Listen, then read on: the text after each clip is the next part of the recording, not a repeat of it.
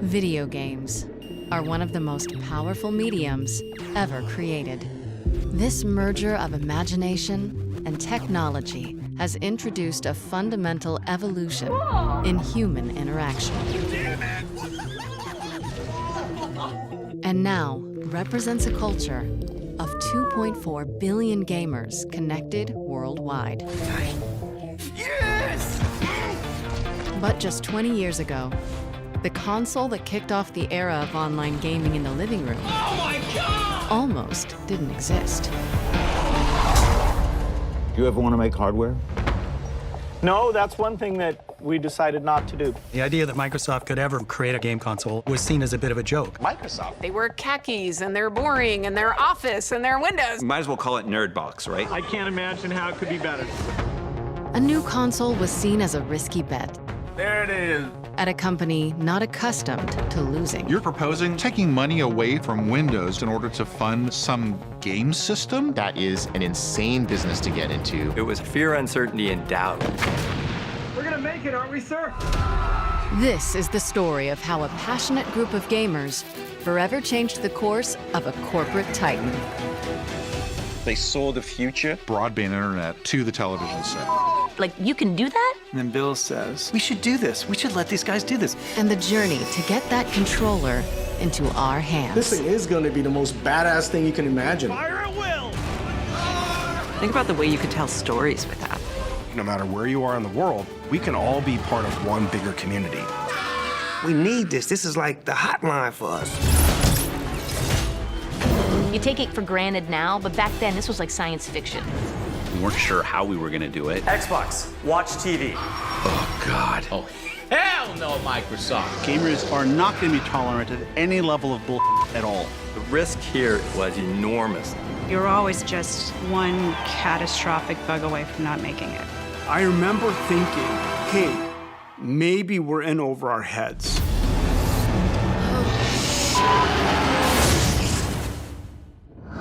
There's a new contender in the video game wars. Xbox is going to be the future. Truly the future of video games. Xbox. Taking over the living room. Limitless, connected digital entertainment. You guys never understood. The company is going to face fierce competition. Sniper! It's a ticking time bomb. Makes me very nervous to actually play this for you. Xbox getting a major overhaul. A bold vision for the future of gaming.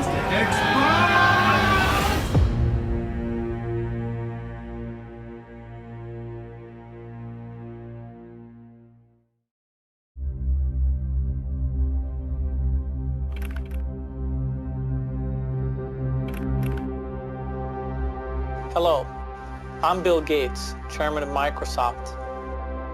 In this video, you're going to see the future. Microsoft first came up with the Windows concept back in 1983. I'm going to show you real quickly a couple highlights from the product.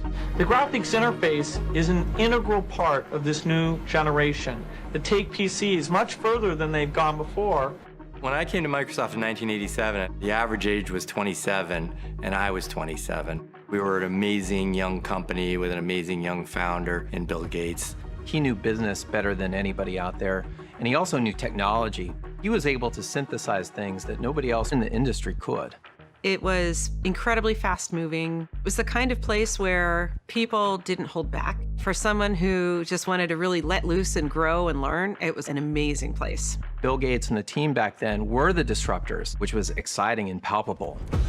We just thought of ourselves kind of the rebels, kind of, you know, where the big companies like IBM were these huge companies, but we were this little rebel group of hackers, you know, doing this cool work. I'm very optimistic about where we're going. But that really changed in '95.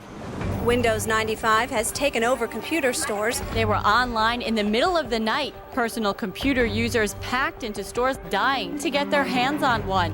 When Windows 95 launched, it was like a coming out party for the whole company. Microsoft made a thing that everybody in the world wanted. It was like air to me. It just was. It existed, and you needed it. Today's world, you can't make it without a computer. It has thousands of programs that some of us may need. I can run 3 or 4 applications at the same time. Windows 95 is so easy, even a talk show host can figure it out. By the late 90s, Windows was dropping $1 billion to the bottom line every month.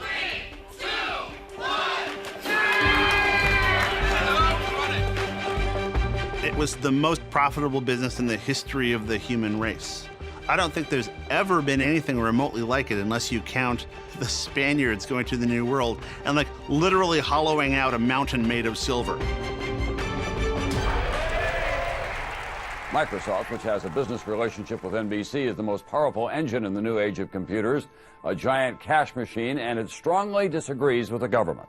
In the late 90s, we were sort of the bad guys, the Death Star. The perception of Microsoft, I think generally was not great. They were in the middle of the Justice Department monopoly issues. We were the big gorilla in the room on most subjects. And so people viewed us as sort of the big bad tech company. By 1999, 90% of computers worldwide used the Microsoft Windows operating system. They were untouchable, without comparison or viable rival. We've been successful in the operating system world, built a huge PC business, we built Microsoft Office into this big business. We were the tech behemoth. Windows overtook that industry and transformed the world. But during that period, disruption was coming from all sides.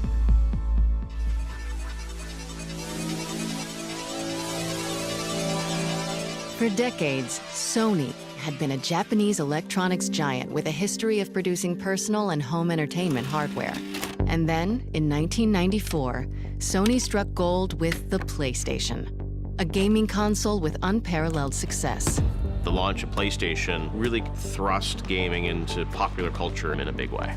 And Sony saw an opportunity for gaming to be even bigger and touch entertainment. What Sony discovered was a console was really a Trojan horse to the living room. And once that device got into the living room, it could be a multimedia entertainment device.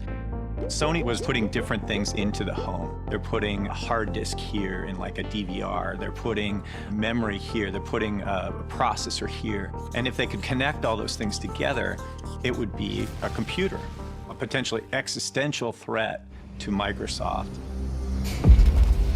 Without further ado, let me introduce to you the next generation PlayStation technology. Even before Sony launched PlayStation 2, they were just creating this perception of inevitability.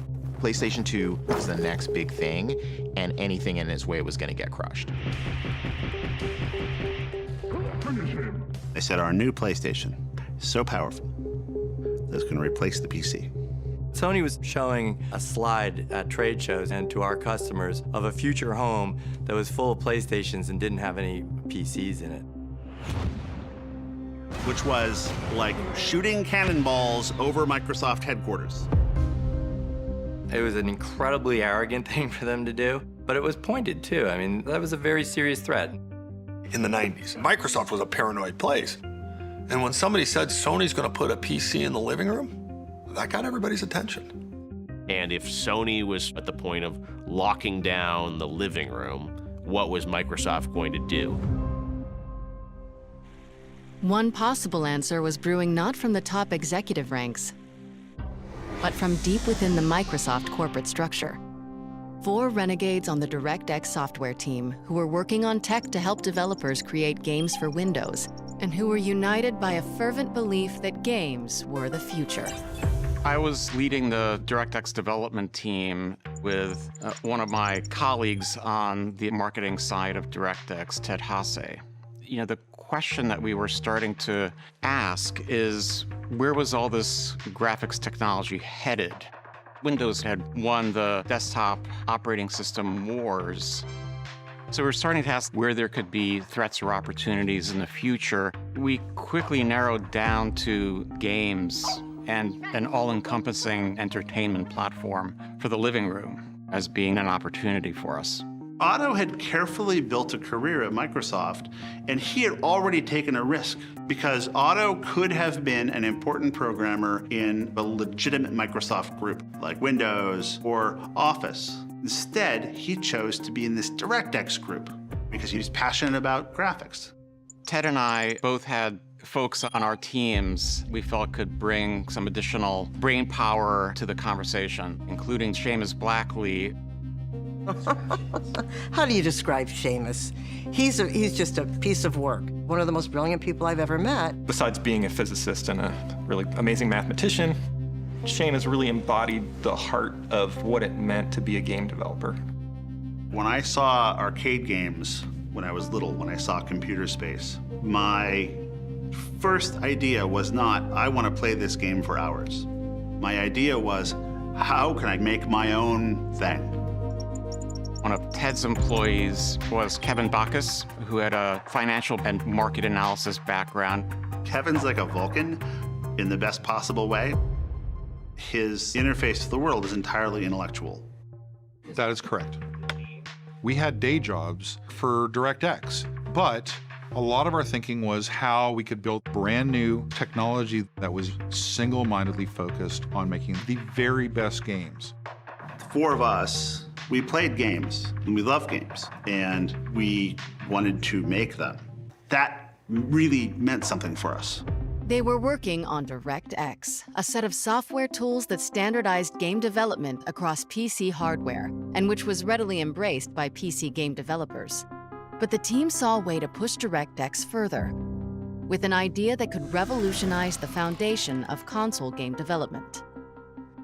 With Windows and DirectX, we have the platform that everybody wants to do the work on to make the games. We already have the entire infrastructure of everything you need to create all this technology sitting on our platform. If we could only create a single hardware standard, a box designed just to run DirectX.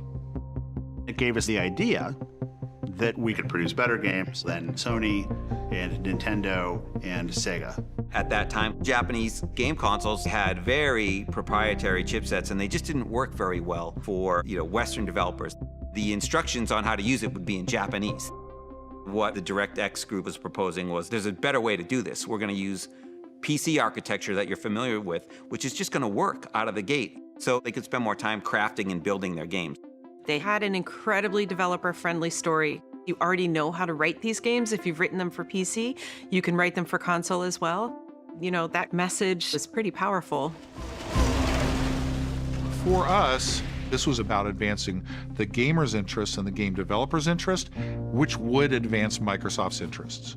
So we decided that this was the right time to try to build support for the idea of Microsoft building a game console. At the same time, nobody ever believed that Microsoft would actually have the audacity to attempt such a thing. The four of us, we were on a journey to get support for this crazy idea around putting a DirectX-powered box in the living room to deliver interactive content. We were trying to crash meetings and get traction on this thing. We were an annoyance. Nobody knows who the hell we are.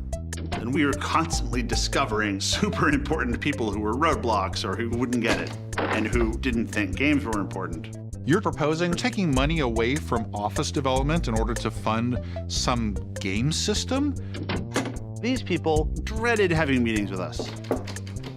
No surprise, displacing the stated direction of a company at the scale of Microsoft was not a trivial undertaking.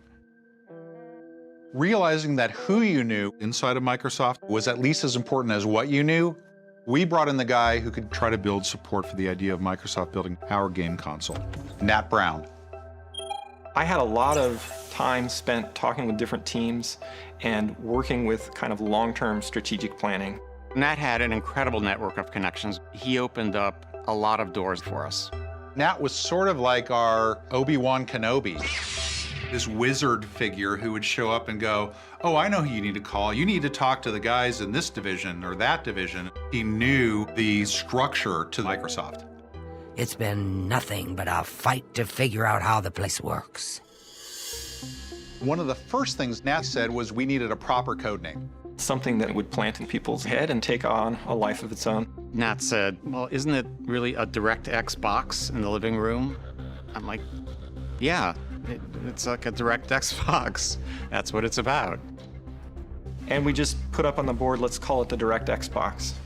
So we had this awkward thing in our mouths all the time. It was a DirectX box. And I remember saying, that's too long. It's just Xbox. And we liked that. That was our code name. as a stand-in until we had something better come along.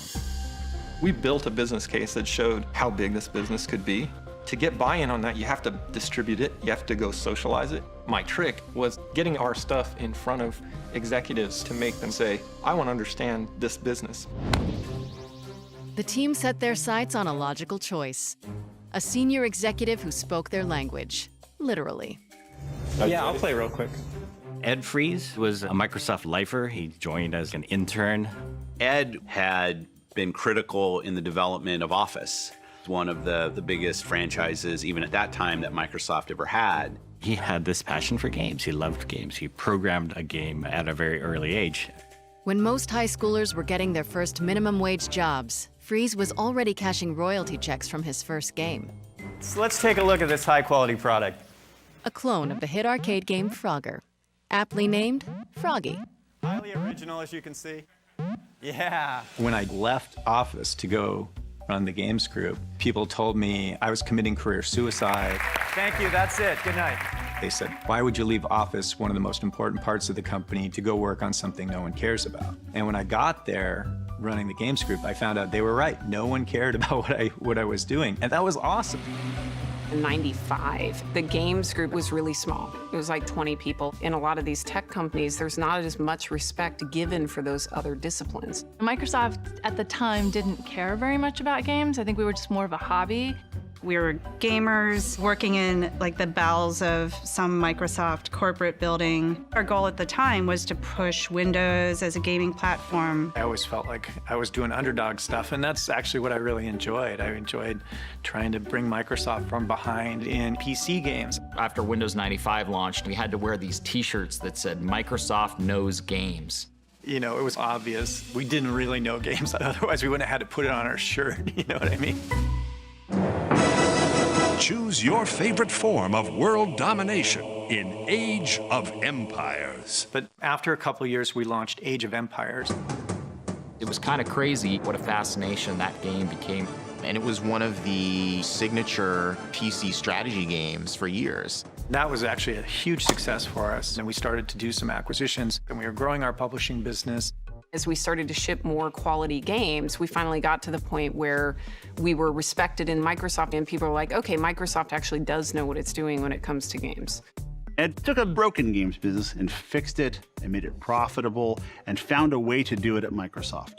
These are difficult double black belt Aikido corporate moves. Steering the tiny PC games division into a profitable department had won Ed the trust of Bill Gates. And yet, Fries himself wasn't satisfied. Our PC market share was growing into the teens, and at the same time, we weren't doing anything in the console space, and that, to me, seemed like a bit of a waste. You know, there was this huge market out there. One day, these guys from the DirectX team walked into my office, and they pitched me on this thing, the Xbox, and basically what they pitched was a disguised PC. I thought, oh, this is great. This is like a bridge for me to get to the console business.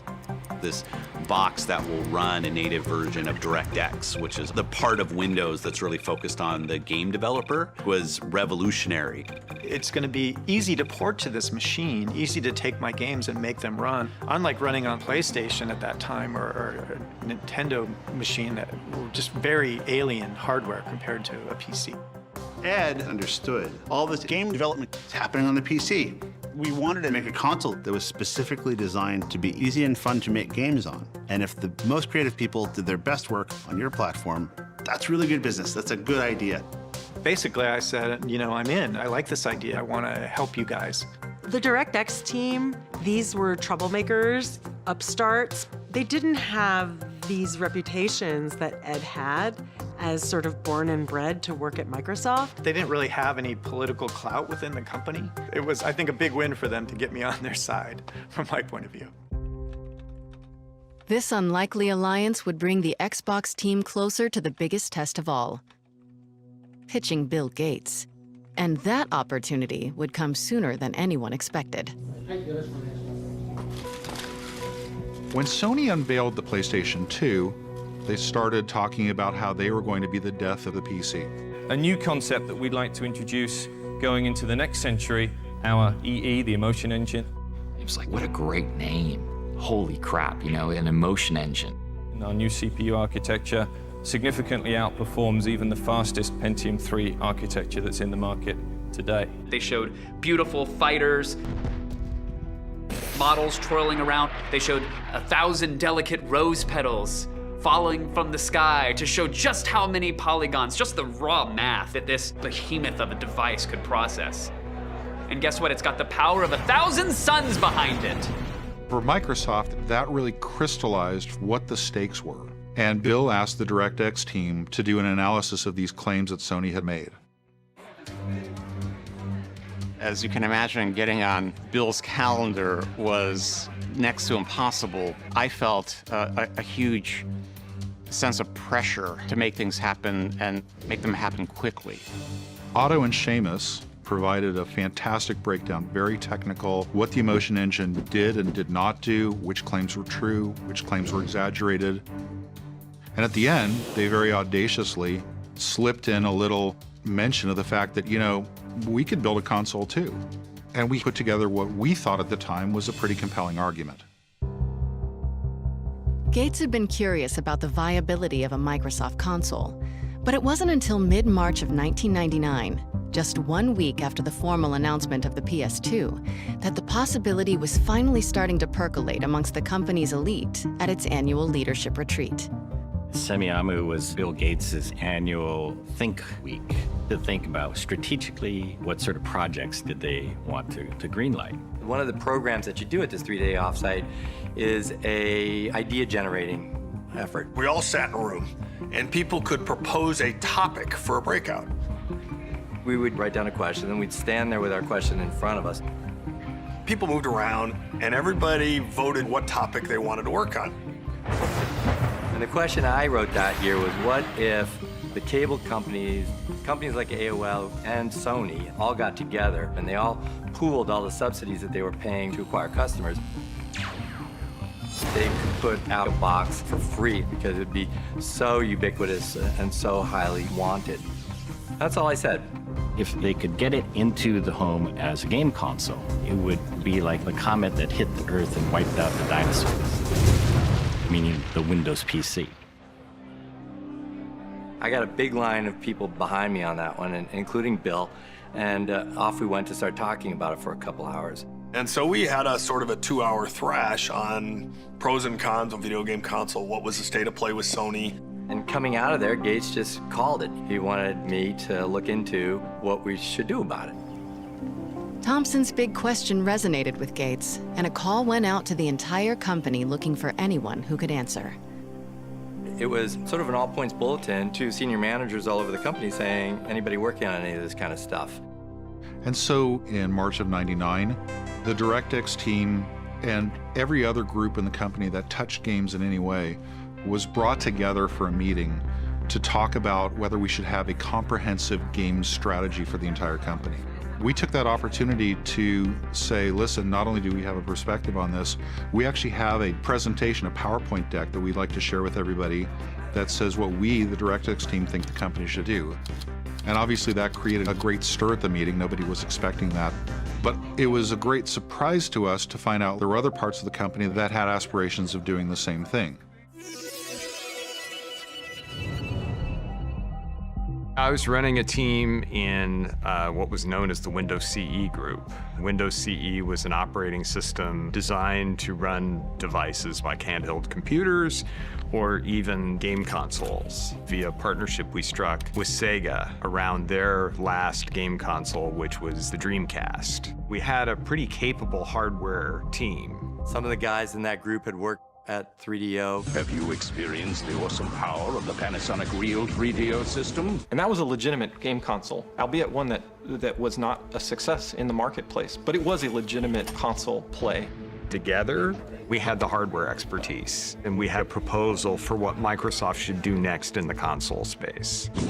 Obviously. These guys think they know how to make a game console and that they should do it instead of us. We opened the door and Bill's interested in a game console, so now they're gonna edge us out and they're gonna step through the door. They were funded, they had a name, they had leadership, they had executive support. Their argument was, we already know how to do this. What do these kids know?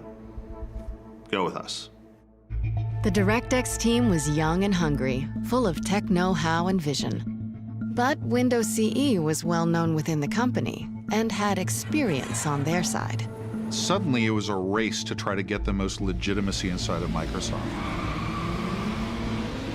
where the winner was going to be the one to bring a game console to market. And it came to this big battle with Bill. It was what Microsoft often seemed to do, which is pit two groups of smart people against each other. Classic Bill Gates move. The stage for the cage match was set.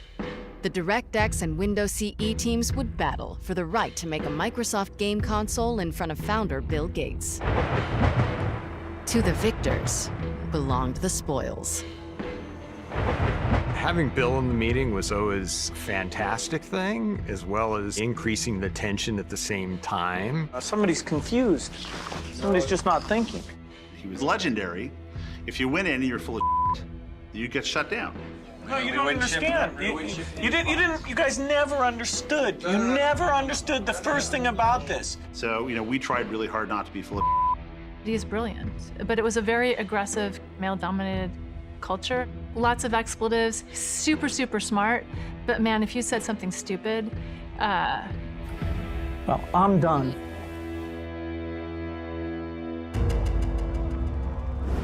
Round one. From my group's perspective, we felt good. We thought they didn't really understand the console space, so frankly, we discounted them a little bit. Ready? Fight. We proposed something that aligned very much with how business was done in the game console market as it existed. You got to meet the market where it's at. The WinCE guys were sort of like preaching the model, but the model isn't very interesting.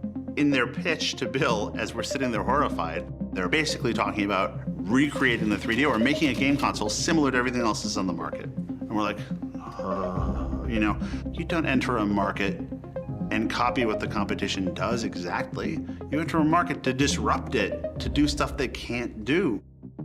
Windows CE presented, and they talked about this device and blah, blah, blah. And then the DirectX team got up and presented this vision for Xbox. There were two things in our plan that we thought absolutely critical to the success of Xbox and games on Xbox, which had never been done before on a game console. Number one, a hard drive that would be important not only to save information about the player's state and what accomplishments they had done, but also so they could store large amounts of data somewhere and be able to access and change that over time. I remember there was a big debate about should there be a hard drive in it or not a hard drive in it. We were the not hard drive folks. We didn't see the benefit of it. The second component that we thought was absolutely critical was Ethernet. The Sega Dreamcast was basically the first console in history to have any kind of online component to it. But theirs was dial-up internet using a modem. That was the technology of the time. We realized that that was a short-term solution. What we wanted to do was to point towards the future and integrate Ethernet and high-speed broadband internet to the television set. We wanted to bet on the future rather than on the present. The ability to connect machines to each other and to the internet was a core part of the DNA. We were pitching a very traditional game console, and the Xbox team proposal, as I understood it, it sounded to us like, hey, we're going to take a PC and we're going to go build a console out of that, and it just didn't seem credible. It's just not the way the business worked. Final round. Fight. These two groups came at the idea of building a game console in very, very different ways. So this meeting got really contentious. We have to watch these guys like on our plan and tell us it's not going to work and talk to Bill about how game consoles really work. I'm waiting. I'm like, come on, Bill, kill him, shut him down. They're full of shit. He doesn't do it. I wanted to see the Bill Gates of old. I wanted to see Old Testament Bill Gates, the guy that was famous for throwing people out of meetings and telling them never to come back and telling them that they're the dumbest person in the company. To my horror, Bill sat back and stroked his chin and was very thoughtful. Bill said, well, I think both teams raised some good ideas. But he didn't seem really that impressed. In front of that audience, we realized we had to bring out every stop. The guys from the DirectX side knew that you don't go to a Bill Gates review without showing something really spectacular.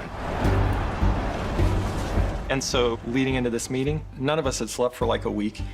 We made this little device that had relatively old PC technology with a game console-like case on it. And we modified Windows with a hack that like tears open a hole from the bottom up and exposes the hardware. It was a bunch of PC components and a game controller, and it was literally just held together by chewing gum and tape. Soldering stuff, stripping wires. And this was like, in the back of our car or like, on the floor in a conference room that we were making this stuff. An ugly timer on it that showed Windows booting up from power.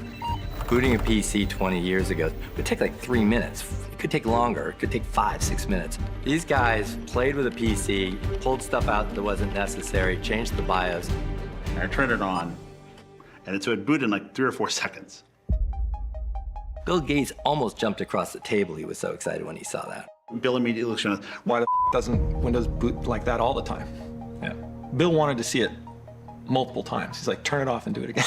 Turn it off and do it again. I saw his jaw drop. This is a guy who knows more than most people in the world will ever possibly know about PCs. Saw a PC, probably for the first time, come on immediately. And we had a software emulator of a PlayStation that had been written for Windows. So you can imagine the executive's surprise when we took a PlayStation disc, stuck it in the Xbox prototype, and immediately Tomb Raider came on screen in all its glory. It bridged the gap of believability. It made the idea of Xbox seem tangible and real and achievable. The DirectX guys were stuntmen, and they played the game a lot better. We, frankly, I think, underestimated what they were going to walk into the room with. That meeting wasn't a great outcome for us. The Windows CE guys literally said, it's not fair, we weren't given the opportunity to make hardware. And somebody said, eliminate him. Well, nobody told them to build hardware, but they did. Unfortunately for the Windows CE team, they brought a PowerPoint to a demo fight.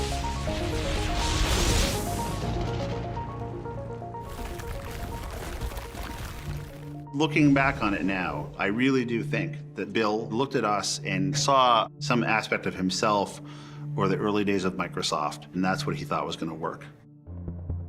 Bill's reaction was, you guys are proposing that it's doing good things for Windows, and it's based on Windows, and we get Windows in the living room. That all makes sense.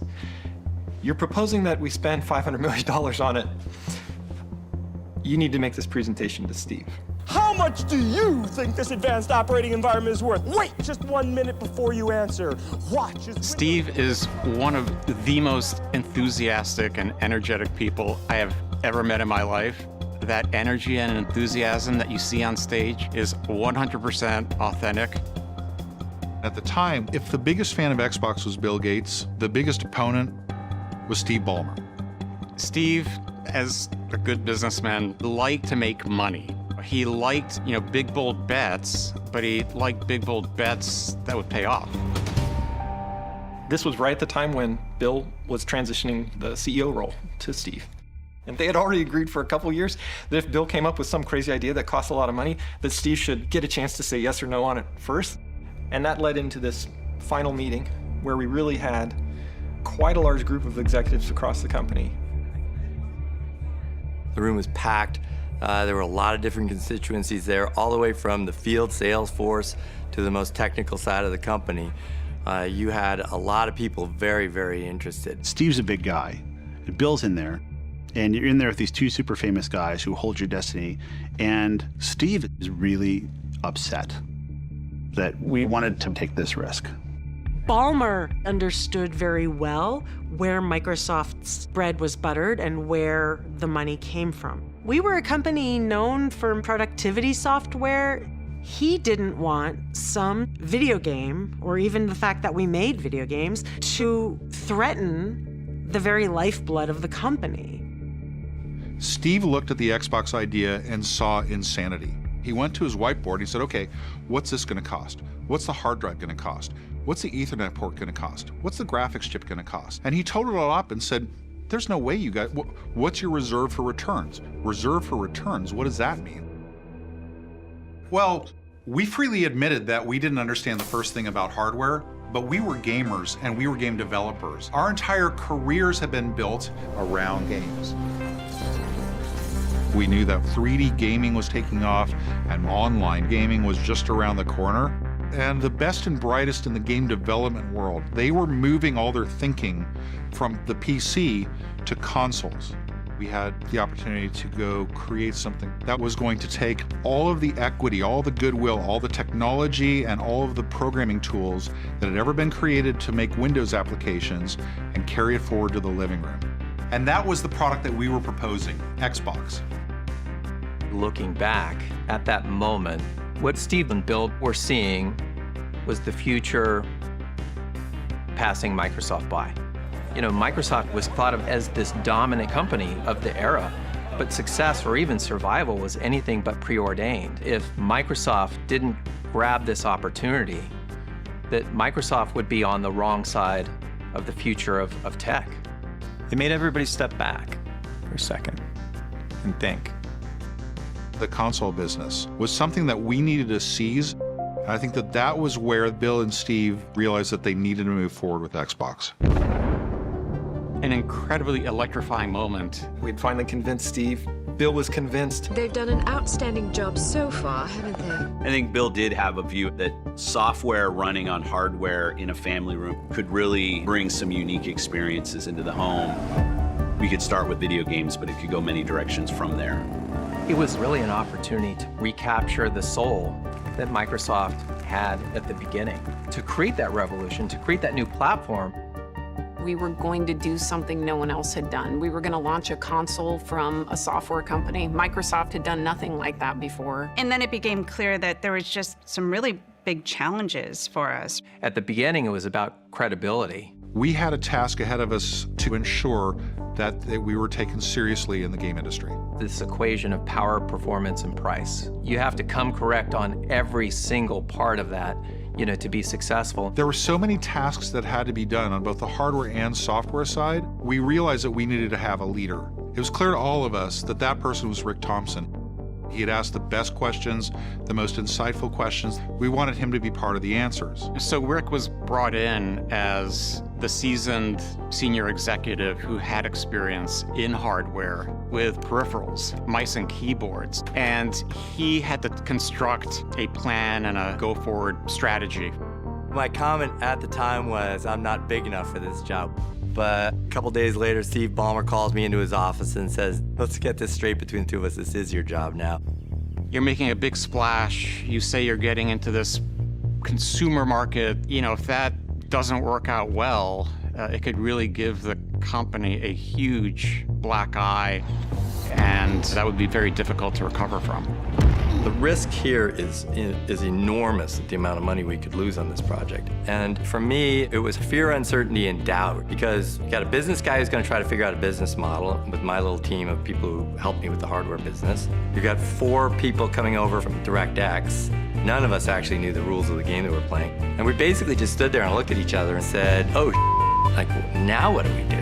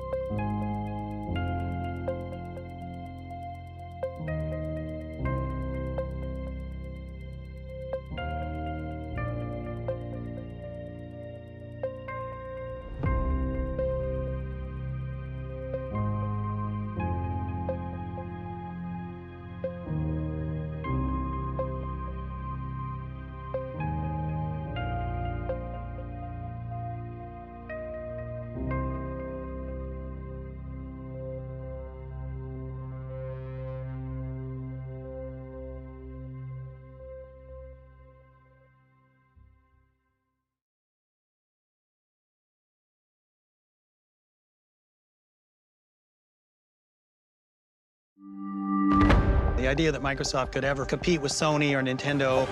Microsoft is going to make a game console. It was seen as a bit of a joke. Might as well call it Nerdbox, right? We needed to prove our credibility. This thing is going to be the most badass thing you can imagine. Dude, we need a metal X, and it's got to have a green eye, you know, shooting a laser out. I want it to blind people. The game developers are not going to be tolerant of any level of bull at all. I opened up the first machine, I'm like, what the? Oh my God, like what happened in there? Seamus is backstage soldering as the auditorium is filling up. And then it's in front of the boss. The boss is coming on. The Microsoft brand is on the line, the Microsoft name's on the line. Bill's not gonna be happy. And it was terrifying. He's screaming at us. You guys have lied to me. You guys have like played me for a fool. And he says, this is a insult to everything I've accomplished at this company. It was terrifying. I thought my career was over. There's a new contender in the video game wars. Xbox is going to be the future. Truly the future of video games. Xbox. Taking over the living room. Limitless, connected digital entertainment. You guys never understood. The company is going to face fierce competition. Sniper! It's a ticking time bomb. Makes me very nervous to actually play this for you. Xbox getting a major overhaul. A bold vision for the future of gaming.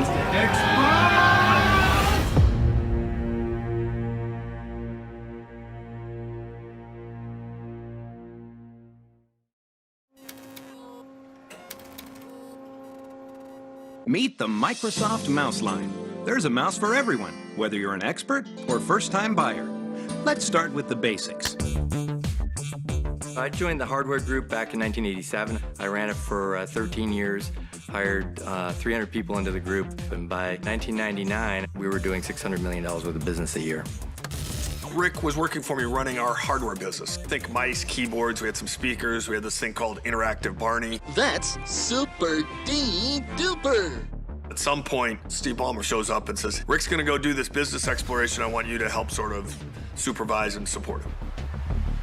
Steve Ballmer tells me Xbox is my new job and is very convincing about it. Having been in hardware all of my career at Microsoft, I need to understand how this is going to be a good business for us. Do you ever want to make hardware?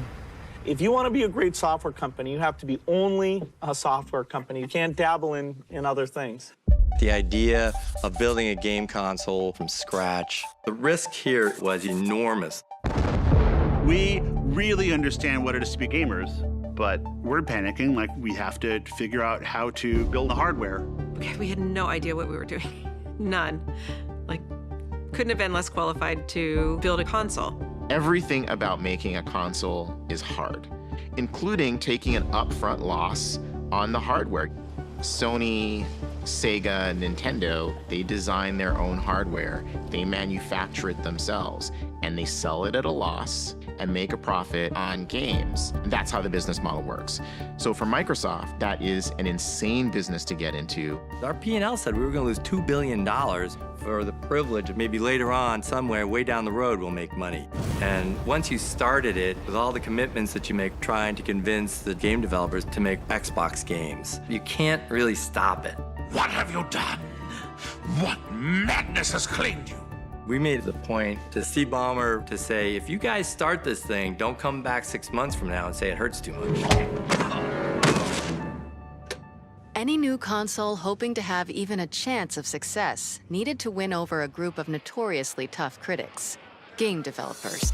And getting past those gatekeepers would require Microsoft to make a flawless debut at the world's largest game developer conference, GDC. Games sell consoles, and so in order to sell consoles, we had to win the hearts and minds of the developers. The only place I think we could have ever announced Xbox was GDC. The next GDC would take place in March of 2000, so the Xbox team had only 11 months to design and deliver a functioning prototype. Time is running out for Microsoft to get on the board. If they didn't announce by GDC 2000, they were going to be ceding too much of the playing field to Sony. They had to do it. And there was still one massive problem to solve. Who was going to build the console hardware? The plan had never been for Microsoft to do it alone. The only way that we could actually get Xbox made properly was to go to the people that were really good at building hardware. Rick was trying like hell to find somebody to partner with us, people had expertise that he knew we didn't have. Companies like Dell and Compaq and NEC and Toshiba. We start these meetings, and most of the guys would look at me and go, "Who are you? And should I believe you or not?" And I'm like, no, really, we're gonna do this. And the OEMs all, laughed in his face. Like, we understand enough about the console business to know that all the money is made on the software. And you're coming to us and asking us just to make the hardware while you make the software. We're not that dumb. Rick's point of view was, we have no chance of doing this ourselves. And so then the question became, how do we partner with Nintendo? Or maybe we should partner with Sega. Sega seemed like a natural choice because of Microsoft's previous collaboration on the Dreamcast. But there was pushback against the partnership. Dreamcast had never been competitive with Sony, and Xbox needed to be unlike anything Microsoft had tried before. That left one last great hope. With Nintendo's 64-bit technology, now Mario lives in a 3D world, and you can make him go wherever you want. As we began to understand the business model, we really appreciated Nintendo. People don't buy consoles, they buy games. They want to play Mario, they want to play Pokemon, they want to play Zelda. Accepting the award for Legend of Zelda: Ocarina of Time will be Shigeru Miyamoto. And you look at Nintendo and you find the Spielberg of the video game industry in Miyamoto, and you go, wow, this guy's unbelievable. Thank you very much. I knew I could convince Microsoft to outright buy Nintendo. I mean, it would be an amazing accomplishment because it's the national treasure of Japan. So if you buy Nintendo, you get credibility in the Japanese market. You maybe even get Miyamoto. Was there a way to make that happen? Because that would give us instant credibility. If Microsoft were to acquire Nintendo, they would have gotten two things. One was the hardware, and second is a massive games portfolio. From Rick's point of view, if you could acquire Nintendo, you would immediately have access to the best game library in the world, full stop. So I made an introduction to the people that ran Nintendo of America, told them what we were interested in, and then we made a trip to Kyoto. And who do you think you are barging into my office? But I could tell from the first meeting that there wasn't a chance this was going to happen. They were highly skeptical. Guards! They were like not even remotely interested in selling the business. I never got past square one on trying to acquire them. That to me is the pivotal point for Xbox. Oh my gosh, we're actually gonna do this ourselves. And that scared the crap out of us. Because once it became a do-it-ourselves project, now the Microsoft brand is on the line, the Microsoft name's on the line, it's gonna be big and public. We're gonna have to do a lot of things new, we're gonna do hardware at scale. We are no longer in the Microsoft playbook. An unprecedented challenge called for some change-ups and new additions to the team. Ted, Nat, and Otto left for other pursuits, while Thompson brought on someone new. Someone known within Microsoft for delivering complex projects against impossible deadlines. One day, this guy comes into my office and he sits down and I'm like, who are you? And he says, I'm Jay Allen. I said, who's Jay Allen? And he looks at me like, everybody knows who I am, right? We're really on the cusp of this digital entertainment revolution. So while for 25 years now, Microsoft prided itself on making the world more productive. Now our challenge is to blend that with making the world less productive, you know? He was seen as a futurist that had a lot of credibility internally at Microsoft. There was, the famous internet memo. He sent Bill Gates this memo that basically said, hey, Bill, we gotta wake up because this thing called the internet is coming, and it is going to transform commerce, it's going to transform society, and it's going to be powered by broadband connections. And so we made a huge, bold bet by putting a broadband connection in the back of the Xbox. Everybody thought we were nuts. You have to remember, back in 1999, less than 5% of the US households even had broadband. But I remember Jay saying, we're gonna bet on the future, not against it. He had a vision for where online gaming could go and what Xbox could become. And Bill paid attention to Jay. Well, it's very hip to be on the internet right now. With the right team together, Xbox needed the right operating system, and that was a little tricky. And political. It's just amazing how popular PCs are. Windows had been the catalyst for Microsoft's meteoric rise. Games, word processors, calculators, calendars, all running faster than ever. Bill Gates had been won over to the team's pitch on the understanding that Windows would power Xbox. But the team knew that Xbox needed to be leaner than a PC. Windows was an all-purpose tank. Xbox needed a street racer. One of the things that makes Windows great is that you can do lots of things at once. You can be running Word next to Excel, next to IM, next to Photoshop. And so the idea was, if we're going to put a video game console in the living room, it's going to run Windows. Once or twice a week, we'd get pings from all sorts of different groups around Microsoft. Office was kind of the notorious one, saying, hey, I hear we're doing a console. I hear it's going to run Windows. What do I have to do to get a build of Office running on it? I bet people would like to edit their Word documents while sitting on the couch. What's the rating of this? Okay, so we had to do two things. One, we had to tell these groups off. That is not what this is. If you actually think people want to sit back on their couch doing spreadsheets, it's not going to happen. At the same time, we needed a lot of code from these groups. So we had to tell them off nicely. You're dismissed. The services that Windows provides are really valuable, but the most important thing for games is speed. If you have an operating system taking 15% of the CPU and half the disk, you're dead. One possible solution was to use just the Windows NT kernel, essentially the brain of the operating system. This would leave more space and flexibility for developers to program games. There was just one problem with that solution. The Xbox team didn't have access to that kernel, and the Windows team wasn't about to share it. Here we are in the computer room that holds all of our server machines. If we'd have gone and asked the Windows team, they would have insisted that we take Windows as is, no modifications, subject to their approval, and we just could not bring that baggage over. So we had to steal it. We stole it. We stole it, yes. I have it running on this machine here. We actually grabbed it at night off of a server when no one was looking, about 3 weeks before a major Windows release was going to happen. We brought it back and just started hacking and slashing stuff out of it. We had to refactor and cleave off functionality to make this box so tuned that the games could be brilliant. What started out as a 4.5 megabyte working set for the kernel got that down to about 200K. So a tiny, tiny, tiny fraction of what Windows is actually made it over to Xbox. You could call this the evolutionary approach. It becomes clear that what we're going to do is not what Bill and Steve thought they had approved. Xbox would have the heritage of Windows, but not actually Windows itself.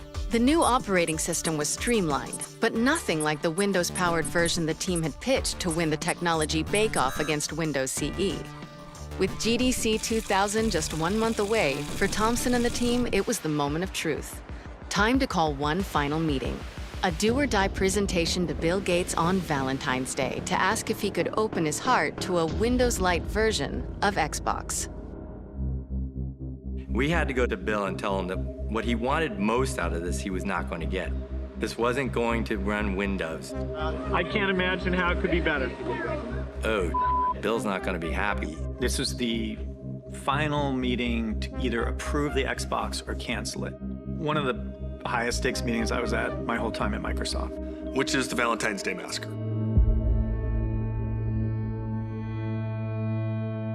It's like a 4:30 meeting. Rick, Thompson, myself, Ed Freeze, Jay Allard are the 4 Xbox folks there. Steve's there. There was a whole outer group of people too. So this room was packed. Well, about 15 minutes late, Bill walks in.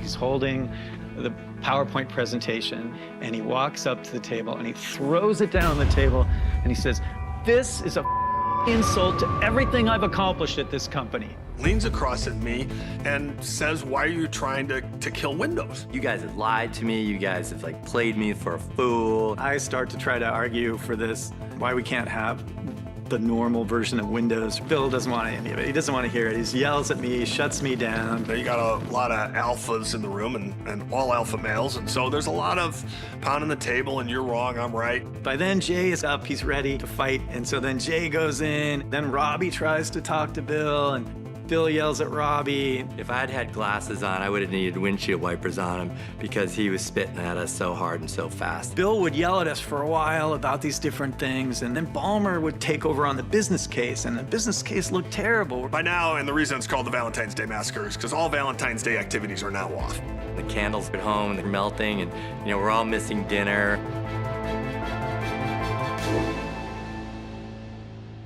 And the meeting gets to this sort of crescendo, and I said, okay, well then let's not do it. We haven't announced anything. So that led to another hour. And then somebody says, what about Sony? Microsoft had owned the den and the office. How cool! And the thought of Sony owning the rest of the home is offensive to Bill. But the Xbox, it's the antithesis of everything that Microsoft is. It takes all of the hardware burden onto us, so it's really hard to make business sense of it. That's equally offensive. And what's going on with Bill and Steve was figuring out which of those was least offensive to them. Bill kind of pauses and he thinks, and he says, I think we should do this. And Ballmer's like, yeah, we should do this. And then they start getting excited and it starts going back and forth. We should do this. We should let these guys do this. Bill's like, okay, we're gonna give you guys everything you asked for. Really want you to be successful in this project. You have all my support. And that part of the meeting took 5 minutes. And I turned to Robbie. I'm like, Robbie, that was the weirdest meeting I've been in at 15 years at this company. All I remember is Kevin Bacchus coming by and basically saying, we're doing it, we're doing it. The system was going to get built. Hundreds of millions of dollars would be spent marketing it. Even Ballmer said, once we say yes to this, we're saying yes to this. This is real. This is as real as it gets right now. We're going to book the speech at GDC. Bill Gates was going to go on stage in front of the world and announce it. And it became very real when Rick Thompson sent an email saying that Xbox had been approved for an initial funding of $1 billion. With $1 billion on the line and less than a month left until GDC, Xbox's big debut had more riding on it than ever. The team set to work creating a prototype and recruiting game developers to the platform, a monumental task for a software company that didn't have much street cred. When it came to console gaming in the late 90s, there was no perception of Microsoft. They weren't in the picture. But when it came to the PC side of gaming, Microsoft had a reputation. Ed Freeze had built Microsoft Game Studios and kind of organized the studio structure by genre. We had like a role-playing studio. We had a sports studio. We were doing golf. We had a basketball title and we had a baseball title. But it was around the time we shipped Age of Empires that we started to really get respect. You've built a glorious empire. It was just a beautiful game. It was beautifully scored. Age was a great game. It was a ton of fun. Everyone loved it. Age of Empires is a grand franchise. But if you talk to somebody that likes to play Super Mario Brothers, it's really kind of a different customer entirely. And I think that they didn't necessarily view Microsoft as being in the gaming business. Here we go! To recruit console game developers to its unproven platform, Microsoft had to innovate development tools that would rival the competition, making game developers an offer they couldn't refuse. We were all about what we were giving the game developers to work with to create the greatest games ever made. The PS2 was really unfriendly environment to developers.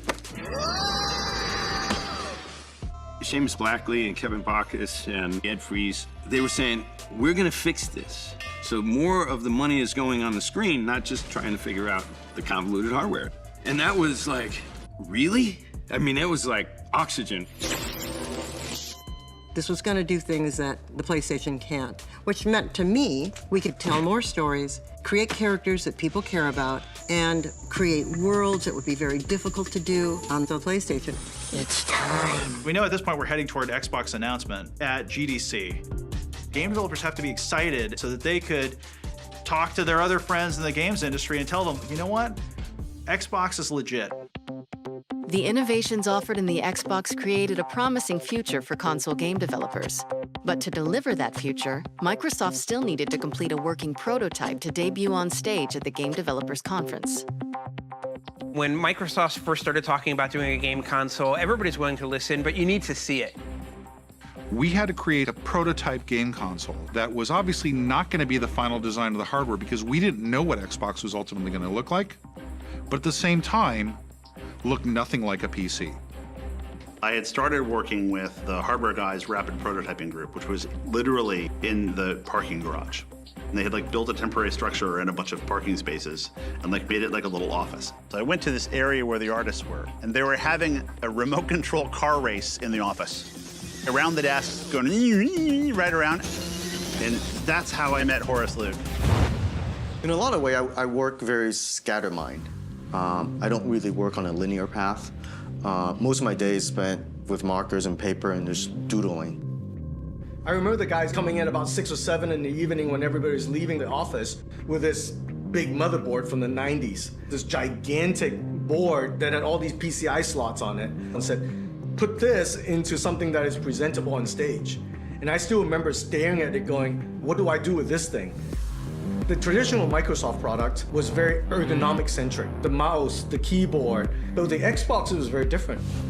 It was about storytelling. There's a lot of people focused on what's this set-top box gonna look like in my living room. But that wasn't what we cared about. Horace was really interested in what was happening when you got sucked through that screen. The role of the designer, it was how to tell the story at a glance. That Microsoft is about to go into a space that is brand new to what Microsoft was accustomed to. Telling people that this thing is going to be the most badass thing you can imagine. I would go down and visit Horace, and there would be scraps of prototype drawings and other pieces of vision work that he would have. The whole idea was this nuclear reactor almost, trying to hold this energy that's inside that is so intense. He's like, dude, we need a metal X, and it's got to have a green eye, you know, shooting a laser out. And he's always gonna use sound effects, so he's gonna be like... I wanted to blind people, because that's kind of how Horace would talk about these things. That sense of escape and that sense of capability and power is what we try to create with this green portal. And inside there, everything is possible. That was how we wanted people to feel when it's on stage. You could have shown up to GDC and plugged in a PC and tried to tell people it was a console, and not a single person in the audience, I don't even think we would have believed that that was really going to be a console. So we knew we needed to show something beautiful. People got to be able to tell in an instinct that this thing is called Xbox. What we ended up building was a 40-pound machined aluminum X that had been buffed to a chrome finish. These big, beautiful, shiny chrome X's. They were like these incredible sports cars. We ended up taking literally a solid hunk of aluminum and carved it with a 6-axis CNC machine. That box took 2 weeks to carve and 1 week to polish. Building those metal X's was very trying. Drew and I just, after work, you know, get a can of kerosene, get a rag, and just keep buffing it. Rub, rub, rub until that thing was polished.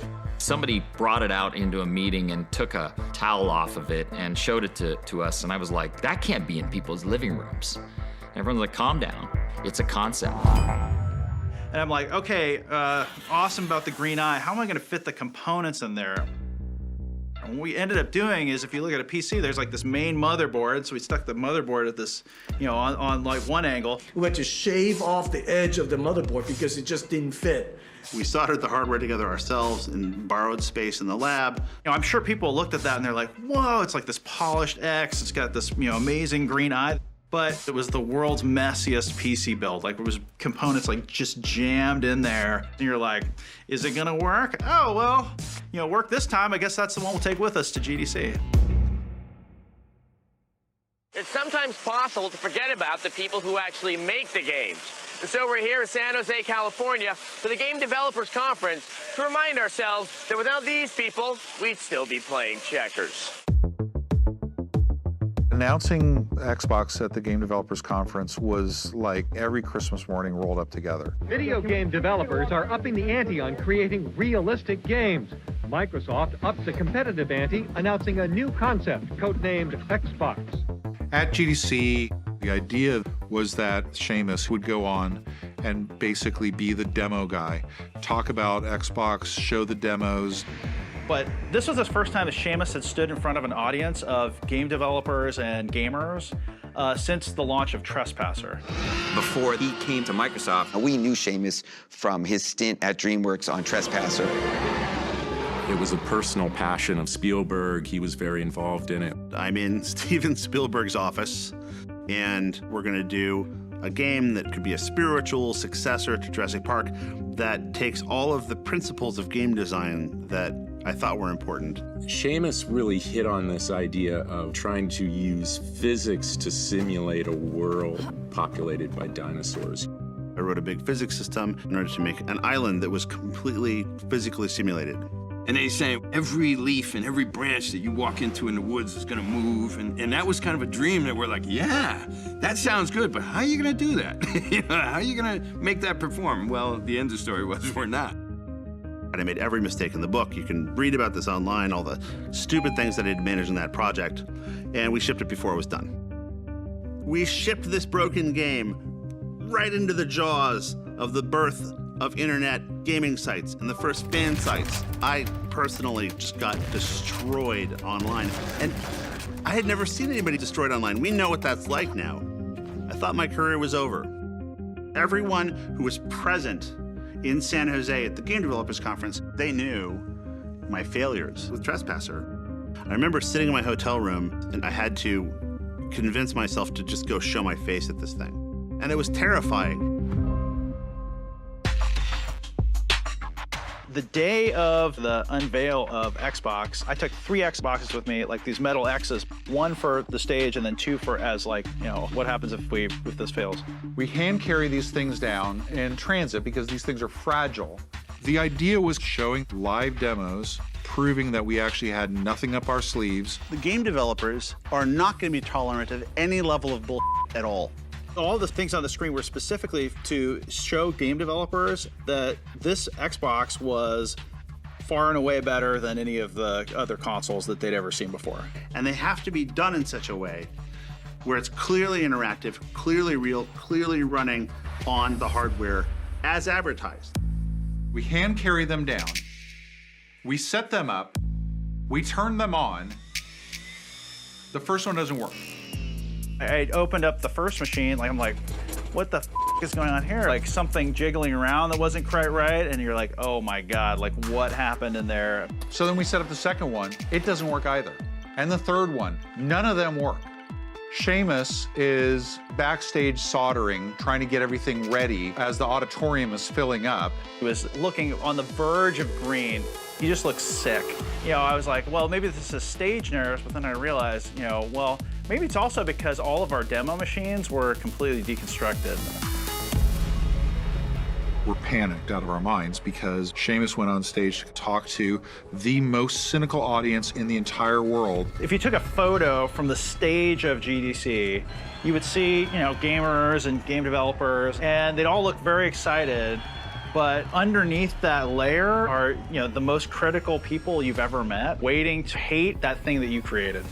Kevin was underneath the stage with a video switch box that could switch from the Xbox prototype that was on stage running the demos to one that Drew was standing backstage doing everything the same way I was doing it, so Kevin could switch between the two of them in case it crashed. And then it's in front of the boss.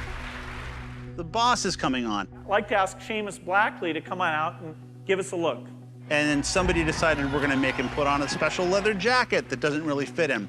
We don't have the box, but we do have the leather jacket, so we're ready to go. Well, we do have one box. This is our show box. So now, as I walk out on stage with Bill G, the full weight of my failed game, Trespasser, all of my dreams in the game industry, the ridicule that I thought I was going to suffer at the hands of every game developer who saw me fail to deliver this great thing, all of that pressure came to bear. We get up there, and I run the first demo. What I'm going to show you now is an example of advanced lighting techniques that are possible under DirectX 8. We made a bunch of little toys that sat around your desk, like a little merry-go-round with dynamic lights. Complicated shadows drawn across very complicated objects. There are reflections, there's environment mapping going on. And all this is happening at full hardware rate. Another great example of that is our water demo. You can now see caustics on the bottom of a pool. All those things come from the power of processing on a per pixel basis. And that's really what the big differentiator was for Xbox. This demo took, I think, a day to get running. And I can't underscore the importance of that enough. This takes Xbox from being a programmer-driven console to being an artist-driven console, a design-driven console. And that's really at the heart of the entire program. The demo, it had a joke in it. There's a classic Microsoft picture in the background. Oh yeah, baby, that's texture resolution right there. These were really smart demos and really ambitious. But when we saw the physics demo, I was like, wow, how's that computing? In my high school physics class, I was scarred with the image of chain reaction as demonstrated by the old ping pong ball and mousetrap demo. Physics was something that everybody wanted to do. Seamus had tried physics with his Jurassic Park game, and it didn't work so great. But now you were seeing those ideas actually working right. A great example of the CPU doing all of this collision, all of this physics at the same time that the graphics processor is rendering the scene for us. Physics is cool. The Raven and Robot video, you could see the photorealism. The huge chrome robot that basically was motion captured by a female character called Raven. The level of physics simulation that was happening there, how much the CPU was being taxed, you knew as a developer, this thing was really, really powerful. I was like, wow, we have got to get onto this box. I was very surprised by the Xbox. I was expecting it to be kind of cool, kind of like a stripped-down PC, but what I wound up seeing very much excited me. These demos were instrumental and so critical to the importance of Xbox and people believing in it. To get honest, candid feedback from our peers, it was exciting because we saw the enthusiasm for Xbox and we knew that we had accomplished something. Xbox is really going to be the king of the game stations. This is like a PlayStation 2 on steroids. People are kind of giving us high fives, saying congratulations, and I'm like, do we actually do this? I've never seen so much advance in one particular piece of technology before, ever. From that moment on, we had credibility with publishers and with game developers because it was clear we did know what we were talking about. And the next thing that mattered was that Bill Gates showed up for it. That signaled to the industry and to the rest of the world, Microsoft as a company is backing it with all of its might. Thank you very much. Thanks. Despite all the fanfare surrounding Microsoft's Xbox, industry analysts say the company is going to face fierce competition. When Sony's newest video game console, the PlayStation 2, went on sale in Japan earlier this week, consumers were frenzied with excitement. They snapped up nearly 1 million units at $370 a piece in the first 3 days alone. We were at a disadvantage compared to Sony and Nintendo because we didn't have the legacy of building fun. And Sony, you know, oh, their movies, they're cool, they're awesome. And Microsoft is like, they wear khakis and they're boring and they're Office and they're Windows. And it's like... For over a year, the team had referred to the top-secret new console only by its codename, Xbox. But now, they had a chance to christen it with a bold new name, one that wouldn't evoke Microsoft's corporate image. Naming is the worst part of marketing. It's the hardest thing. Nobody ever 100% loves the name. Ever. Ever. Marketing would go to the same brand people that they would use for naming components of Windows, people who know nothing about games. Paid hundreds of thousands of dollars to go through the most rigorous system of naming, tested against all of the right customers, and they came back with list after list. We had hundreds of names that were generated. Friction, Cyclips. And they were epically terrible. Norbo. Infinity. Zod, XOD. Shock Factor. Oh my God. Fireplug. Equestria. Vibe with a Y. Xantra. Xantra is absolutely a blood pressure medication. Frontier. Og. OG. Velvet. Zigzag. Zimulate. You see, anytime you're naming something, You have to play the kindergarten game that everybody plays with their children. You know, okay, I'm gonna give my child this name. Now, how are people gonna butcher that their first day in school, right? Carpet ride? I was having conversations with Robbie about, you know, Robbie, Xbox is a really good name. No, you can't call it Xbox, that's a code name. We don't name products code names. We need a new name. It's like, well, okay, we'll look again. We'd look again and come back. And Xbox is a pretty good name. I remember our final meeting with the naming experts. They came in with the perfect name. We've tested this extensively, and it's a winner. We tested it against the name Xbox, it blows it out of the water. Great, what's the name? With great fanfare, they unveil 11X. You know, because it goes to 11. Well, it's one louder, isn't it? 11. I looked at the marketing people looked at me, and they said, all right, we'll get on Xbox. Where can you go from there? Where? I don't know. Nowhere, exactly. There was a big debate internally about whether we should call it the Microsoft Xbox or just Xbox. We did a lot of blind research where we would bring in gamers asking questions about what should the role of the name Microsoft be on this console. First response when we mentioned Microsoft was they rolled their eyes. A video game console from Microsoft. What? Microsoft? Doing a console? First of all, it would take forever to boot up, and then it would probably blue screen. And then we asked them questions like, hey, if PlayStation were an animal, what animal would it be? It would be a lion, be the king of the jungle. If Microsoft were an animal, what would it be? It'd be a spider. It could kill you, but you also just want to step on it. If the name Microsoft smothered the brand, it just was going to be a non-starter. The idea that Microsoft could ever compete with Sony or Nintendo or even Sega was seen as a bit of a joke. Might as well call it Nerd Box, right? Bill Gates was the richest man in the world. They were such an important tech force, but what they weren't was in the living room. They weren't an entertainment company. Among gamers, 0% of people believe we could do it. I was a journalist, and I thought, I don't know how Microsoft is going to make a console worth. Can you imagine walking up to Bill like, hey, you know what the biggest liability I have in my new product launch is? The name of your company.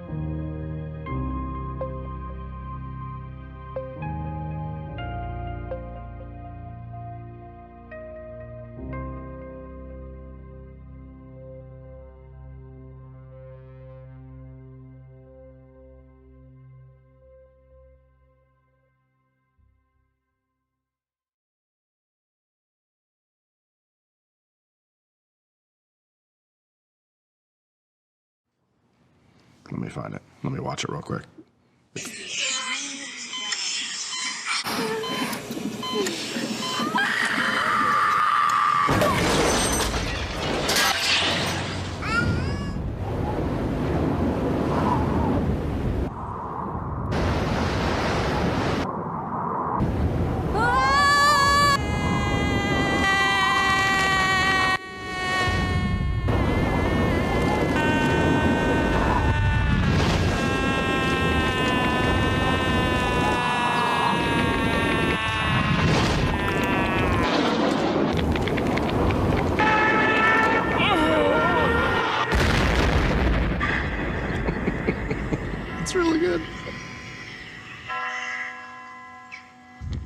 I love it.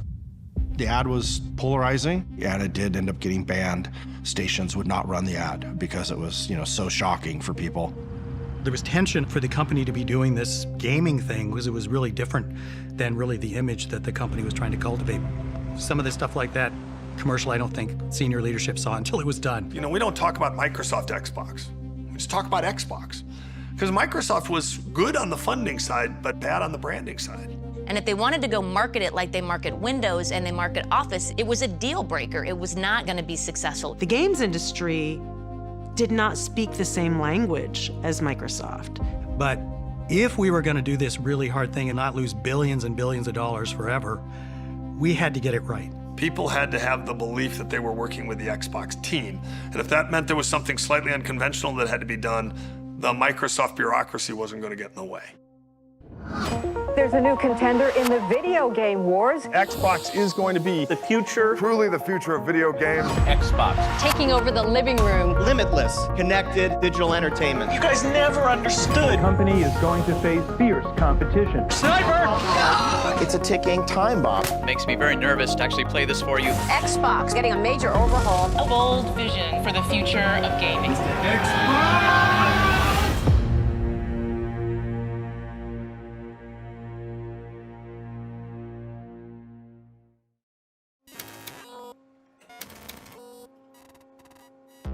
The Xbox is a breakthrough game console that ships in fall 2001. Most console companies start working on the next console as soon as they finish the current console. So 5 years, 6 years, 7 years. So for Microsoft to go from announcing in 2000 to being on store shelves in the fall of 2001 is kind of insane. Before Xbox landed on store shelves, the team had to run a gauntlet of very public deadlines. A hardware rollout in Las Vegas at the Consumer Electronics Show. A first glimpse of Xbox games at Microsoft's GameStop event in Seattle. And finally, an event that brought the entire global gaming industry together to see what was new and judge it mercilessly. E3 is the biggest moment of the year for games. For new entrants, it was really important to show up and make a good impression. That E3 was critical for the Xbox, but a lot of what you're showing is beta software and beta hardware. Hardware that's not proven yet, or probably not even finished. A lot of things at E3 can go wrong.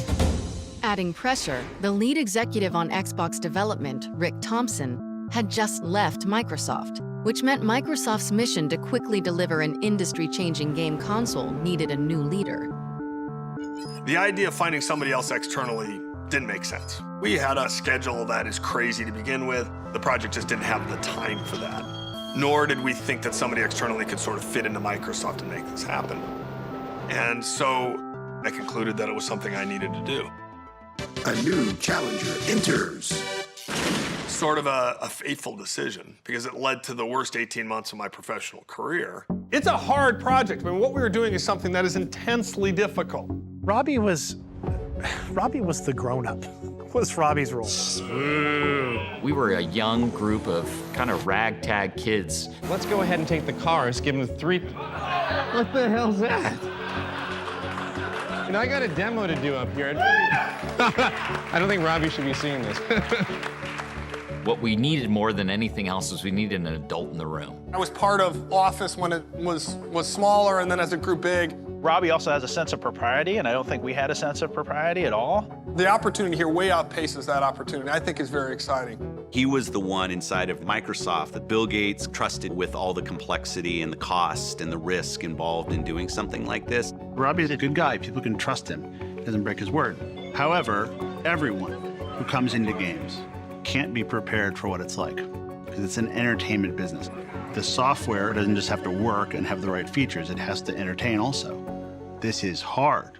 I had no clue what I was doing. I didn't play games. The business model I barely understood. We are launching an entirely new business competing against 2 established competitors in one of the largest entertainment industries in the world. I was learning something new every single day. And that meant, obviously, I failed most days too. And I think the next 6 to 8 weeks are going to be super exciting. A little challenging, I didn't think about how to plan for going from 20 people to 2,000 people. We went from 4 people to a dozen people to hundreds to, honestly, thousands involved in some way with the creation of Xbox. It was crazy. I mean, it was no time at all before I didn't know everybody in the organization anymore. When I think about it today, it just makes my head kind of spin sideways. Every week, I would hear about somebody I knew in the game industry that was moving up to Redmond to work the Xbox. We just said, this all has to get done. We need bodies. So we hired people in bulk. We brought in teams of people. I remember thinking, this is a lot of people changing their lives for this effort. It's either got to be something that everybody believes in, and they're willing to uproot their families and get behind this initiative, or it's going to be one of the biggest cluster of all time.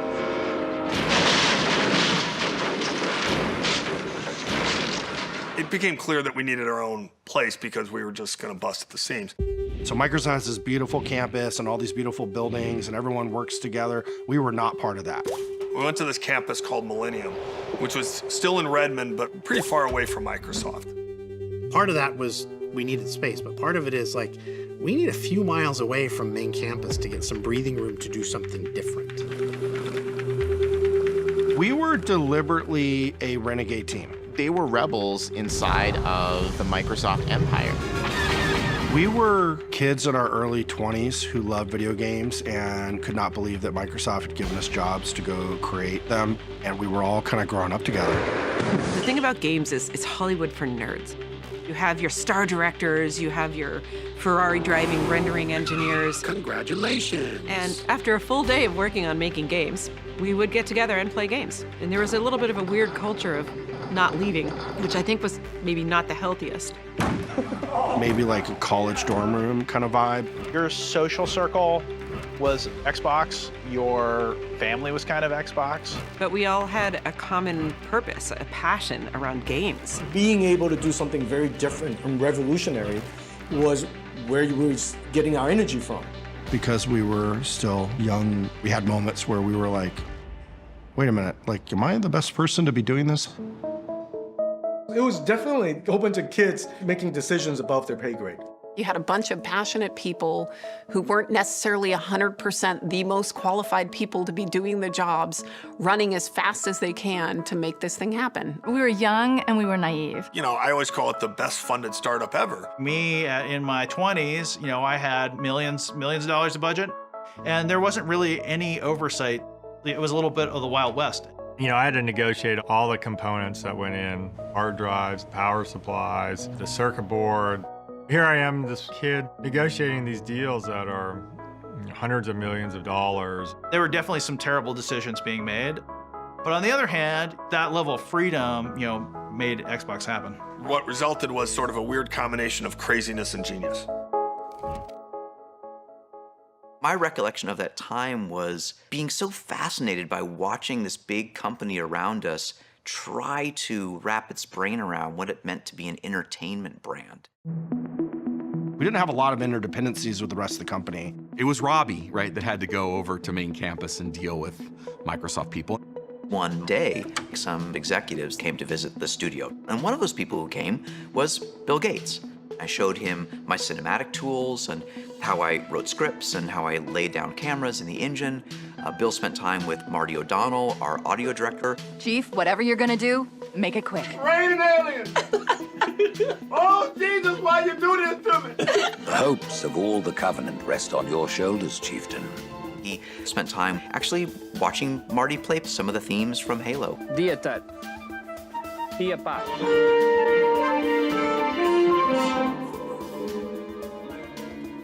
He went to go see our art department where one of our 3D artists was sculpting a character in clay, making a maquette.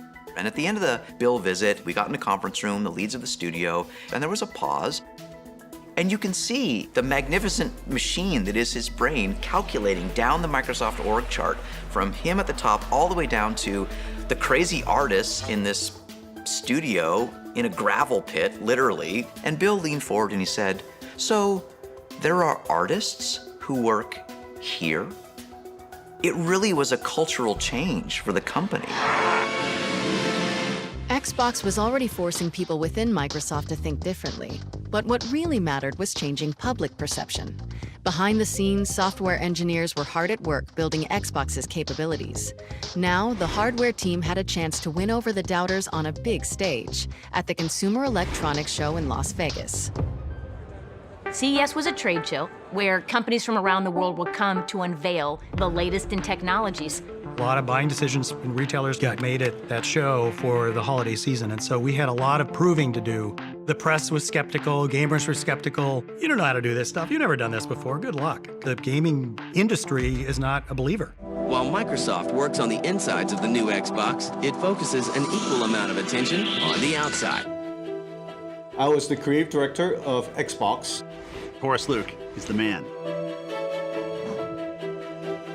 Horace Luke is the man.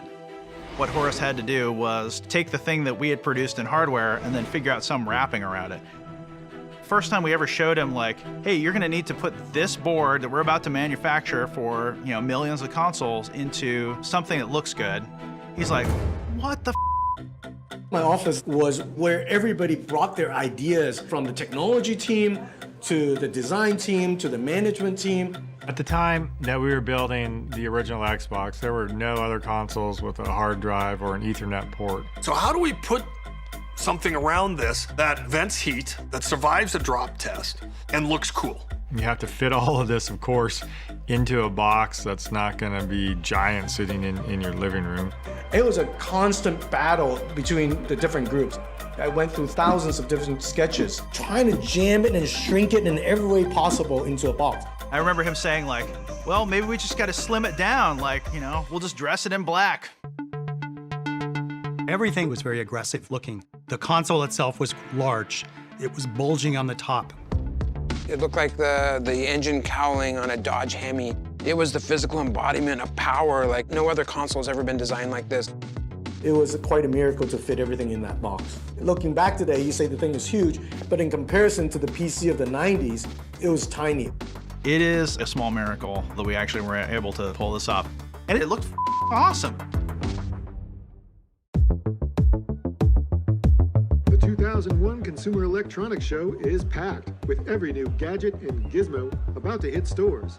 CES 2001 in Las Vegas, in the Convention Center Hall. Bill Gates was there. CES will actually give us a better idea of just where Microsoft is going to fit into the gaming market. For the very first time, Microsoft was going to get to show off its final Xbox hardware design. Good morning. Welcome to CES. Everybody felt like we were on the verge of doing something special, historic. For the first time, let me now unveil Xbox. But when you show up as the third entrant into the space with well-established competitors, you have to break out, you have to be bold. How do you unveil a product in a way that might surprise the world and get the world to see Microsoft doing something differently? If you smell what the rock is cooking. The Rock says, we decided to bring The Rock to CES. There was honestly some disbelief, like, you know, Bill Gates, The Rock, like, what's going on here? Thank you, Bill. It was really like muscle-bound Hollywood meets, you know, gamer geek of the tech world. Just might appear that The Rock and Bill Gates don't have a heck of a lot in common. Well, The Rock's here to say that can't be farther from the truth. The Xbox is everything The Rock is. Cutting edge, powerful, exhilarating. And they were funny together. Like, it actually worked. And they looked like they were best friends. I mean, The Rock doesn't impress easily, Bill, you know that, but I'm pretty damn impressed with what we're seeing here today. And considering that this Xbox at this moment is only running on 1/5 of the system's power, it's very impressive. Bill, do you have any idea what The Rock would be like if he were only running on 1/5 of his power? Well, I would think that... It doesn't matter what you think, Bill.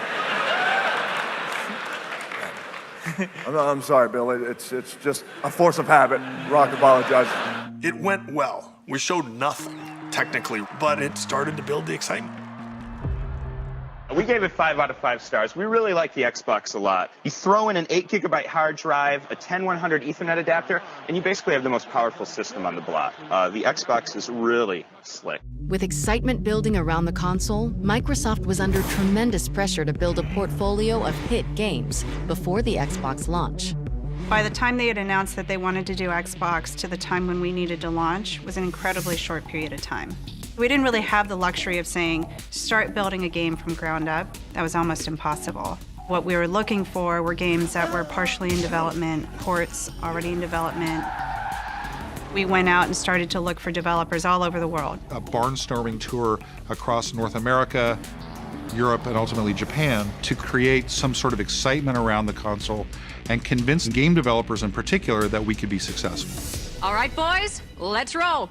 One day we presented a new idea from a small game publisher that had come to us and said, hey, we want to dust off one of the 2D games that we had done for PC. We're going to really invest in it. We think it's going to be really exciting. And these newly important executives in Xbox who would review all the pitches from publishers and developers, they said, I don't think that game is going to be able to make the transition from 2D to 3D.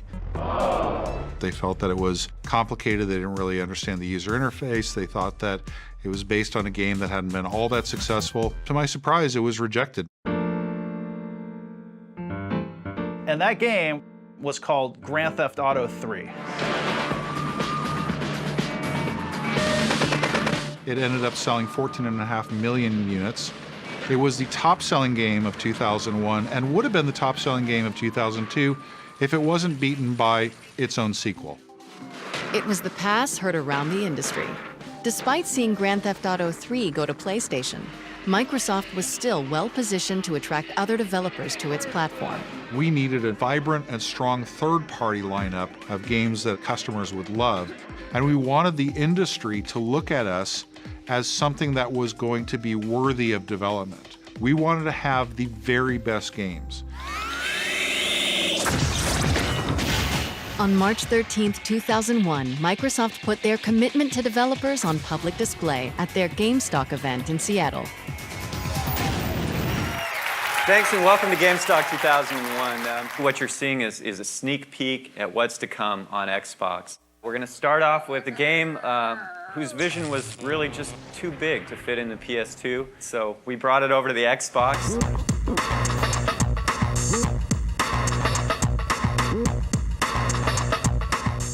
Our characters certainly aren't the muscle-bound superheroes, you know, that we want to be. They're more like the poor, sad schmucks that most of us really are. Getting Oddworld, that was important. It was an established PlayStation franchise, beloved by the console game community.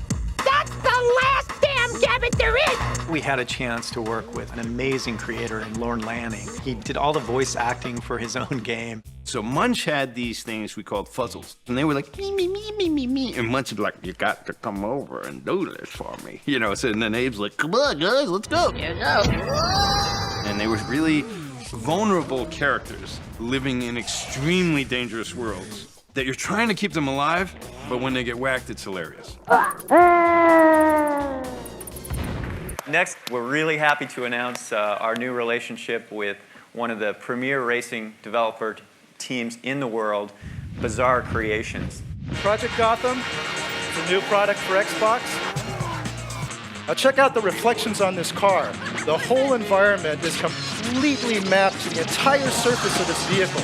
Project Gotham Racing was based on your style of driving as much as how fast you cross the finish line. For us, it was an opportunity to make this amazing, really accessible, fun, arcade racing game. It's a really important part of our launch, and that was just the beginning. Hardcore, freestyle, snowboard. This is only one mountain of 7 international mountains we'll be bringing to you in Ant. That double-ended axe is pretty wicked looking, and we can tell this is a hand-to-hand fighting game. Playing a football game, you want to kick your buddy's butt so hard he's going to wear it for a helmet. And that's it for our show today. I hope you got to see everything that you wanted. Did you see everything?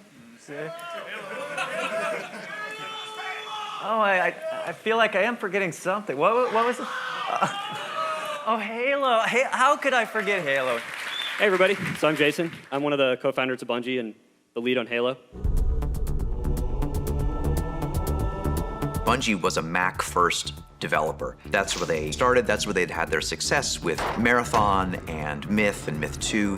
But Bungie was also dealing with the aftermath of a catastrophe. Myth 2, one of their hottest titles, had an installer bug that could erase a user's entire hard drive. In order to fix the bug and keep the company above water and working on new games, they needed a serious cash infusion.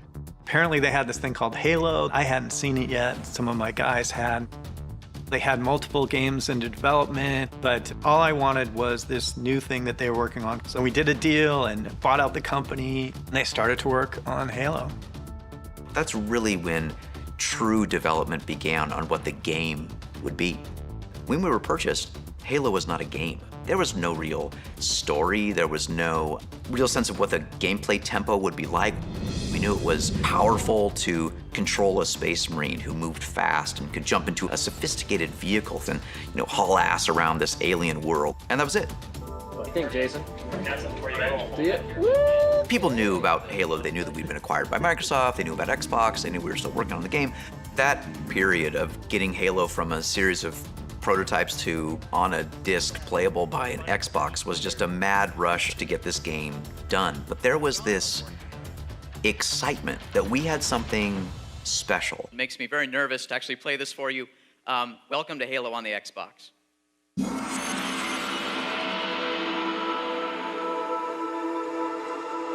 We started off that demo showing you flying to the land in a Covenant ship, running around the environment, getting in a vehicle, doing all those, building block Halo things. We had our test environment, what we called a B30, the island map in the middle of the water with Halo in the background. It was just fun to play. Woo! GameStock was that real first coming out party for us, and it was just that moment where I think the whole organization began to wake up to, oh, there's something really special here. Thank you, that's it. Good night. Xbox had made a high-risk bet on Halo. At the time, first-person shooters were considered PC games. The only right way to play was with a keyboard and mouse. At the time, people thought, well, how are you going to translate, mouse and keyboard game into a console game? Dual-stick first-person shooters had almost never been done on a console. I remember right before the demo, Ed was very clear. He's like, hey, when you're playing, make sure that people see the controller. What we need to demonstrate is you can play a shooter with thumbsticks, maneuvering around the environment. You can go back and you can look. Adamant blog posts that shooter games, like Doom, would never work with a game controller. Can people actually play a first-person shooter on a controller like this? Is the audience going to accept it? While gamers wrestled with the idea of a first-person shooter on a console, critics also keyed in on a not-so-tiny issue. I don't like the controller. Unfortunately, it's big. I think it's too big. The Duke, they call it. The Duke wasn't a small controller. It didn't feel cheap. I felt like you could kill somebody with it. You had to have gorilla hands to work with this thing. It was the industry's biggest game controller.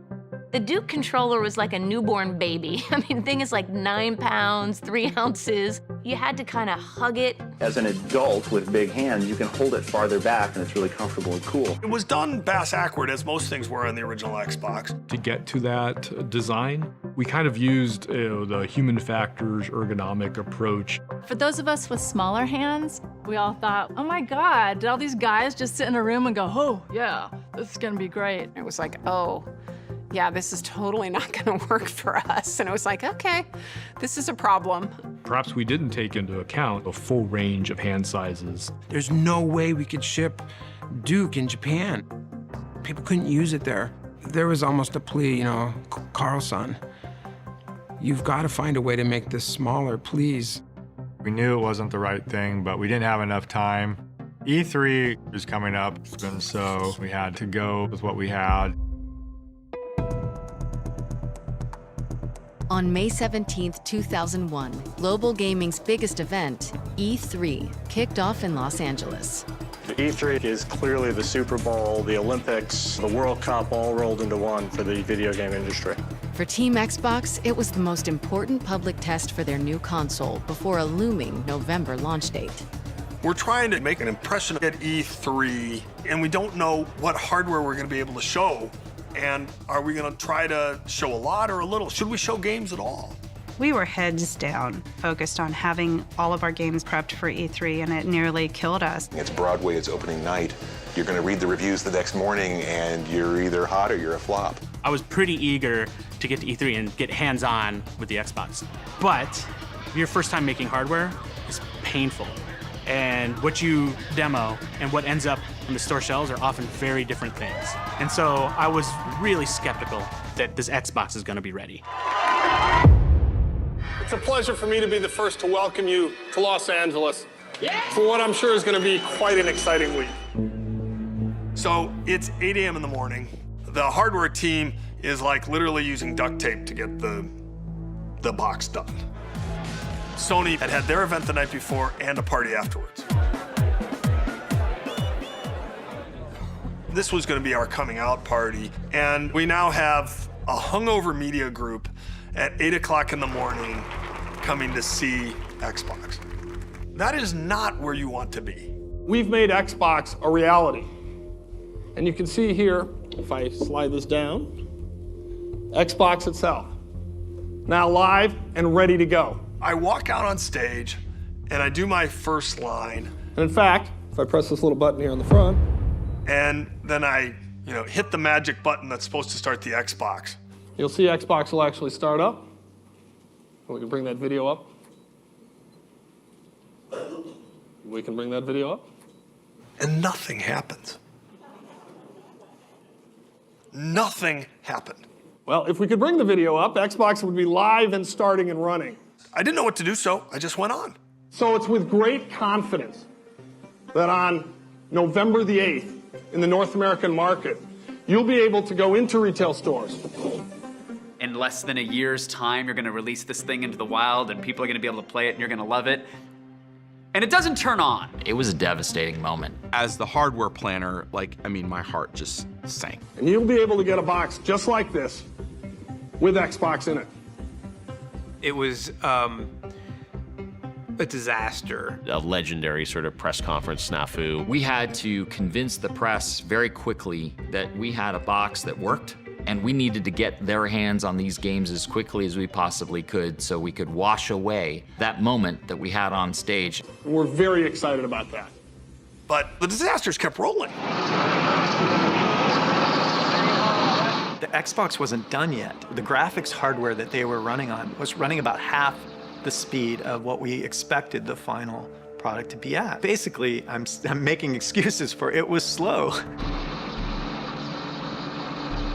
Microsoft had never had a meaningful presence at E3 before. The booth was packed. We decided to show Halo because we feel like we have to show what's going to be our key title. In terms of the games we were working on, Halo had the biggest role. And so it was the E3 demo on the floor. So many people were coming in with huge curiosity about what it was capable of, and I was completely disappointed. I'm like, the frame rate's terrible, the split screen stuff, it's kind of cool, but it just doesn't feel like it's powerful enough. On the show floor, the unfinished game seemed to fall short of its original promise of revolutionary gameplay. So now you have a bad launch event, and the key title that's going to carry the day looks bad, and people start to think we're crazy. Shortly thereafter, E3, Peter Moore, he's at Sega, and he says, hey, I want to give you our feedback from E3. That E3 was critical for Sega to stay alive. In February of 2001, Sega made the decision to discontinue the Dreamcast and focus exclusively on software. Part of that transition included a huge bet to focus on making games for Xbox. But a disastrous showing at E3 from Microsoft meant danger for Sega. As we were moving from being a first party to a classic third-party publisher, we absolutely needed somebody like a Microsoft to get us through this difficult period. And so Peter comes up to me. He looks at me and says, well, here's our feedback. Retailers aren't going to stock you, developers aren't going to develop for you, and consumers think the product's not very good and it's too expensive. I took it very personally. I'm the leader of the team, it's my responsibility, it's my obligation, and I felt like I failed. This is my resignation letter to my boss, Rick Paluzzo. I wrote this on Friday, May 25th, 2001 at 2:02 a.m. It starts off, my status in Xbox, importance high. This is not going to be an easy email to write, and frankly, I've postponed doing it several times. The short summary is that my direct involvement in Xbox needs to end, and sooner than either of us would like. I think this is both in my best interest and the best interest of Microsoft. But Bill Gates and Microsoft CEO Steve Ballmer did not accept Robbie's resignation. They just encouraged me to get it done and said, you've done a great job, keep at it, we're with you. I mean, there wasn't much more they could say, right? There's no advice they could give me. They were too far away to say, hey, go do this. The only person who could figure that out was me. I never told anybody on the team, Rick and Steve and Bill. They're the only people that ever knew. That gives you the sense how personally challenging it was for a person who hates losing. Electronic Arts, it's one of the biggest game makers in the world, and its CEO, Larry Probst, was quoted in the Financial Times as saying this, that Microsoft has a lot to do over the next few months. They are on a death march now. I don't think anybody had an easy ride to launch. All we're thinking about is getting the device done so that we can make launch date. If you didn't have console units on retail shelves for a holiday, you missed a year. That holiday was vital. There were a lot of late nights. We were trying to engineer and design something that we'd never done before. We're building the technology, we're building the hardware inside. The Xbox circuit board is about yay big. It had probably in the order of 800 parts. Parts of the Xbox were coming from all over the world. Like Hungary and Mexico. You know, there were people who went and lived in China, in a hotel room, for weeks on end. We would be flying back and forth with hard drives to get stuff back to test. Microsoft had never shipped a console before. It turns out there's a lot of regulation everywhere in the world. You had to be certified by the right agency and approved. Their approval took longer than we expected. Parts wound up getting delayed from suppliers. It was every day, come into the office, see a fire, try to put the fire out. We were tracking the hardware, tracking the components, tracking our launch dates at such an accelerated pace. It was chaotic. Chaos, total chaos. People themselves were doing Herculean things. We would sleep at the office. This was all happening in real time. It had just never been done before. Xbox was the toughest job I will ever have, or have ever had.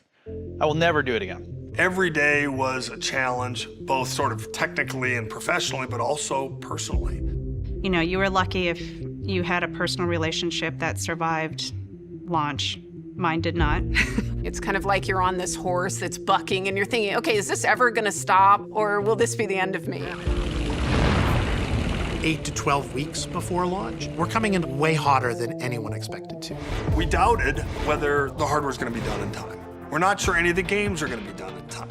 The ship is still on fire, the plane hasn't landed, all the metaphors for crashes you can think of. But in the end, that team believed.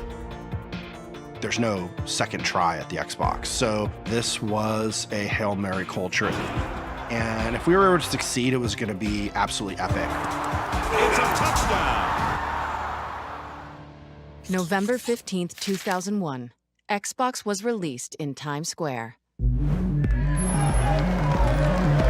Mr. Bill Gates! We painted Times Square green.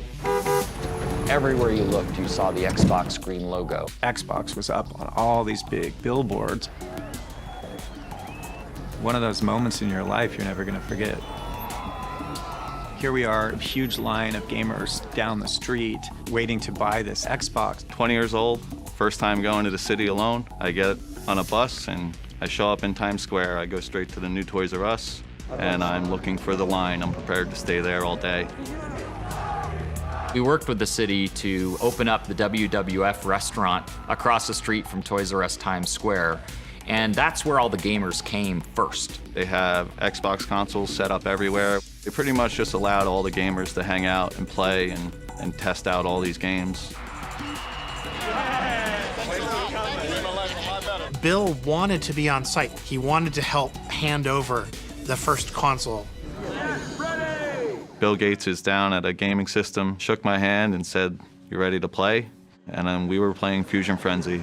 And Bill Gates made a comment that he had actually taken 2 weeks off of work just to practice this game. He wanted to beat the gamers. Does anyone know what the shoot button is? A, I think. A? Let's check. He couldn't beat me. I absolutely took pleasure in beating Bill Gates, yes. Thank you for this. I've been waiting a long time. Everybody got a tag on their wrist, and when your color was called, we brought you across the street to Toys R Us, and Bill was there to hand out the very first Xbox. Tonight's kind of a celebration. It's after a lot of hard work. So they count down. Bill Gates has it rung in on the register. Price is up there, $299.99. 4, 3, 2. One hits, and he hands me the box and says, "Don't worry, I'm buying it for you." And I turn around with even more excitement and raise my prized possession over my head. Edward Glucksman became the first gamer in the world to ever own an Xbox. It was a magical night. I'm a 20-year-old kid looking for a console. That's all I wanted to do. First time going to the city alone, I managed to get sent home in a limo. It's a celebrity. Every night. That's right. They actually did it. You know, Microsoft actually built and delivered this thing. The feeling was like, crying level of exhaustion and intense pride for the thing that we had made. There's never been a prouder moment in somebody's early career. I still have goosebumps today thinking about it. I tell people that faith is a force multiplier. That team believed. And because that team believed, Xbox got done. If that team doesn't believe and they're just there doing their jobs, we never finish. That small group of big personalities managed not only to convince Bill Gates and the board that we wanted to get into this nascent industry, but they also managed to get an entire organization of game people created and pointed in the right direction. Get in the subway, the whole station is covered in Xbox logos. I had to sit down and started to cry, and even Kevin got emotional. It was an impossible task that we should not have been able to do. I was tremendously proud of it. But at the same time, that was the end of that special moment in time that we were all able to be part of. It was the end of an era. With the Xbox out of their hands and into living rooms around the world, Kevin Backus and Seamus Blackley left Microsoft for new adventures in the game industry. Microsoft Xbox went on sale at midnight, but when it comes to video games, it's not the system that counts, it's the games. Nobody actually really cares about the hardware. All they care about is the content. To be successful, you have to give the gamers that platform-defining title. That you had to go out and buy an Xbox if you wanted to play. Halo was like this gem, like this was going to be the diamond we offered up at Xbox launch. But remember, Halo showed up at E3, 6 months before the game was supposed to launch with pretty serious frame rate issues. Why is it running like internet video from the early 90s? We got hammered for how it showed up on the floor. This is our lead title. Are we going to actually launch something that is this terrible game? I think there was a bunch of panic. People didn't see what they expected. That was the part where people actually got super worried. There was an incredible amount of pressure on Halo. If Halo wasn't a hit, then the future of Xbox really was in doubt.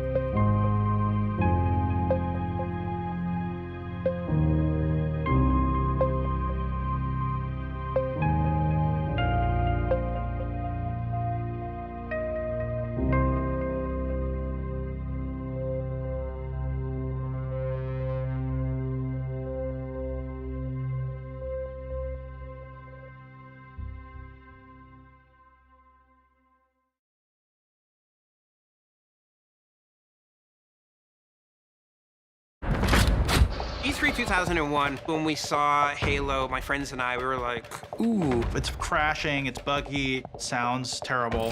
It seemed like Microsoft bit off more than they could chew. And each build, it didn't seem to be improving at all. Like at some point, it wasn't about making Halo perfect. Honestly, we were just focused on how do we get this thing on disc in time for launch. There was an incredible pressure on Halo. This is our lead title, and this is what we've got? If this thing fails, it would all be for nothing. Xbox was finished. There's a new contender in the video game wars. Xbox is going to be the future. Truly the future of video games. Xbox. Taking over the living room. Limitless, connected digital entertainment. You guys never understood. The company is going to face fierce competition. Sniper! It's a ticking time bomb. Makes me very nervous to actually play this for you. Xbox getting a major overhaul. A bold vision for the future of gaming.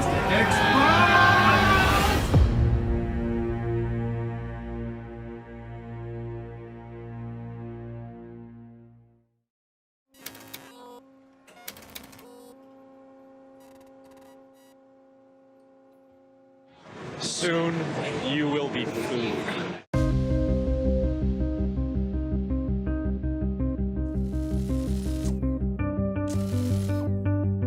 On Halo, we were doing the thing that people weren't quite sure would even work on a console, a first-person shooter, and the frame rate was terrible. Come on, make my day! All of a sudden, we were in a new area, console games, and what do we know about console games? I had only heard things about, it's not very good, really. Bungie may be a good studio, may be a fine studio, but the game wasn't really being received that well. We're gonna make it, aren't we, sir? With Halo and Xbox's fates intertwined, something drastic had to be done to get the game right. So, in a last-ditch effort, Ed Fries and Bungie essentially put the development team under arrest. Ed Fries had put Halo behind the curtain and won't let anybody see it. Won't let anybody talk to the Bungie team. He's like, you guys seal yourself off, literally and metaphorically, and deliver a great game. Like our doors, I don't even think Ed could get into some of the Bungie doors. I kept saying, hey, Ed, when can I play Halo? And he goes, well, not yet. When we only had a couple more months before we had to get this thing into boxes. Good to see you, Master Chief. Things aren't going well. We had to stand up a complete game that was performant on new hardware. We had to create a compelling story with characters. We had to cut levels, take shortcuts, just a mad rush of long days, sleeping under desks, full-on old school crunch to get this game done. There it is.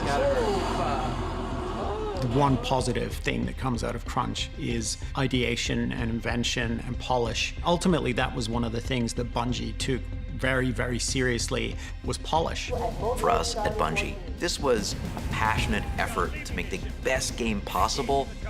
But when you show up as Microsoft, you are open to a whole different level of criticism. Yeah, that's cool. All right! And Halo had the burden of showing up excellent in all ways.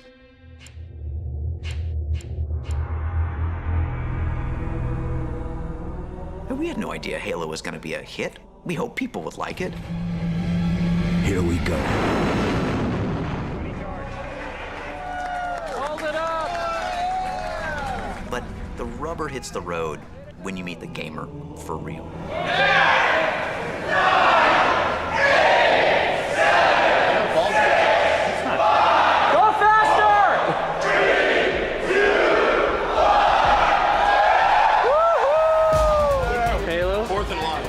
Halo? Halo, yeah. Halo.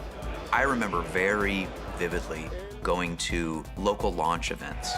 Hold it up! Starting to look at chatter online with fan sites, and then game reviews, and then comments, and realizing, oh my God, people like it. How the hell are we gonna beat this game? Halo, which had problems entering the fray, came out on day one, and it was amazing. It was really amazing. I just felt that sense of possibility. Damn it, Jenkins! Fire your weapon! That you could go anywhere and do anything on this beautiful, lush planet filled with things that were trying to kill you. They just did it so well. The controls felt natural. You could tell that it was going to be a breakthrough for first-person shooters. I didn't care that I wasn't using a mouse. I was using a controller. I was in the Halo universe, and it was fantastic. It was a bit of an epiphany of, oh, like you can do that? Like you can play this kind of game on a console? Awesome. Halo was a phenomenon. That dual player mode was wow. Landing on the beach with a warthog trying to protect Marines with Master Chief. It just blew me away, man. Banshee on flames comes down and lands on the ice and is skidding towards me across the ice, and it's gonna run me over and kill me, and it skids to a stop right in front of me. And I live. It was like I was there. It was like I had that experience. With Halo, Microsoft had that platform-defining title that you had to go out and buy an Xbox if you wanted to play. And that was something that I always envied and admired. Halo forms so much of the backbone of, I think, what Xbox is. Watching the feedback we were getting on Halo, the stories people were telling, it was a cultural moment. You getting Halo? Oh, yeah. Good, just checking. Without Halo, you know, we're not here. Halo, Combat Evolved. Microsoft estimated that they have sold 1 million copies of Halo in the US alone. 50% of Xbox owners are also Halo players. Xbox was the Halo box. That's what made it work. Halo broke ground in so many ways, in game control, camera control, storytelling, even art style. It inspired a lot of people to tell a different kind of story. It changed the game for Xbox, but I also think it changed the way we look at first-person shooters. First-person shooters had only really largely existed at scale on PC, and mapping those controls to the controller, they just did it right. It just felt right. No one had done it that well before. No one had nailed it. They just nailed the controls. So before Halo came out, the conventional wisdom was if you wanted to play a shooter, you had to do it on a PC because that's where you would have the precision with a mouse and keyboard to aim, make the small movements, to land that headshot on your enemies. What Bungie did with the help of Microsoft's playtesting and user research labs was figure out how to get something that would approximate that feeling on a console where all you have is the 2 sticks to move and aim. They weren't the first to do a shooter on the console, but they did it best by far. And the influence of what Microsoft and Bungie were able to achieve is still being felt in games today. Even today, it's the largest genre in console gaming. And really, because of Halo, Xbox became the console for first-person shooter fans. The multiplayer was transcendent. It was just something that you didn't experience on any other platform. Microsoft made a huge bet on broadband. Every single Xbox had an Ethernet port in the back, and it paid off in spades. You could use it for LAN parties and to system link on a LAN. Oh my God! PC gamers understood the joy of the LAN, the local area network. You make a network of computers in a local area, which means you have to be face-to-face and nose-to-armpit with gamers. Got the flag, I'm out the front. And it's a fun experience. You can all be in a shared virtual world and run around and do things that you couldn't through a modem just because you're all there connected and it's higher speed. Microsoft ushered that in for consoles. Manually plugging machines together to play games was not a new concept, but it had always required a lot of technical know-how.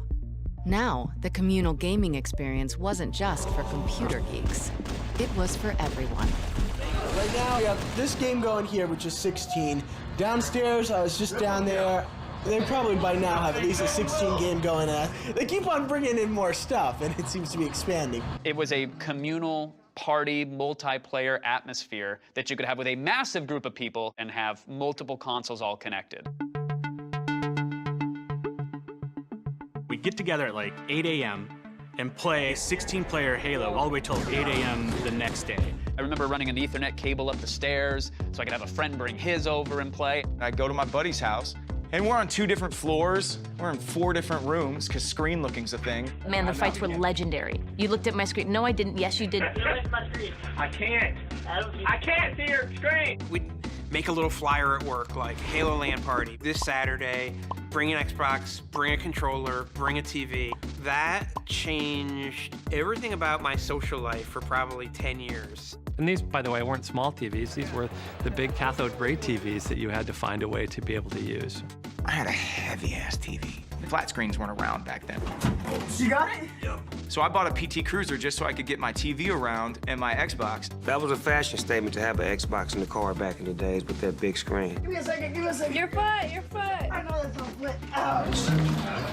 I remember playing nonstop and sitting there in my own puddle of sweat. The minute you stepped into a multiplayer match on Halo, time just disappeared. You just got sucked in, and we would play all night long. It provided me an experience I had never had on a console before, period. Halo was a runaway hit that had spawned its own social scene, putting Microsoft in the big leagues with Sony and Nintendo for the first time. But the team wasn't done. They saw a way to take those multi-room raucous LAN parties and make them global. Sniper, sniper! The initial concept for Xbox Live was one of those magical ideas. So it gets to go in a special folder that I call epic pitches, because they're pitches that, even though they were in their infancy, they planted a seed of ideas that turned into something that had an impact on the entire industry, maybe an impact on global culture. We built an Ethernet port in every unit, and the idea is now we can actually have a networked community of gamers from living room to living room around the world, no matter what language you speak, no matter where you are in the world, and we can all be part of one bigger community. And that vision was like, awesome. There definitely was some skepticism about the idea of playing multiplayer games over the internet. When we were scrambling to get Xbox done, and Xbox Live is like a vague fog in everybody's head. Nobody knew how that was going to work and whether it was going to be a good ecosystem and whether the quality would ever be there. And it became a huge point of tension in terms of how it was designed and how it was going to work. But we're going to do it. Microsoft is putting literally billions of dollars on the line to back us, but the program was fraught with risk. It required technology that really hadn't been built anywhere in the industry before. And those kind of tech investments are always risky. With so much riding on the success of Xbox Live, the team couldn't afford to develop it in a corporate vacuum. If they wanted to deliver a gaming experience unlike any other, they needed gamers to tell them exactly what they wanted. We went out and talked to a whole bunch of gamers around the United States. One of the things that came back was that voice communications was going to be imperative. You know, it is a good day to die, cheesemaker. Nobody wanted to sit there and text with a typewriter, just taking out their buddies. First thing was you had to get the starter kit. It had a headset in it. It's like, You were talking about console gaming. What are you supposed to do with a headset? The Xbox Communicator. It lets you talk to other gamers while you're playing. This broke down the barriers of how you could speak. You simply banged on your headset and you could talk to anybody in the world that was on the platform. Your defense is offensive. Your defense is offensive. Building that global couch where people can talk and kind of virtually elbow each other with 4 gamers on 4 continents and have it all perfectly fluid through headsets, just as if they were sitting in the same room together. This was before Skype. So the notion of low latency, great quality voice, we had to go build out that tech. I like this one. You did your own digital personal ID remembers your moves. That's a good idea. Yeah. We're creating this giant gaming universe for gamers to play in over generations. We knew it was important to have this one identity that linked to you where you could build your legacy in gaming. Your gamer tag. It's your identity on Xbox Live. The legend you build for yourself in this brand new gaming universe. Remember, you're building all your stats and friends in that name. Rather than have a gamer tag for Madden, a separate gamer tag for Halo, it's like you just want to be known as one thing. My gamer tag is the real B. My gamer tag is Cowboy22. A gamer tag is Hero Protagonist. It's King Doug. The Spaceman. Xbox Live wanted to bring that fundamental instant fun into the world of online gaming. You will never be without a game to play. anytime, day or night. It was a revolution in online gaming. The team was finally feeling confident. They had the technical know-how to build Xbox Live. But on the other side of that challenge was another, even bigger question. If they built it, would gamers pay for it? The technology was in the box, but the commitment from a player, we just didn't know how it was going to fly. That firstly, someone's going to pay $50 a month for broadband, but they also have to go tell their friends that it's worth it. I've never been shy to share my opinion. And there was one time where I was talking to Jay, and we ended up arguing about it all the way into the hallway. And it was me saying, this Xbox Live idea you have is the dumbest idea I've ever heard. Like, I hate this idea. Somebody's gonna pay $50 for multiplayer games when they can get it for free. And people did laugh at that and said, why would you pay for access? Because you're already paying for your game. It wasn't just me. It was like an entire division worth of people saying, what are you, nuts? So this experience had to be amazing. That was crazy to people. Like, who's gonna play multiplayer if they have to pay for it? Microsoft is taking the Xbox game system to a whole new level. Xbox Live. Future of video games arrives today. Microsoft is putting the Xbox online. Today, the Xbox goes live. Manning is at his home in Indianapolis, Hasselbeck at his in Seattle, and they're about to play each other in a video game using the Microsoft Xbox console. Oh, sit down. Son, don't your coaches tell you you can't take a sack in the red zone? That is quarterback 101. Last night, we had gamers all over the country playing against celebrities here in LA where we had our big premiere party. We're checking the perimeter. All right, so here I go. Xbox Live launched exactly 1 year after the original Xbox itself launched, November 15th, 2002. The launch of Xbox Live was almost like a second launch for Xbox. Blow up and kill everything in sight. Is that what you're getting? That's the idea, man. It's just like doing RoboCop. I'm gonna open up a can of whoop ass and see how it tastes. The two launch titles that I have such fond memories of, Tom Clancy's Ghost Recon, which was a port of the PC game, and Mech Assault, which is a third-person action-oriented take on Mech Warrior. Just light bulbs went off, just the magic was there. Live let us add the element of community and human society to game design. It was just immediately clear to me that this was going to be like the thing for video games. What Live did for Xbox was it created this community that once you got into it and attached to it, it was very hard to leave. I met so many people online playing games that I never would have been cool with based off of us playing each other, me beating him, him beating me, him having some great plays. And there's an extraordinary number of like 50-year-old males that play Xbox Live together. And they will not go to another system because their buddies aren't gonna go. So they're only gonna buy a system to hang out with the guys so they can play while the kids are sleeping and they're gonna play Call of Duty or something, right? Every night, me and my homies be on a party with about 15 or 20 of us, and we be talking about what happened in the day if we playing the games, and it's just like a great gossip line for some grown-ass men. We had forecasted how many Xbox Live subscribers we were gonna have, you know, month 1, month 2, month 6, etc. Hey, we got 50,000. Hey, we got 100,000. Hey, we got 1 million. Hey, we got 2 million. It just kept growing. And that happened like I wouldn't say instantly, but pretty damn close. It happened very, very fast. Xbox Live was unprecedented. Everybody else's version paled in comparison. What you think of gaming today, being on a headset, talking with friends, playing games, that just seems commonplace now because it is commonplace now, but Xbox made that possible in a big way. Xbox Live could be considered one of the very first social media platforms. Before Facebook, even before MySpace, Microsoft really did pioneer the very first interactive, dynamic social platform. Quite frankly, Microsoft proved to the world that online multiplayer was going to be the key to the future. Gamers flocked to Xbox Live in numbers that even took optimists within Microsoft by surprise. But while the platform was teeming with newly devoted fans who loved sniping their college buddies from different continents, there was one consistent complaint. What happened to the game that put Xbox on the map? Where was Halo?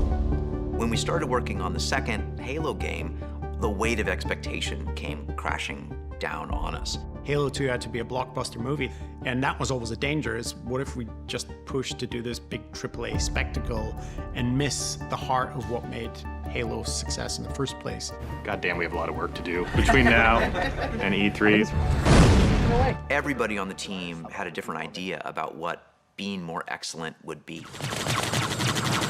We loved that you could get into vehicles, for example, but it frustrated us that you couldn't, like, tear someone out of a vehicle and jump into their vehicle and take it over. So boarding vehicles became a huge design initiative. Look out! We were really good at coming up with great ideas. We weren't quite as good at production discipline and figuring out how to right size all those ideas, fit them into a box, timeline, and ship on time. When I got there, they had reached a point in development where they were basically going to have to cut half the game and in some ways start from scratch on a lot of the promises that they'd made themselves. Within a year, it became clear it wasn't working. Just the way the game felt, Jason really wasn't happy with. He looked at the game. Yes. And he came to me and said, you know, we have a problem. I'm gonna have to rework a bunch of the work, and it's effectively gonna add another year to the schedule. Jason, help. There was a lot of pressure. How can we ship a better game than Halo?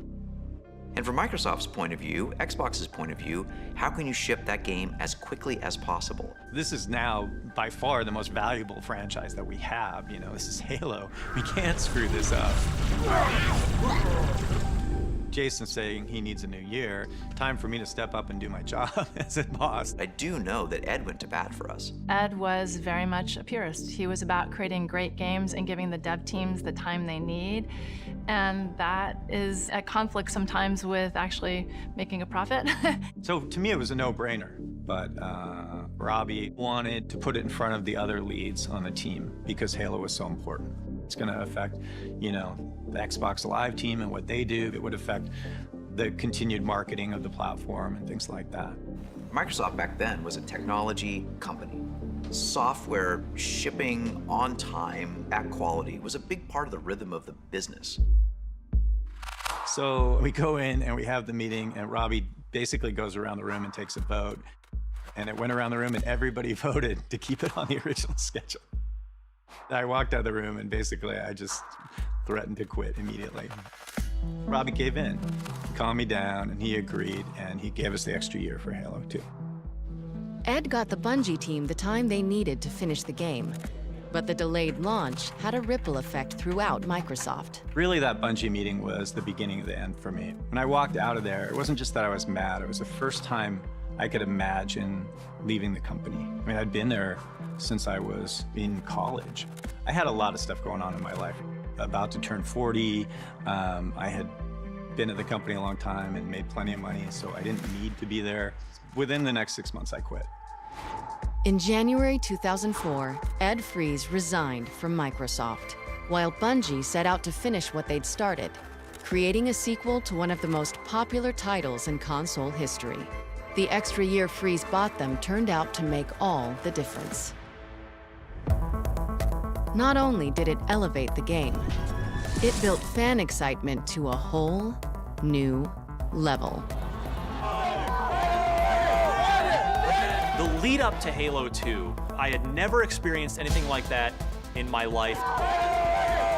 It was genuinely a pop culture event, and I don't say that lightly. 7,000 stores are opening on midnight. They've been waiting a long time for this. They were chanting, Halo 2! Halo 2! Halo 2! Just felt like something new was going to happen in entertainment. Because Halo 2 is the best! Halo 2 is everything! Xbox's Halo 2 is expected to generate more revenue in 24 hours than day one sales of any full-feature movie in entertainment history. Halo 2 is probably, you know, one of the biggest phenomenons to ever hit my life and a lot of people's lives. It was the biggest day in entertainment history. Halo 2 sold 2.4 million units in 24 hours. Here was a video game, for the first time really crushing movies. It was a coming-of-age story for the video game industry. This game is simply the best game on the planet. I played Halo 2 with my friends literally every night for at least a year. That's how transformative Halo 2 was for me, and what it did for Xbox Live. There had been nothing like that ever. With the innovative success of Xbox Live and a full-blown cultural phenomenon in Halo 2, it seemed like Microsoft's bets were paying off. Xbox was even surpassing Nintendo in US sales. On a winning streak, the team put their eyes on an industry-changing follow-up to the Xbox. When I arrived at Microsoft, it was my job to think about the way that the gamer was going to be using this 2, 3, 4 years after launch, and how do you continue to deliver content. We started then to plan this multi-billion-dollar investment that became the Xbox 360. Xbox 360 is the new entertainment system that's designed around high def, wireless, and always connected. And it doesn't stop there. It's totally personalizable, so you can change the way it works and the way it plays and find your friends no matter what you're doing. When they unveiled the 360, I saw a very powerful console with a stunning interface, with a focus on being online, always connected. This was all stuff that they had sort of experimented with the original Xbox and Xbox Live, but now they were building it into the core experience of the console. Xbox 360 was 5 to 10 times more powerful than the original Xbox. To achieve that, we had to push technology and solutions that didn't exist in the previous generation. We had to go explore things that had never been done. As opposed to leveraging a lot of off-the-shelf components and existing technologies, we're actually building a brand new processor and chipset for this particular console. So we're taking a lot more of that engineering effort on internally. At the heart of the Xbox 360 are 3 IBM CPUs. Whatever you'd heard about the PlayStation 2 emotion engine, whatever big wild dreams you had created in your head, we needed to create a leapfrog product that said, hey, this is even more powerful. This is the most powerful console on the planet. And so we evolved the Xbox from a powerful console that plays all the games you love to a console that connects you to all your friends and connects you to a lifestyle, this digital entertainment lifestyle. We involved movies, we got content generated that you could access, music. The magic in Xbox 360 is it does so much more than the original Xbox did. Xbox 360 Guide, it is your launch pad to all of your digital entertainment. Here you can store your pictures, videos, and music. We've also added a new concept called achievements, sort of a record of everything you've accomplished across your entire library of games. With Xbox 360, we've created technology that will enable people from every age and every corner of the planet to gather together in new ways. A product with games at its core, surrounded by limitless, connected digital entertainment. Everything we were trying to do had just never been done before. We're really focusing hardcore on building an online experience for Xbox around games. Gaming was always first, but this was no longer just the ability for you to play a game online. This was breakthrough thinking. We built Xbox 360 with a mission. They showed it as a media hub in your living room. You could connect other devices to it, you could play your photos, you could do this, that, the other. They targeted a broad range of gamers. They were building this thing to be future-proof. Microsoft's new Xbox 360 will be first to hit stores' shelves this fall. It's huge. It's a big, big statement for us. The next generation of consoles starts now. We wanted to try something new with the Xbox 360 launch. Xbox rules, man! Favorite game. Woo! Where are you guys from? We're from far? Well, yeah. From Indianapolis, Indiana. And Kansas City. Los Angeles. Los Angeles, Hollywood. I came in from Minneapolis. Land of Florida. Yeah. That's the only way to get it on the 360, you hear me? Hey, this is Xbox Live's Major Nelson. We're here at 0 Hour in the Mojave Desert. Hey guys, you ready to go? Woo! Tonight marks the biggest gaming event of the year, and it starts right now. 0 Hour was this in-person fan experience in the desert in California. I was at G4 at the time, and I remember we got wind that they were just gonna throw an epic party for Xbox fans. This is Xbox 360! I'm hexed! We had a hangar in the middle of nowhere and decked it out with hundreds of gaming stations. We are seconds away from this hangar opening and all of these people getting a chance to play the Xbox 360. And as the doors start to open, like the biggest doors you'd ever seen, you knew that you're about to run in to what would be the future of gaming. Are you ready? And we basically said, hey, come here and you're gonna be the first to play games, and we're gonna sell you consoles here as well. Thousands of gamers came, people that had met on Xbox Live that had never actually seen each other in person before. People were so happy. It was a magical launch event. 0 hour event was a huge success, a massive celebration. We had so much pride in this product. Was this a transcendent moment for you? Oh, yes. The excitement generated in the desert spilled into the rest of the country as the console became available to the public on November 22nd, 2005. I waited in line in like freezing rain for like 3 hours outside this Best Buy to try and get a slip so I could get an Xbox 360. I was so stoked when I got it. I took a selfie. They had a great launch lineup. They had the gamer in mind first. It had the features that I would want in a console. They had the games for casual gamers, for hardcore gamers. The Xbox 360 marketplace was where you could buy digital games. Sure, you had Steam and people could do it on PC, but this was a managed, curated portfolio, much like is an app store today. And we were one of the first ones to have it. I start downloading games and I download Joust, Robotron, and Defender, and like all of a sudden everybody's having fun because these games are amazing. And I'm like, okay, we were sitting here at grandma's house and we were bored, and I just got on the internet and downloaded games, and now we're playing video games and having fun. This is the future. This is the greatest thing in history, and this is what this console transition is about. I can view my profile so I can see, what games I've got, and it's got the whole achievements thing here as well.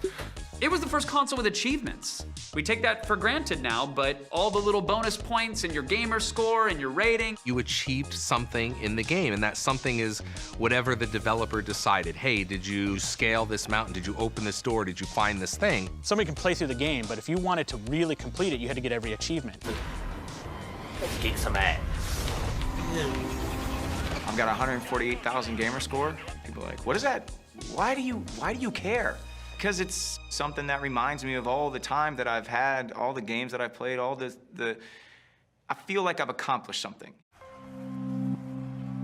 They had an incredible console that was built for always online, always ready, with a stunning interface that ran on top of everything, and they came out guns blazing. We had low price, with high def, with great games, and a product that was great.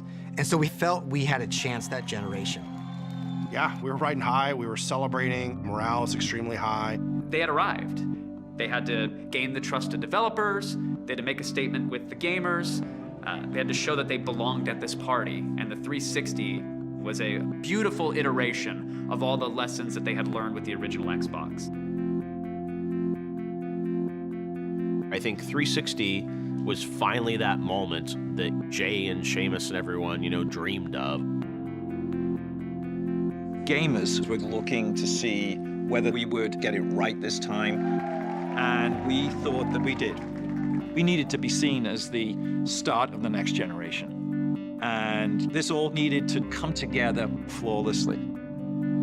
Unfortunately, that's not quite what happened.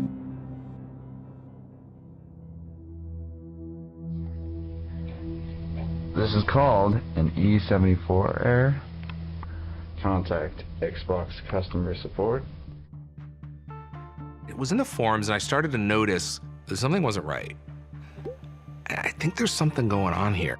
The criticisms that we're reading about are coming from the games press, who are hearing from gamers who are saying, I'm having a problem with my box. You can feel the top of the Xbox, it's pretty hot. We can hear retailers starting to say, there's an issue here. With 360, Microsoft had built something amazing and special, but this problem was something that could kill the Xbox and all the work that they had done to get to this point.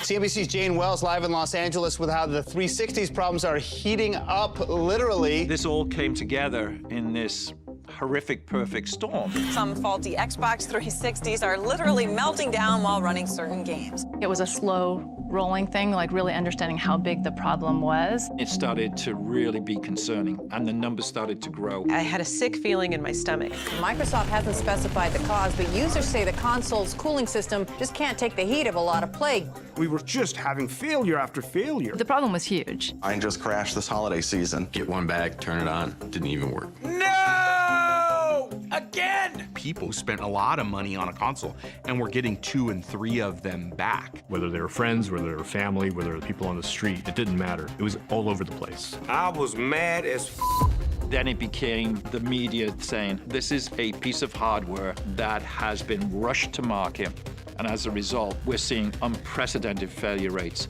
It's broken. Everything that I've worked for the last couple of years is trashed. There's a new contender in the video game wars. Xbox is going to be the future. Truly the future of video games. Xbox. Taking over the living room. Limitless, connected digital entertainment. You guys never understood. The company is going to face fierce competition. Sniper! It's a ticking time bomb. Makes me very nervous to actually play this for you. Xbox getting a major overhaul. A bold vision for the future of gaming.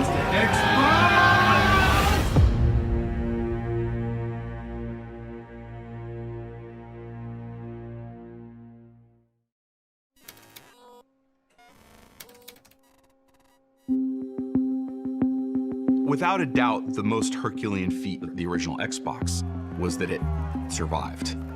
Looking at the history of the video game business, you would have given them 1,000,000 to 1 chance. So the achievement is that we made it to Xbox 360. And internally, it's fun to laugh at lots of the missteps. You'll see Xbox will actually start up. Like, we can laugh at the Xbox didn't turn on at the original unveil. We can bring that video up. But with Xbox 360, honestly, even with the benefit of time, nobody laughs at the red rings. To understand the red rings of death, you've got to go back to the beginning and all of the work we did with the Xbox 360 to build it from the bottom up. We were absolutely focused on getting out ahead of the PS3. We needed to be seen as the start of the next generation. The 360 was 5 to 10 times more powerful than the original Xbox. And so to achieve that level of performance, we had to push technology and solutions that didn't exist in the previous generation. This was an incredibly hard, complicated program. The circuit board itself is a completely custom design.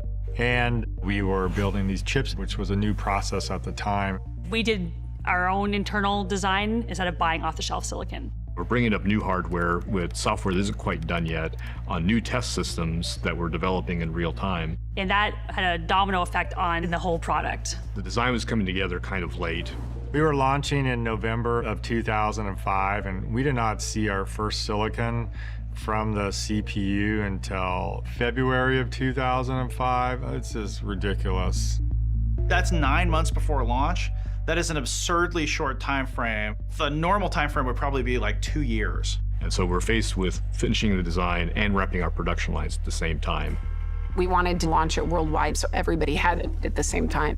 But that's a big challenge because you also need to have enough units to restock in retail so that the countries you do launch in aren't out of inventory. We need to get our yields up, and so we're cranking up production. At the highest manufacturing output, I remember hearing numbers like a console would come off the line every 4 seconds. But as we're ramping production, we start to see reports of these issues that were coming up. Lots of inconsistencies. Consoles would fail at test stations. If you build 100 of these things, only 50 or 60 of them would work, which is really, really bad. Like a real robust yield rate would have been 90, 95. This was the fog of war that we had to see through, and that was, is there something wrong with the design of the product, or are we testing it incorrectly? Because we were trying to ship in high volume, there wasn't much time to think about it because there was so much to be done. One way of dealing with the failed consoles was to put them into these nice boxes and stack them so that you would get back to them at some future point in time. In a way, we were kicking the can down the road a little bit. We are developing what we call a bone pile. At the height, we created a bone pile that was over 600,000 units deep. And so it's just like the Lucille Ball episode where the chocolates are coming off the conveyor belt, and they're coming off so fast that they can't do anything with them. That's exactly what was going on. The thing about building consoles is Christmas doesn't change. So your schedule is paramount, and there's just so much pressure to get it done by November.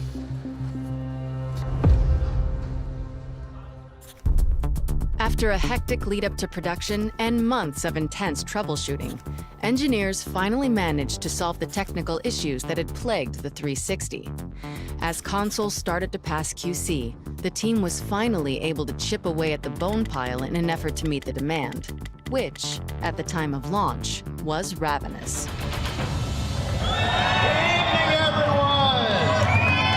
So here is ready for Xbox 360. Outside the Best Buy in Midtown, it's raining here in New York, but these gamers don't care. They've been out here in the rain since early this morning, and they're not leaving until they get an Xbox 360. When the Xbox 360 launched, there was a palpable excitement for this console. The Xbox 360 finally got out of your dreams and into your car.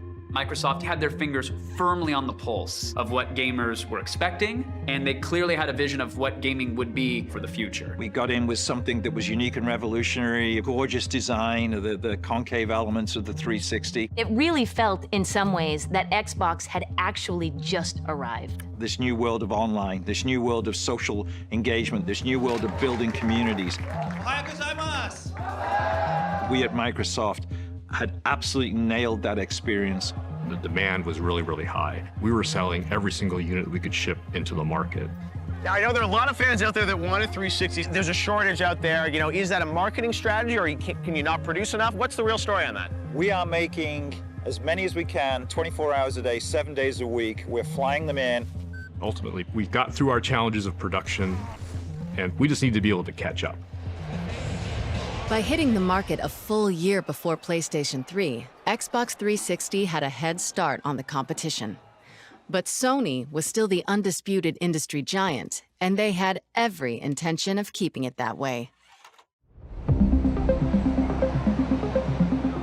was the year after we shipped, when PS3 was coming out. We were paranoid. Sony had such credibility that they had cultivated from the PlayStation 1 to the PlayStation 2. So they were riding on this tidal wave of success and goodwill from gamers. Coming off the PlayStation 2, Sony had done everything right, the most successful platform in game industry history, and really just needed to stay to the playbook. In contrast to that, you just witnessed Microsoft coming to market at the right price a year before you're able to come to market. So you know you're facing formidable competition. PlayStation 3 is the best-of-breed computer entertainment platform. PlayStation 3 was positioned as a premium product from the get-go. This was going to play games, but it would also play Blu-ray discs. So it was seen more as kind of an entertainment machine. We knew they were going to be somewhat arrogant. The next generation doesn't start until we say it does. And they would price their console to where they felt they needed to have it because they felt that they were untouchable. This is sort of pre-live streaming era, and a bunch of us were huddled around one person's laptop, like a 15-inch laptop screen, streaming Sony's press conference. And then they dropped the price.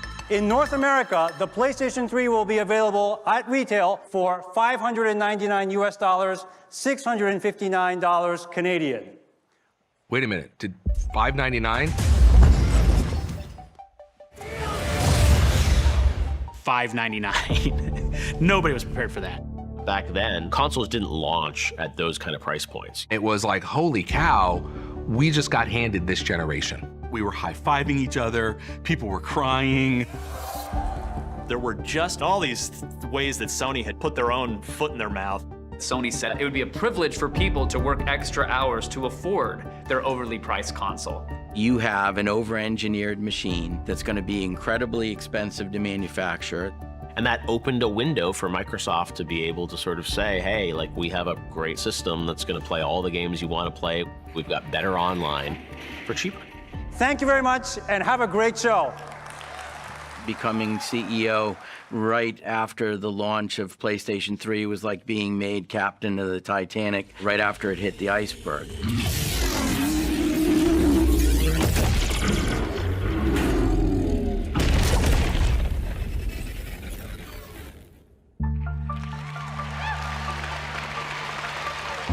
After Sony's announcement, we could not wait to get on stage the next day. Couldn't be more excited to be here because we're delivering the next generation of gaming right here and right now with titles that are nothing short of spectacular. We had a lot of PlayStation fans and even Nintendo fans who were coming to Xbox because we had the best games, we had the best system, we had the best online network. We led in every aspect. With the help of our incredible partners, we're delivering on that vision with Xbox 360, with a high-definition gaming experience more powerful than anything else in the industry. Yeah, we were riding high, we were celebrating. I'd say the morale is extremely high. And we had so much pride in this product. Everything was great. And then the storm hit. You bought two? Before launch, engineers had worked around the clock to fix 360's early technical issues. But by June 2006, there were reports of an entirely new, never-before-seen problem. Distress calls flooded into Redmond. Something had gone terribly wrong. It was in the forums, and I started to notice that something wasn't right. There was a lot of chatter about console failures. Dude, what? Your Xbox. You might want to take a look at it. Over time, we kept hearing more and more about it. We'd go to a launch event for a game, or we'd go to meet with games journalists. Then they would all start talking to us about it. Like, before we can talk about new features, we want to know, is this fixed? But we had no sense of how big of an issue it was. We didn't even know how to deal with it. And then we saw more reports of it. Microsoft have been in the news with their latest computer system, but it seems the last big product they launched can have some problems. That's the first time I've seen this. There it is. Mother. The Xbox 360 had a really cool feature where there were 4 green lights around the Xbox emblem. Each of those lights corresponded to a specific controller, and so that's how you knew what player you were in the game. We also used the ring to tell people when there were issues. It's like the check engine light on your car. And this is what we called a core digital error. And this was an indicator of the system detected a major issue. The error state was just that there was no communication. So the machine was just basically telling you, I can't do anything. This would show up as 3 segments in the ring being lit red, which would come to be known as the red ring of death. It's the red ring of death. Red ring of death. I got red ringed. Everybody got red ringed. What the Are you kidding me? When that red thing come up and then the whole game freeze and be like, man, what the is going on? We can't play. What's going on? Yo, doing that too? It was, oh my God, it was terrible. No! Red ring of death! Again! We have no Xbox. I'm calling support. You wait on hold for a while. They let you know they really appreciate your call. You wait on hold a little bit longer, and then they go, okay, we're gonna get you a replacement unit. It doesn't show up for a week. All the enthusiasm's gone, and then here's the new console, and it was just like, wow. This is the 4th Xbox. Microsoft. Effectively, the failure rate was near 100%. It just became an epidemic. It was a red ring of death. Consoles hotter than a dragon's breath. It was a red ring of death. No freaking way! And I'm so pissed off. Grab the phone. Dial tone, call it Microsoft. Now they'll see the dark side of me. I'm on hold. It was a red ring of death. The glitches that went down with Xbox 360, I was mad as I'm like, get this fixed or I'm leaving. I'm joining the enemy. And as simple as that. It's a faulty piece of manufacturing from Redmond, Washington, Lazy Microsoft. I feel kind of sorry for it. Not really. They deserved it. It's a big deal because it's just sort of the passion that gamers have for their hobby. Like, you don't want to be away from your console any longer than you need to be. We felt the customer's pain. I had 3 boxes replaced, personally at my house. And it does make you think, okay, I work here. And this experience is not a pleasant experience and sending your Xbox back. Microsoft's gonna ship you a cardboard coffin. And that's what gamers were calling them online. Did your cardboard coffin arrive? I finally got my coffin. But hopefully I'll get him back. And you'd put your 360 in it and ship it on back to Microsoft. I remember going out to curb and meeting the UPS guy and looking in the back of the UPS truck and seeing wall to wall, Xbox returns. The fact that it was happening to more and more people, and Microsoft was shipping a lot of hardware, that just combined to this feeling that, hey, are you guys really taking this seriously? They're continuing to sell defective hardware. So a consumer could walk into the store today, buy a 360, take it home, and it's a ticking time bomb. Is there any speculation out there what the problem is? There's a lot of speculation, but because, well, among other things, there are 500 million transistors and 1,700 parts in each of these boxes, so the speculation could go anywhere. Whenever we had new game launches or new system updates, I would be out meeting with the top games journalists, showing them all the new stuff. And I'm trying to sell them on the future, and they're like, dude, my console's not working, it's broken. For those who have experienced the flashing red lights, what causes this exactly? That's kind of part of the problem, Kevin. Microsoft has been very vague about the specific causes. They won't cite any specifics. They won't say exactly why. We didn't have all the answers at that time. We were trying to figure this out. Do we have a heat problem? Is the solder in key components in the motherboard, is it cracking up and drying out and we're losing that connection? We just couldn't figure it out. It's a long process. You had to test it at the board level, you had to test it at the system level, and then you had to test it in a rack level. And we had almost 1 million of them sitting in our bone pile. We'd fix the ones in the bone pile, we'd send it back out to the customer, and it turns out that wasn't the problem, and it would break again. And I'm saying, man, this is not going to end. After the third or the fourth issue that we ran into, I remember thinking, hey, maybe we're in over our heads. And we got to the point where we said, we're not figuring this out fast enough. We made the call to shut down production. We went lying down at the factory. We wanted to figure out how to solve it before we built any more units to go to customers. It stretched every bit of our imaginations to try to figure out exactly what was going on and how to fix the problem. This went on for months. These were the darkest days of my career. Are people going to now go out and buy PlayStation or Nintendo? Are they going to leave us as a brand? Every day you weren't gaming was a bad day for you. You trusted us, and you'd invested this money in us, and we let you down. Not gonna work. This was an incredibly trying time. You know, people use phrases like you figure out what people are made of.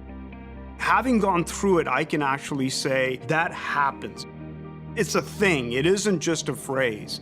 Todd had to manage the very complex process of what we call root causing until we knew what was going on. 2006, 2007, I dedicated a lot of my life to this Xbox in order to fix this problem.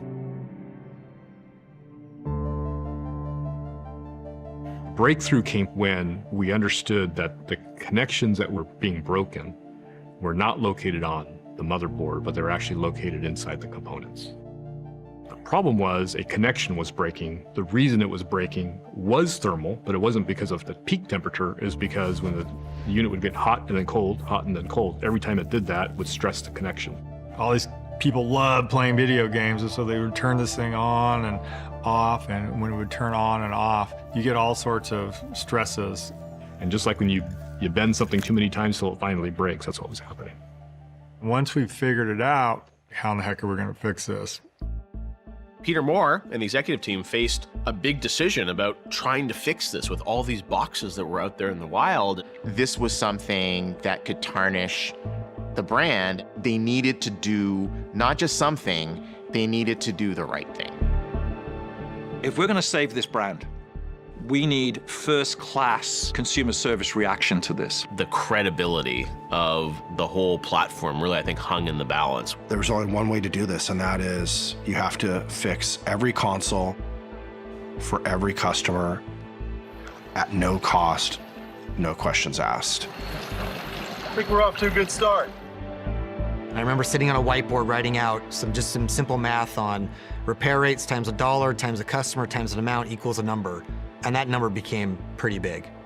And I remember feeling in my stomach this is gonna be a bigger issue than I thought. By the time we looked at the cost of repairs, the lost sales that we factored in, we had a $1.15 billion problem. Peter had to go to Steve Ballmer and basically say, hey, bad news, I need $1 billion to go fix this issue. I'm expecting to be ripped to shreds. Come on! It is a make or break situation for Xbox. If Steve Ballmer does not give Peter Moore the money to go fix it, Xbox is dead. Like, there's probably no question about it. To the credit of Steve, and I can still see him looking at me right now, he said, do it. Just do it. We'll figure it all out. We'll take the hit. Microsoft will spend at least $1 billion to repair serious hardware failures with its Xbox 360 video game console. Over 200 million of this was simply one-way overnight shipping around the world. Kudos to Microsoft for stepping up and putting their money where the red ring of death was. It was one of the times when I've been proudest to be part of Microsoft because we made a mistake, we owned it, and we did the right thing for consumers. Without that money spent, without them taking the problem head on, there's probably no Xbox right now. We bet on our fans and our brand and took the hit. Take that hit once, do it right, don't ever regret it.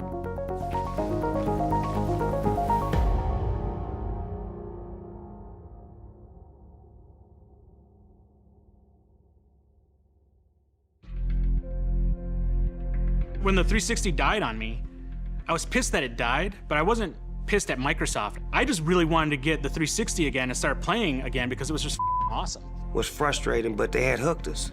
So when you hook somebody, you know they're not gonna leave. They're gonna work with you through the difficult times. That was a good sign that people love the thing that you're building. But even $1 billion mea culpa may not have been enough had it not been for two X factors: a library of celebrated game titles and support from game developers who loved how easy it was to program for Xbox 360 and saw in it the potential to take gaming to places previously unexplored.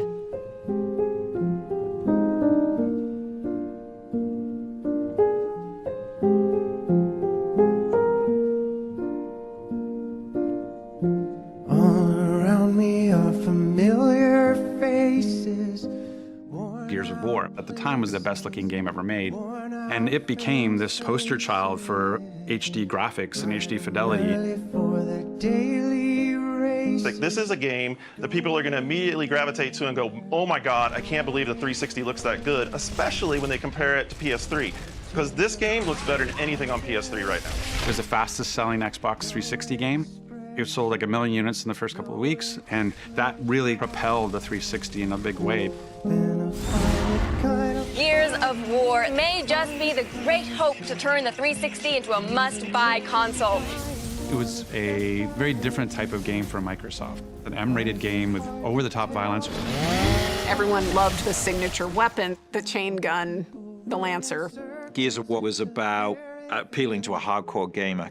The people that play Gears, they have so much passion, and people get tattoos, and it's just the deep connection they have with the franchise and the game. It's unlike any other franchise that we have. That was satisfying. And all of a sudden you see this tide turn of every publisher is then developing for the Xbox 360.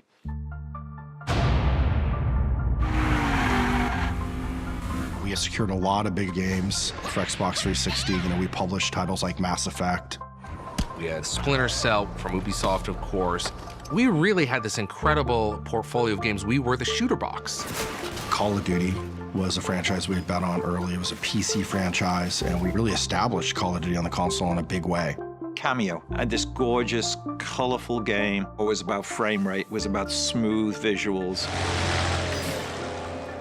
Forza was built as a direct competitor to Gran Turismo. We're going to go off and we're going to build a great, epic, big racing simulator game.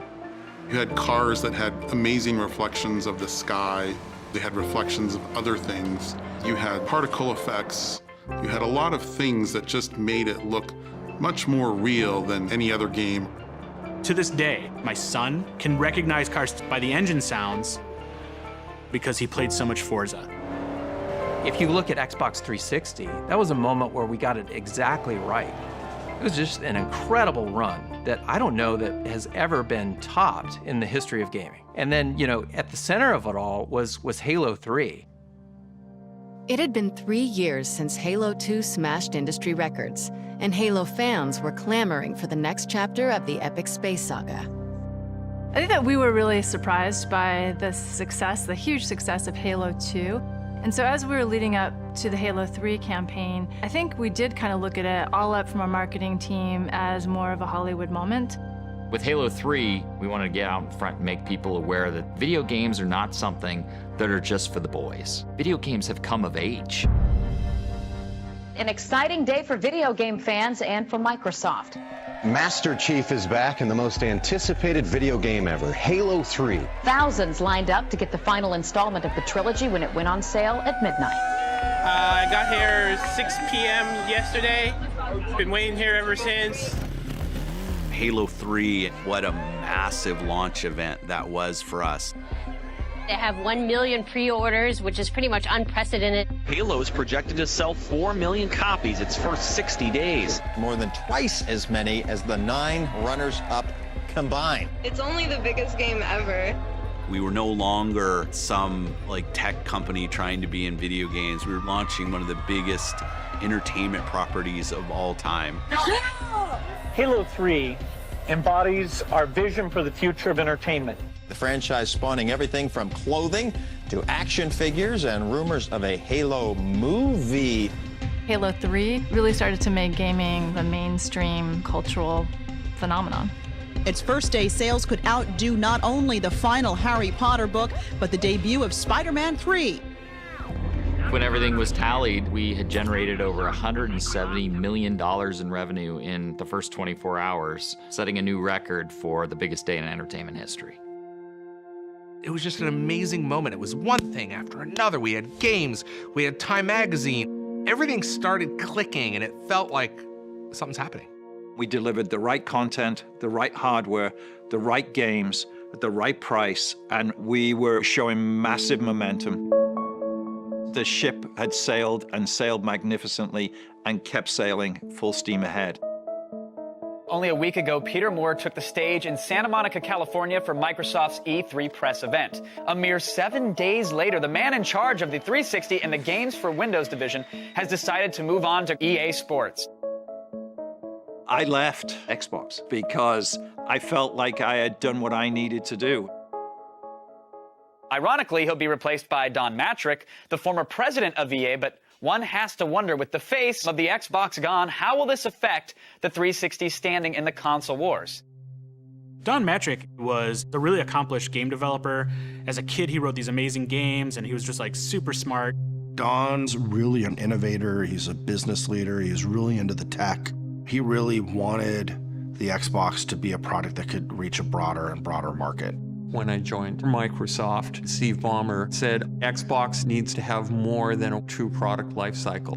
And to do that, we need to place bets, we need to move into new categories, we need to innovate and create new hit products, both in gaming and in entertainment. When Don Matrick came on board, it was more about trying to appeal to a completely different audience and a very broad audience. So there was this one meeting where he shows up and he says, we're not going for 30 million consoles, we're going for 300 million consoles. And the strategy behind that was we need to make casual experiences. When the Xbox 360 launched, we had Xbox Live built in. We had this very basic blade for Marketplace, and we had only game content. One of the things that I've been tasked to do was go get us some entertainment content, which was an entirely new idea of the time. We started doing deals with studios. We were excited when we had 1 movie and then 2 movies and 5 movies and 10 movies. Microsoft's Xbox will transform into a next-generation entertainment hub. Users will be able to navigate through music, movies, television shows. For the first time, we were realizing that streaming and digital video content was going to be a big deal. And then we had Netflix come on. Xbox 360 was a big part of putting Netflix in the living room. At the time, Netflix was a mail-order DVD catalog service. Nationally, Netflix moves more than 1.5 million DVDs a day. There's 40 of these warehouses around the country. Right. So that nearly every customer gets next-day delivery.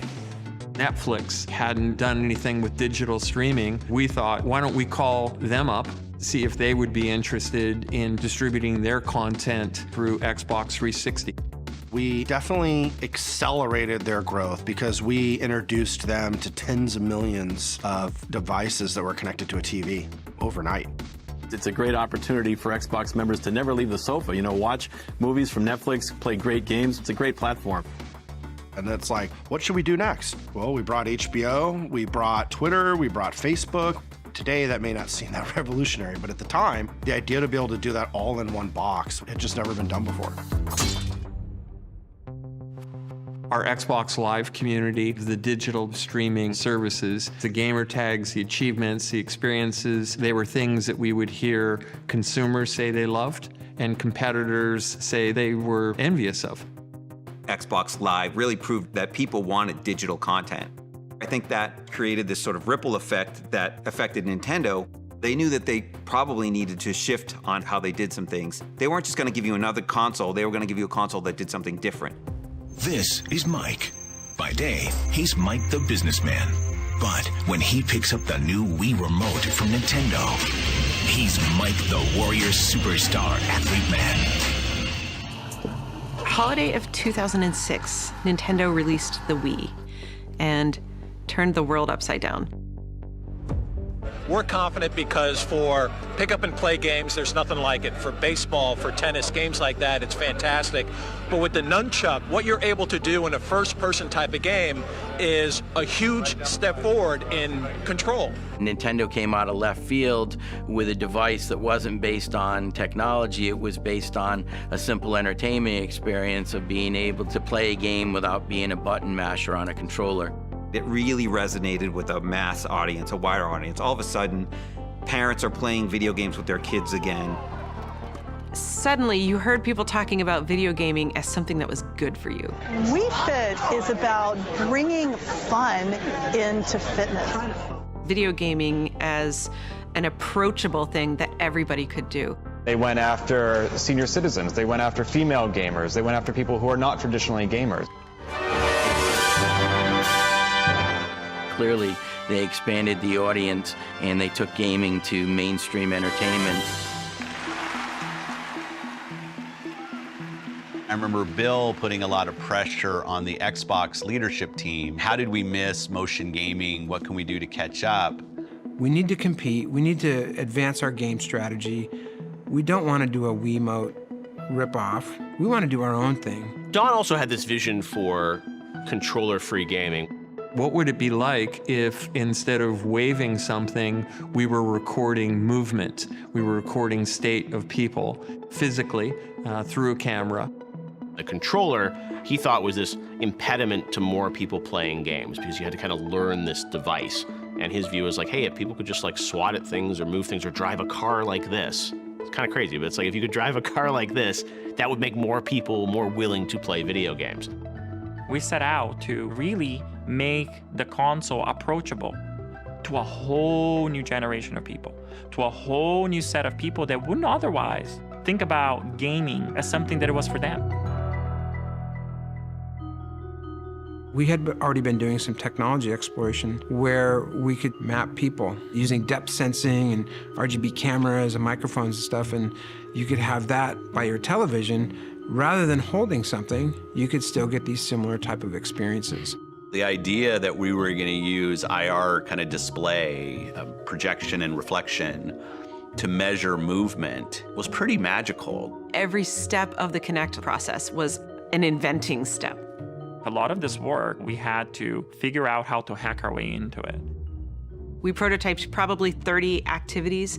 We found that the whole body activities were actually the most fun. And so that's what we ended up focusing on, to create something totally new for gamers.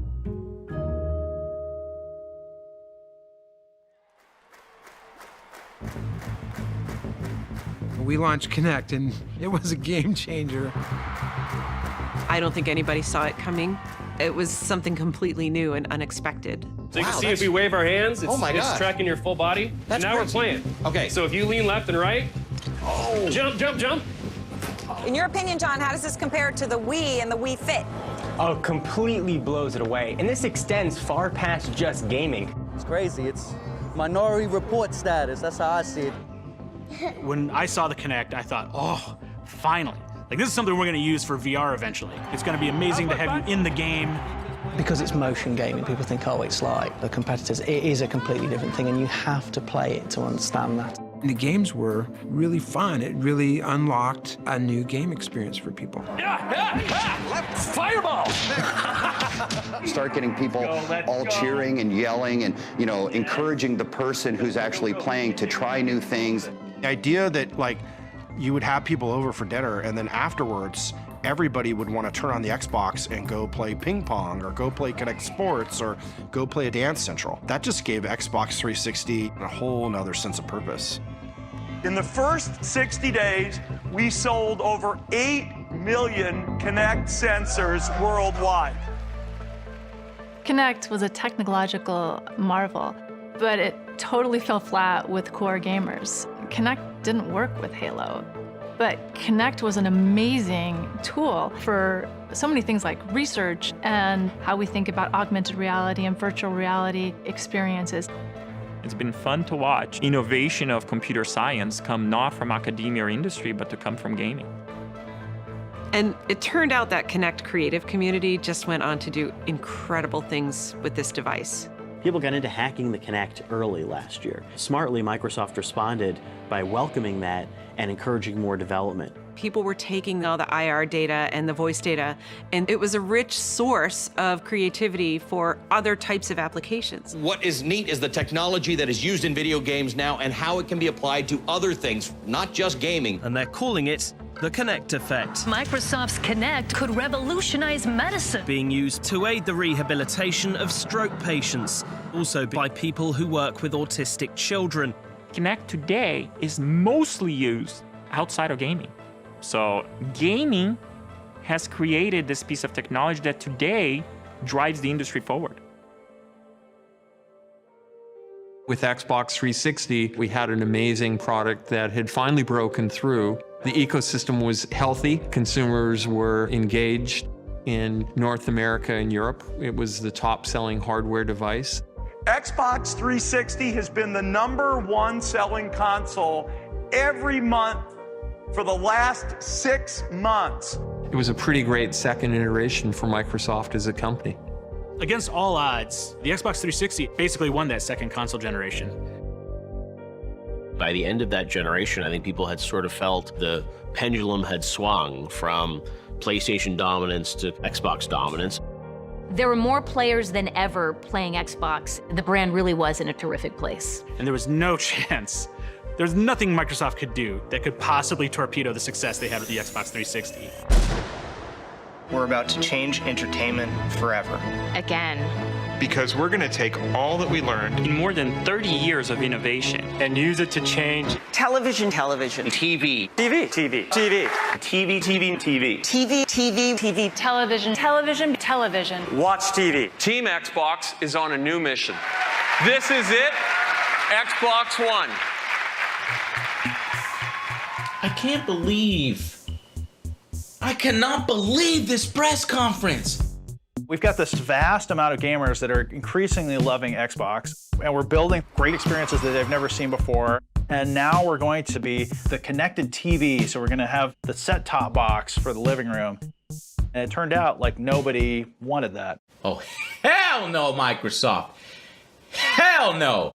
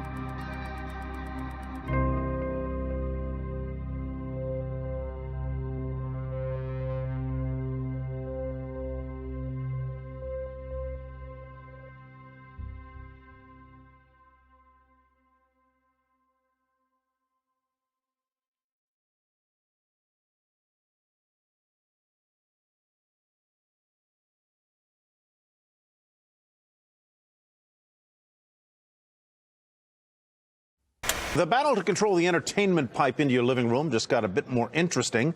Microsoft's Xbox announcing some landmark news today as it moves into the media business. It's time for a new generation of Xbox! And now, Microsoft wants to appeal to more than just gamers. They can also control your TV and cable box and everything from your movies to video conferencing on Skype to doing all kinds of things. Casual gaming, television, social, music, and video.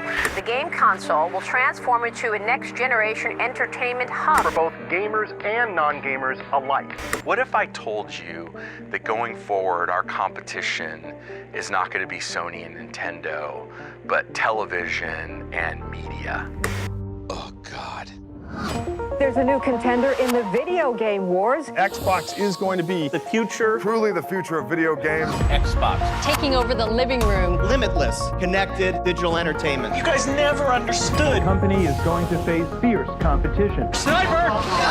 It's a ticking time bomb. Makes me very nervous to actually play this for you. Xbox getting a major overhaul. A bold vision for the future of gaming. Xbox!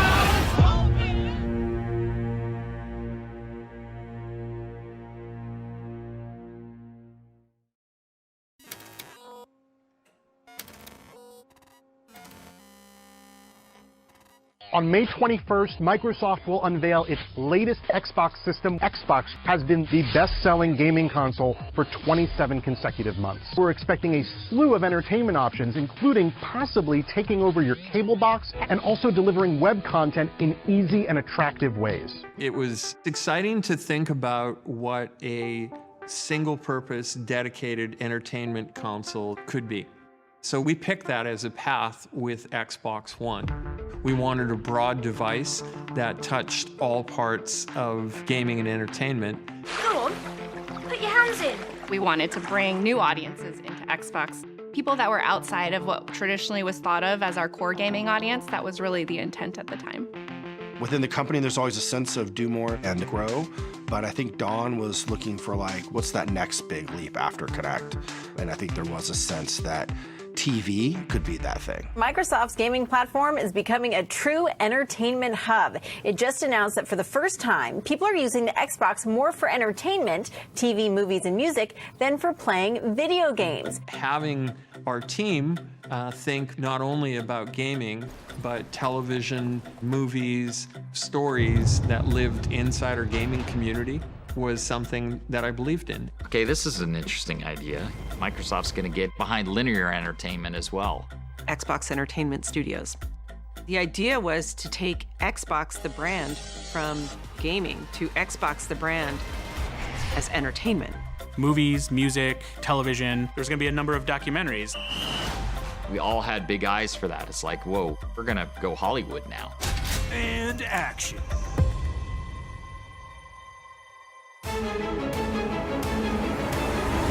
After years in development, Microsoft's next-generation console was finally ready to be unveiled at a media event codenamed Newcastle. Coming off the success of the Xbox 360, expectations were through the roof. Good morning, everyone. On behalf of the entire team, we're thrilled to unveil the ultimate, all-in-one home entertainment system. We did a stream from around the world and invited a bunch of media and influencers up to watch. We gathered everybody into the conference room. We have it streaming on our television. We're all really excited. Team Xbox is on a new mission to become the all-in-one system for every living room, the place where your games, TV, and entertainment come alive. We're driven to build a future-proof system that brings together the cloud, smart devices, new content. We are really excited to bring the world of Halo to Xbox as a premium television series. We're sitting there listening to it the whole time. And I remember one of our engineers said, like, they're not even talking about any of the games yet. Are they gonna talk about games? With Kinect, we made you the controller. This is human control for a human experience. It was all about entertainment, even a partnership with Steven Spielberg, and they showed a TV guide at the reveal event. I mean, that was really like the vision. This is the beginning of truly intelligent TV. Xbox, watch TV. You said television. We wanted to hear video games. You know, we showed a few games, but core gamers were left unsatisfied. We're all in the green room, and as each person would get off stage, you know, the execs in the room would ask what the pulse is on social, and it was not good. This is not going well. This is not going well at all. I am really, really disappointed. I think I'm gonna go into mourning now. That's how I feel about you, Xbox One. There were hypercuts released minutes after the initial unveiling of the Xbox. Watch TV. TV. TV remote. TV. TV. TV. TV. Television, television, television, TV, TV. Television, television, television. That was not the right way to unveil the next generation of gaming.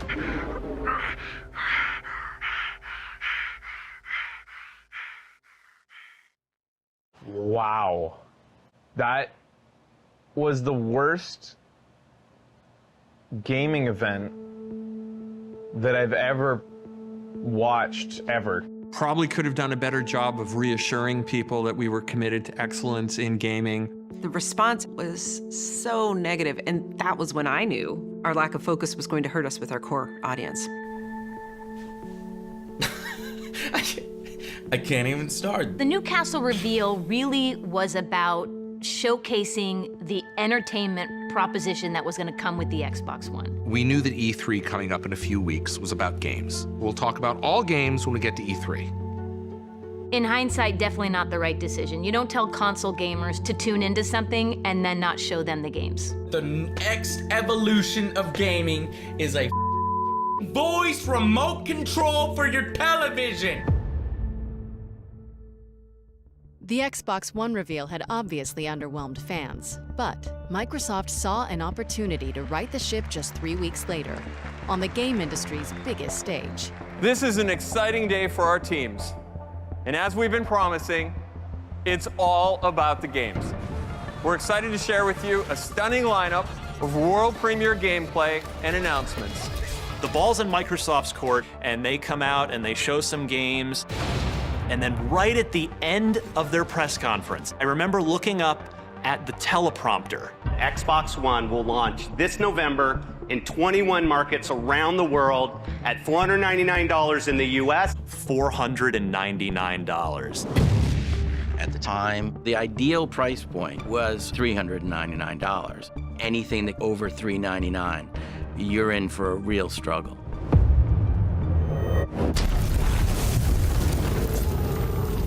The issue was that with Xbox One, Don's view was the new Kinect was going to be required as part of the box. So it was no longer just a peripheral, like the original Kinect. Now you were going to be forced to buy one. This is a terrible mistake, a huge mistake. But definitely caused a disconnect. Why are you charging me more money? I don't want this. Kinect had so much promise. It just wasn't ever going to be a thing that hardcore gamers wanted. Especially when it upped the price by $100.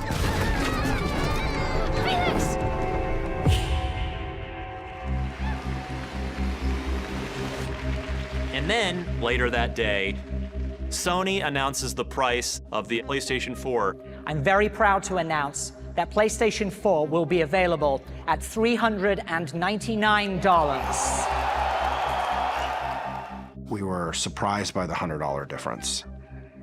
You know, then it's like, that's a pretty big headwind to come back from. You have essentially the same hardware, but one device is $100 cheaper. Cool, I'm gonna go with that one. And that's where they lost. 360 set us up for being the best box for developers, the best box for core gamers. And we then flipped it around and said, this isn't a dev box, this isn't a core gaming box, this is an entertainment device. People didn't know what to think, they were just confused. You know, they wanted to push into this digital future. The idea was all connected all the time. The console would have to be able to check in with Microsoft servers or else the games wouldn't work. Your content is available and it's stored in the cloud. There were going to be benefits to this, but Microsoft did a bad job of messaging those benefits. You don't always have to be connected, but for a lot of things like multiplayer gaming, for streaming content from the internet, you're going to need an internet connection. That's the world we live in.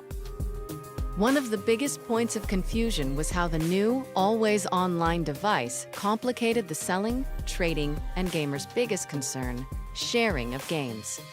We knew the digital age and era was coming. We knew it.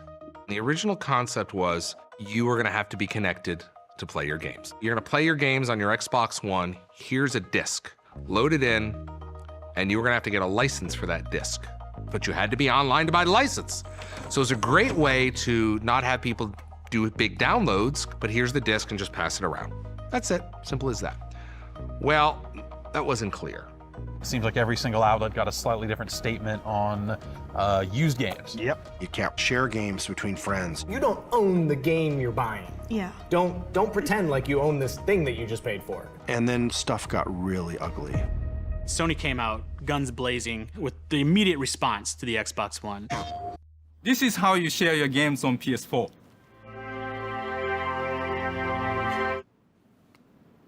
Thanks. One person just hands another person a disc, because you weren't going to be able to do that with this always online Xbox One. Your game is your game. You own it. You can sell it. You can trade it in. That was that was brutal.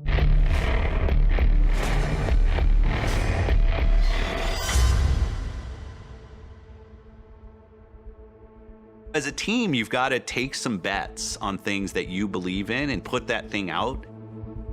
Clearly, in hindsight, it was wrong. People didn't want to spend $499 for a box to plug into their television to watch TV. They weren't wrong. Microsoft wasn't wrong that gamers wanted and expected more from their consoles. Absolutely. In fact, it was Microsoft's fault, if anything. They were too far ahead of where their users thought they should be. And there was this whole backlash that they didn't expect. In 2013, the world wasn't ready for it. We got pushback from consumers, for some journalists, questioning whether we'd made the right choice as a company. It was a valid criticism, but it was a very binary choice, and we chose to bet on online. It was a dark, dark, dark, dark moment for us, and very, very, very painful.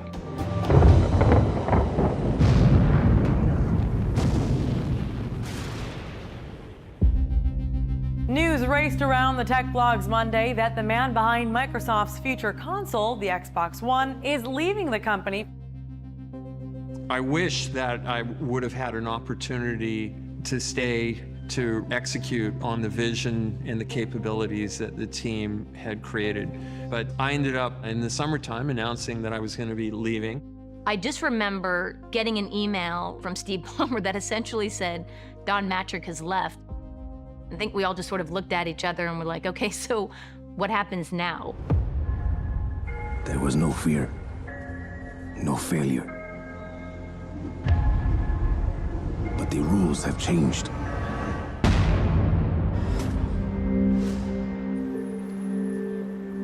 It was a long road and a long path from there, but the team didn't give up, didn't want to quit, didn't feel like we couldn't overcome this. And we still had to come out and deliver the console. Well, it's here. Xbox One, finally on sale. We had a lineup of people at the launch event. People were excited about it. We had kind of an early signal that maybe things are okay. The NPD Group has revealed that Xbox One led console sales in December, and with its $500 price point, the Xbox One led annual hardware sales on a dollars basis. But by April, we were outsold 6 or 7 to 1 in the market, maybe 8 to 1.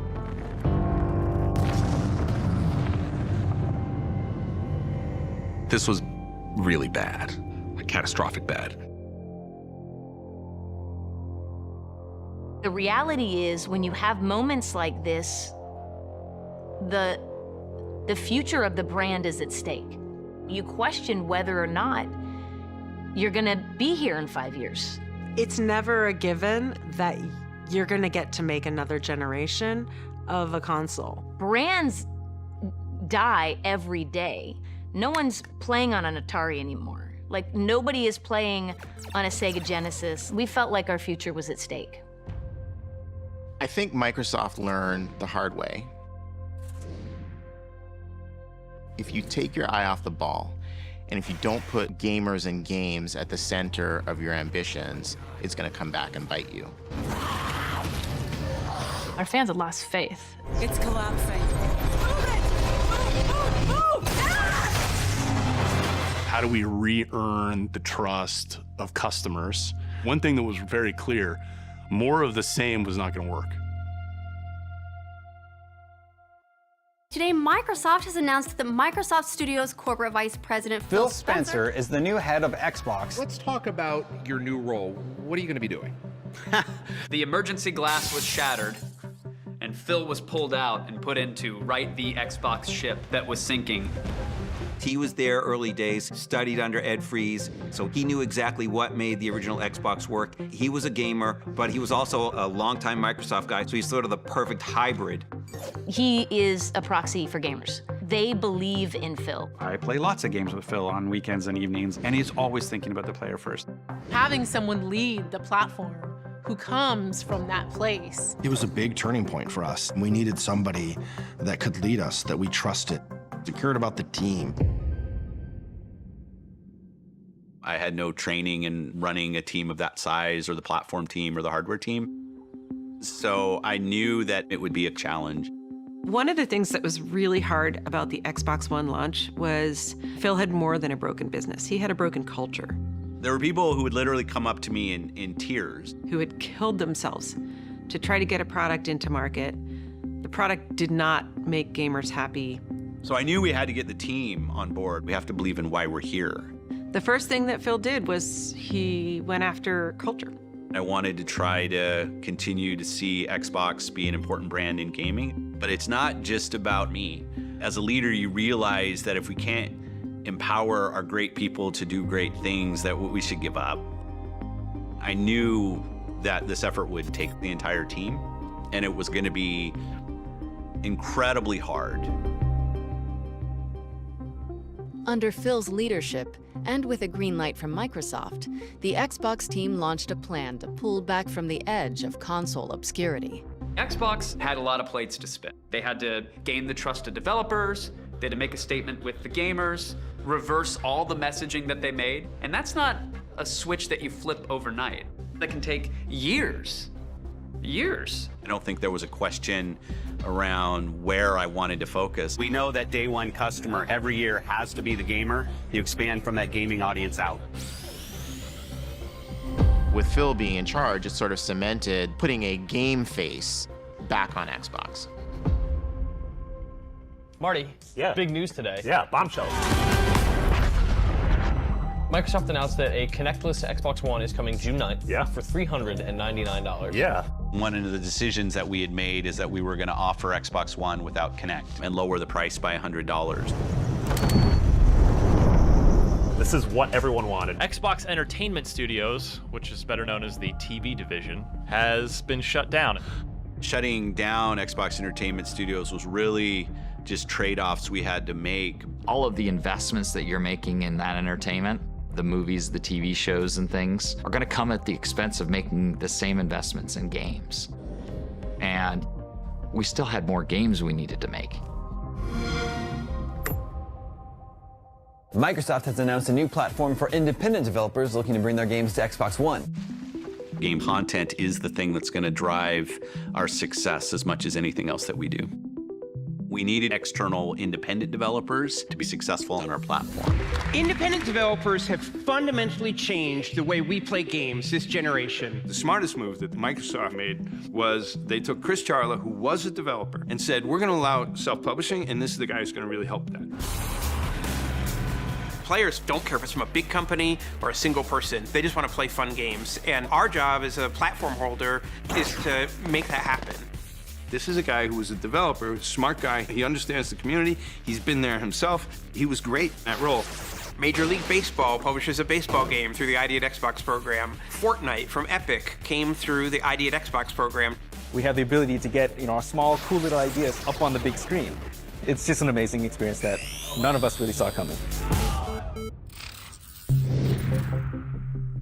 Back when Microsoft said Phil's going to be in charge, our faith went way up that things were going to change, and then right away they did. And then when Microsoft showed that they were making these moves, you were like, this has all the opportunities to really go the right way, but the gamers were still upset. And you're like, well, look, it's a big ship, but the changes they just made, give them a chance. While lowering the price of Xbox One and reprioritizing developers were major steps towards getting back into the good graces of gamers, a desire to enlist an entirely new generation of players inspired Xbox to go somewhere it had never been before. Let's go to a place where everything is made of blocks, where the only limit is your imagination.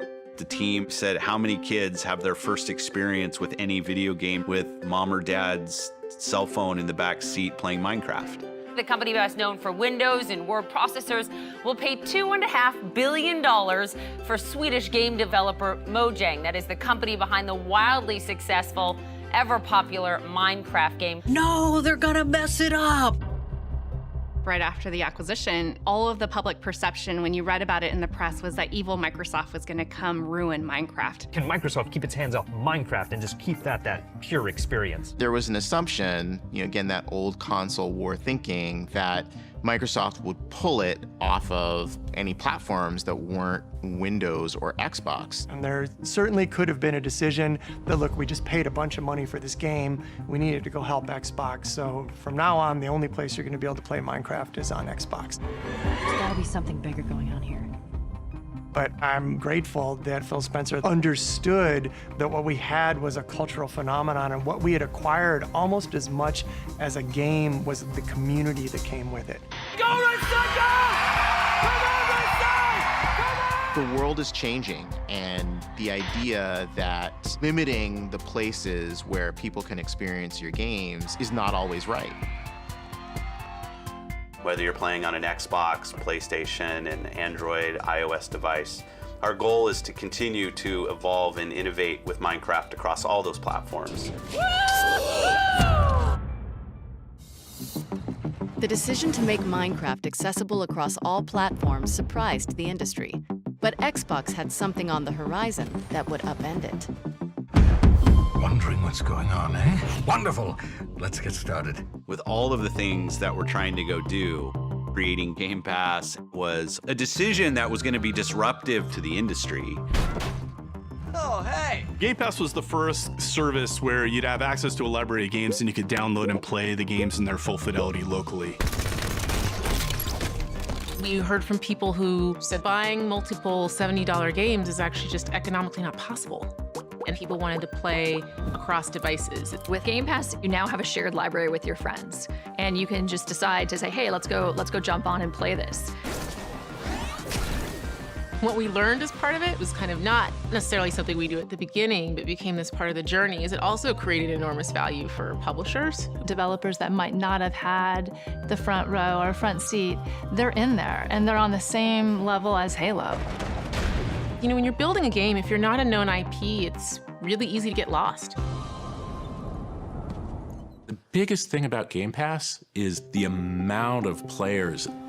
I can put a game into Game Pass, and 10 million players can show up the next day who might not have decided to plunk down $60 for my game. It lowers the barrier to entry. It makes it easier for you to experiment and choose. The people that subscribe actually play more games. It's just like flick, flick, flick. Oh yeah, I'll play this one for a while. And now you see other companies considering and moving in faster to the Game Pass model. Game Pass is probably the future of how we distribute games.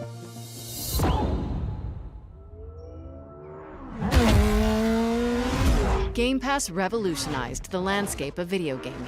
But in order to get the most out of the tsunami of new content they were providing, Xbox knew it was time to up the ante. When we launched the original Xbox, we had this tagline. There's no power greater than X. And we were the most powerful. And we owned that. That's what our gamers expected from us. That's what we had delivered early on. We were always the most powerful console. And we lost that with Xbox One. As we thought about broadening what the Xbox One did, we had sort of lost sight of, first and foremost, this is a gaming machine. The PlayStation 4 was a technically superior experience. One friend tells his friends, hey, it's better on PlayStation 4, you should play it over there, and that just spreads. If we were a car company, we always made the fastest car, and that's what our brand was. But for us to get back to what we were always about, we needed a console that would be more powerful than any other console. It was about reclaiming the horsepower narrative. So Phil delivered Project Scorpio, which they called the Xbox One X. We went back to our roots of being the most powerful console ever built. More power, more pixels, more frame rate. It was all about core gaming goodness. True 4K gaming. They engineered the world's most powerful console. They win back a lot of gamer trust with that. This monster was almost like the rebirth of the Xbox brand. To continue to make sure there is no power greater than X as we thought about the future. The most powerful console is a thing of beauty. I think the big thing for me is just games. How do we deliver the best games to people? Get the games that our players love. We said, content is critical. And one of the best ways to get the best games is to invest in studios. That's what we like to see. But making games is hard, it's complicated. It's about, hey, can a group of people actually effectively create something together? We have to be really thoughtful and mindful about respecting the culture and the heritage of the studio, but also infusing, kind of the power of Microsoft. There's no magic formula for that. I think that's more of an art than a science. One of the biggest missteps that we learned from in the past was Lionhead. We had already published Fable 1, and it was a hit. People loved it. The beauty of that game, it was basically like a moving stained glass window. People wanted more, and so we bought Lionhead. Those were good years. The game was great. Just everything came together. But after Fable 2, Connect came along, and the Fable Connect marriage just never really took. And then Fable Journey was a passion project for a lot of people, but I think it deviated pretty significantly from the pillars of what made Fable 1 and 2 so popular. There's some very, very sad news coming out of Microsoft today. So they're shutting down Fable developer Lionhead Studios. We acquired Lionhead in 2006, shut it down in 2016. A couple years later, we reflected back on that experience. What did we learn? How do we not repeat our same mistakes? You acquire a studio for what they're great at now, and your job is to help them accelerate how they do what they do, not them accelerate what you do. I wish Lionhead were still a viable studio. It is only when you fall that you learn whether you can fly. When we launched Xbox One X in 2017, we knew studio acquisitions were going to be huge for us. The studios we had were creating amazing games, but we wanted to have more. And the challenges that we went through with Lionhead taught us what to do this time. Welcome to E3 2018. So with the many failures of the Xbox One, they're a distant second to Sony. But to their credit, they had been doing everything right. The potential is there at E3 2018 to regain that foothold in the upcoming next generation. We know that exclusive games from our Microsoft studios are what originally turned so many of us into Xbox fans. The first and greatest instance of us showcasing what we do for players is what we do with our studios. Phil, he took out the credit card, went on a shopping spree, bought some amazing companies, started promising games. I'm excited to welcome Undead Labs to Microsoft Studios. It doesn't matter what your technology is. If you don't have the games, we were done. Content is king. Ninja Theory, Compulsion Games, a brand new Microsoft studio. The Initiative, Playground Games. Yesterday was a huge moment. You brought not one, not two, not three, not four, but 5 new studios. The acquisitions kept coming at a blistering pace. We'll be acquiring In Exile Entertainment, Obsidian Entertainment. We doubled the number of internal studios to 15 internal studios and made a big group of acquisitions. Double Fine Productions. Buying all those studios, Microsoft focused back on the hardcore gamer. We're highlighting 60 games for you. 14 games from Xbox Game Studios and over 30 games premiering in Xbox Game Pass. Let's jump in. This volley of acquisitions created one of the largest, most diverse catalogs in the industry. But Microsoft had its eye on one more target, and it was a big one.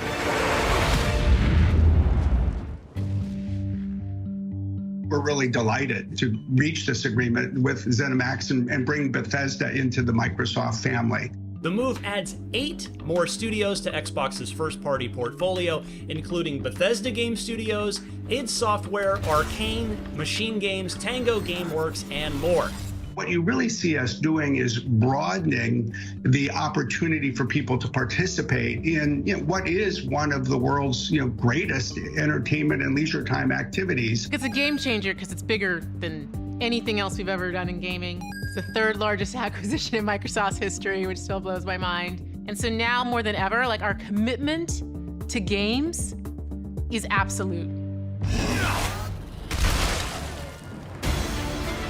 Microsoft's commitment to keeping fans on their toes was also absolute. Good evening, everyone. Welcome to the Game Awards 2019. I'm Jeff Keighley.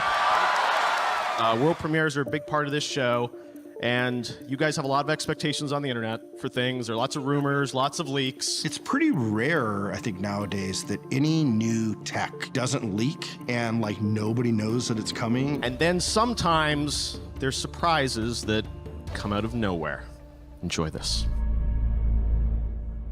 Let's suppose that you were able every night to dream any dream you wanted to dream.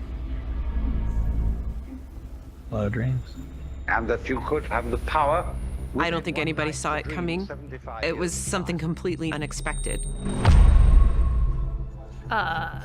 Whoa, is this Elden Ring? Even the video was deliberately designed, talking about power your dreams and the visuals of that. Let's have a surprise. BioShock? And then, wait a minute, what was that? Wait, what? I just saw a car race through, and then there's like a soccer scene, and then by the time I saw Master Chief. That's Halo! Halo. That's what I want. And finally, you would dream where you are now. Seeing the streamers that were streaming and their reactions, that element of surprise is so magical and so powerful. That's that. Oh, Scarlet! Oh, yeah! Xbox! This is not the new Xbox console. Wait, this is not the new Xbox console. What? They're showing their new box? What the heck? For 18 years and 3 generations, we've designed Xbox consoles to power your dreams. Oh, my boy! You dog. Meet the Xbox Series X. It was nutso because I had no clue it was coming. And I was there. Our fastest, most powerful Xbox will set a new bar for performance. Games are going to look better. You know games are going to play better. It is, in fact, the most powerful console you can have in your living room right now. Yes! Yes! When we talk about freedom to play, Project Scarlet is the formation of our future in cloud. Microsoft, meanwhile, launching a video game streaming service. All your games can be streamed right into your phone or your computer. The same way the original Xbox bridged the gap from early adopters with broadband, this powerful beast of a machine that can play games locally, it's also going to connect to the cloud. So it will bridge the gap between traditional in the living room local gaming and cloud-based gaming. We envision a world where you can play any game with anyone on any device. It is the next instance of what it means to game anywhere. We're streaming from data centers around the world to people's cell phones. We have thousands of people doing it in 3 continents. Like, that's just crazy. And I'll be damned if it doesn't actually, I mean, it works. It actually works. Where are we? I'm a big believer in the technology access story of Project xCloud. Think about the way you could unlock community. One of the things we were really focused on with this generation was making Xbox available and appealing to the widest audience. I think we have some unique responsibilities to bring people from different backgrounds into the experience. And in order for us to succeed in that, we need to have the right services and content and creators building things for all kinds of players. It's about creating an opportunity for those that would not have had it otherwise. 2.5 billion people on the planet play video games today, half the connected world. And that is the scale of opportunity a company like Microsoft should go after. Being bold and making bets is part of the culture of what it means to be here. I think that's true now. And it was true from the beginning.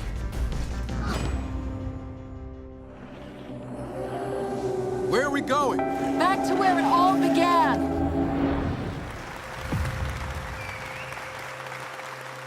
And we had some guys at Microsoft came and said, we should do a console. A Microsoft console?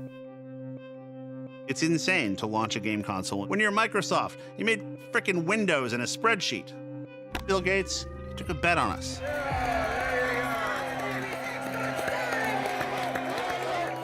Being able to do something very different and revolutionary was where you were getting our energy from. Are you ready? If you think about where we were 20 years ago, when I first moved into the games group, my dad was horrified because gaming wasn't a career and gaming was something that nobody did. One of the most incredible things is this turning point in how gaming is viewed. That evolution of people suddenly seeing the value of the community that comes with gaming. There's a fundamental change to the way we think about human interaction. There he is. We can have deep, meaningful relationships with people a world away that we've never met in person. 11 years of playing together. 11 years. We finally see each other. Even in recent history, throughout 2020, we saw that people recognized this as a way to have a social experience in a time when we had to be distanced. The pandemic got people to rethink how they think about video games. Children can sit and play Minecraft with friends and build and create something and connect. And at the core, that's what Xbox is about. As Xbox continues to grow, I think it's going to continue to shape the future of the gaming community. It goes beyond how many units they sold. It goes beyond which generation they won or were dominant in. I think a company like Microsoft, we should stand for something more than just what place we're in. And I want Xbox to be around forever. And I want to be able to look back on it and say, we really use this opportunity to shape culture. So I'm announcing the Xbox, the future of console gaming, a whole new platform that all of you are going to take in directions that we can't even imagine. And the empowerment that comes out of this is going to be amazing. The power of X.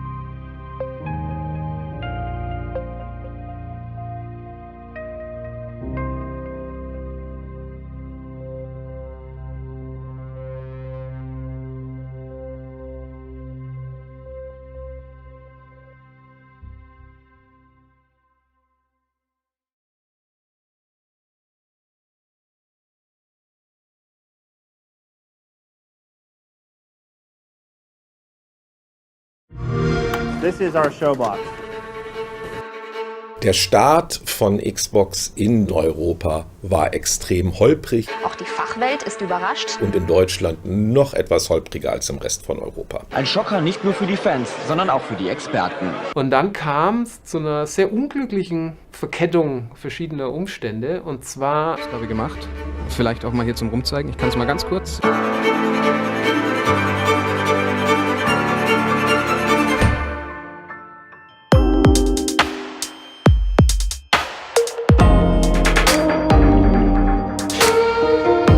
Mein Name ist Boris Schneider-Jone. In den späten 80er Jahren habe ich sehr viel gemacht, in dem Bereich Spielezeitschriften bis rein Mitte der 90er Jahre. Und im Laufe dieser Arbeit habe ich angefangen, Aufträge zu bekommen, Marktforschung über Videospiele zu machen. Wie ticken deutsche Videospieler? Warum will das eigentlich jemand wissen? Bis dann klar war, Microsoft möchte selber in den Spielekonsolenmarkt einsteigen. Und als das sehr konkret wurde und klar war, es kommt eine Konsole auf den Markt, da habe ich dann natürlich gedacht, ach, so schlimm war es in der Spielebranche doch nicht.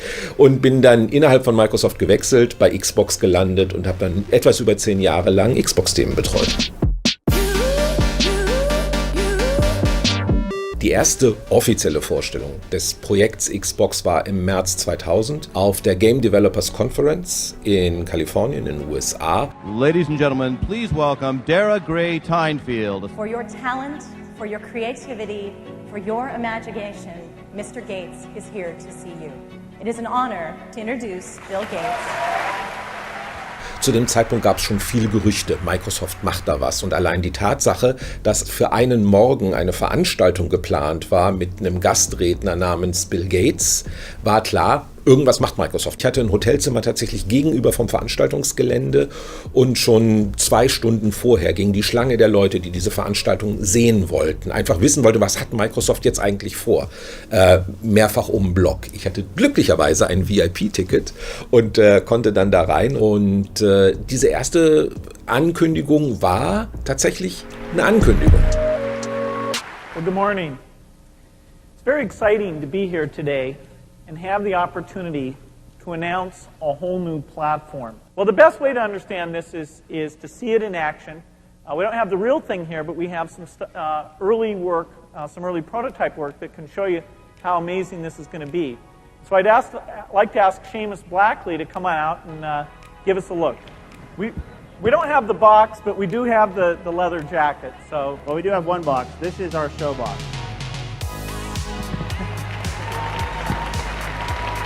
Und was die hatten, war im Prinzip eine PC-Platine in einem sehr unförmigen Gehäuse, so ein riesiges Chrom-X. Und das Ding hatte den Namen Xbox aus DirectX, das war unsere Technologie für Windows, um Spiele zu programmieren, und Box, Kiste. Und deswegen heißt die Xbox Xbox. Aber es war super spannend, eben weil es der Einstieg einer amerikanischen Firma in den Videospielemarkt war und dann noch eine von der Größe von Microsoft. Das hatte schon entsprechend Gewicht.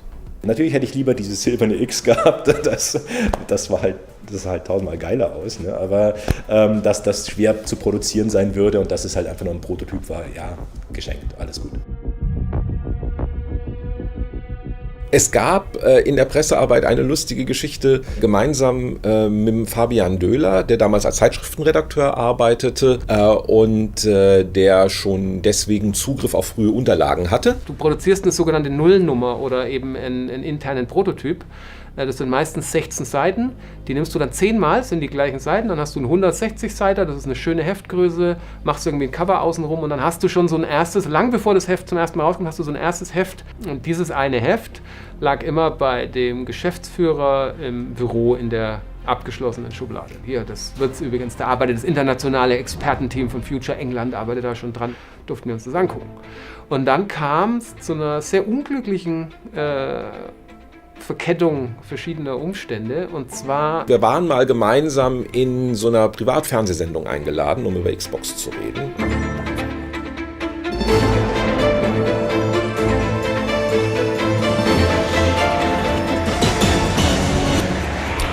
Neben mir sitzt jetzt Fabian Döhler. Hallo. Er hat heute sein Leben riskiert, um uns etwas ganz Besonderes für unsere erste Sendung, für die Premiere mitzubringen. Fabian, was ist das? Ja, und zwar, wie wir vielleicht alle oder hoffentlich schon wissen, nächstes Jahr im Herbst plant Microsoft den Launch der Xbox. Und wir bei Future machen das Heft dazu, das offizielle, haben jetzt schon damit angefangen, haben eine erste Ausgabe gemacht. Vielleicht auch mal hier zum Rumzeigen. Ich kann es mal ganz kurz. Ich habe während der Sendung gar nicht mitgekriegt, dass irgendwas passiert ist, aber so dann die nächsten Tage wurde es allen Beteiligten etwas mulmig, weil Fabian ein Heft in die Kamera auch gehalten hatte und da war eine Abbildung der Xbox drin. Zu einem Zeitpunkt, wo das Design der Xbox noch nicht öffentlich bekannt gegeben war. In dem Heft waren verschiedenste Prototypen von der Xbox. Teilweise waren es Fotos von Prototypen, teilweise waren es Rendergrafiken. Und dann habe ich halt eins gezeigt. Achtung, ganz kurz. Und schnell wieder weg. Und da haben wir sie alle gesehen. Ja. Und was ich nicht wusste, es war das finale Design, was ich da gezeigt habe. Nicht wissentlich habe ich das finale Design der Xbox enthüllt in der Sendung. Noch ein Gag gemacht. Naja, ich wurde nur angesprochen, ist das wirklich passiert und so weiter. Aber ich glaube, der hat von seinem Arbeitgeber deutlich mehr Druck bekommen, als ich von meinem. Großes Geschrei. Und dann habe ich halt noch gesagt, ja Moment mal, ich habe doch gefragt, ob ich dieses Heft haben kann. Was hast du denn gedacht, was ich damit mache? Sah alles nicht so gut aus. Und natürlich ist es auch intern bei Microsoft hochgekocht. Und wenn ich mich richtig erinnere, war es dann Boris, der mal in die Runde gefragt hat, wie es dann schon hieß, naja, die schmeißen jetzt den Redakteur raus. Und dann hat halt Boris mal gesagt, ja, aber sagt mal, es gibt ja eigentlich einen klaren Vertrag, dass dieses Heft nie aus dem Verlagshaus A geht und dass es B nur bei den Chefs ist. Also hat mal jemand gefragt, wieso dieser 0815 Spieletester-Redakteur, das meine ich jetzt gar nicht böse, wieso der eigentlich dieses Heft hat, das ist doch nicht dem sein Fehler. Dann hat Future gesagt, ja, wir haben hier mit Microsoft gesprochen, stimmt, du konntest ja gar nichts dafür und dann durfte ich bleiben. Das war so eine Achterbahnfahrt der Gefühle.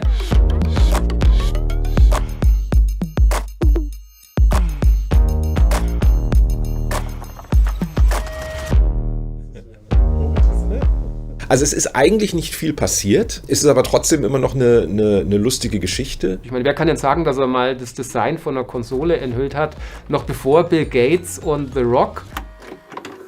We're unveiling the Xbox.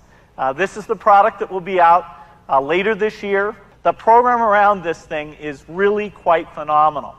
But the box itself is another thing that we put a lot of energy into. This is the Xbox. And so, for the first time, let me now unveil Xbox. Weil ich die Xbox Classic, die erste, die wirklich maßgeblich sich eingeprägte schwarze Xbox, diese ganze Designgeschichte aus dem Schwarz und dem Grün und dem X. Xbox war da.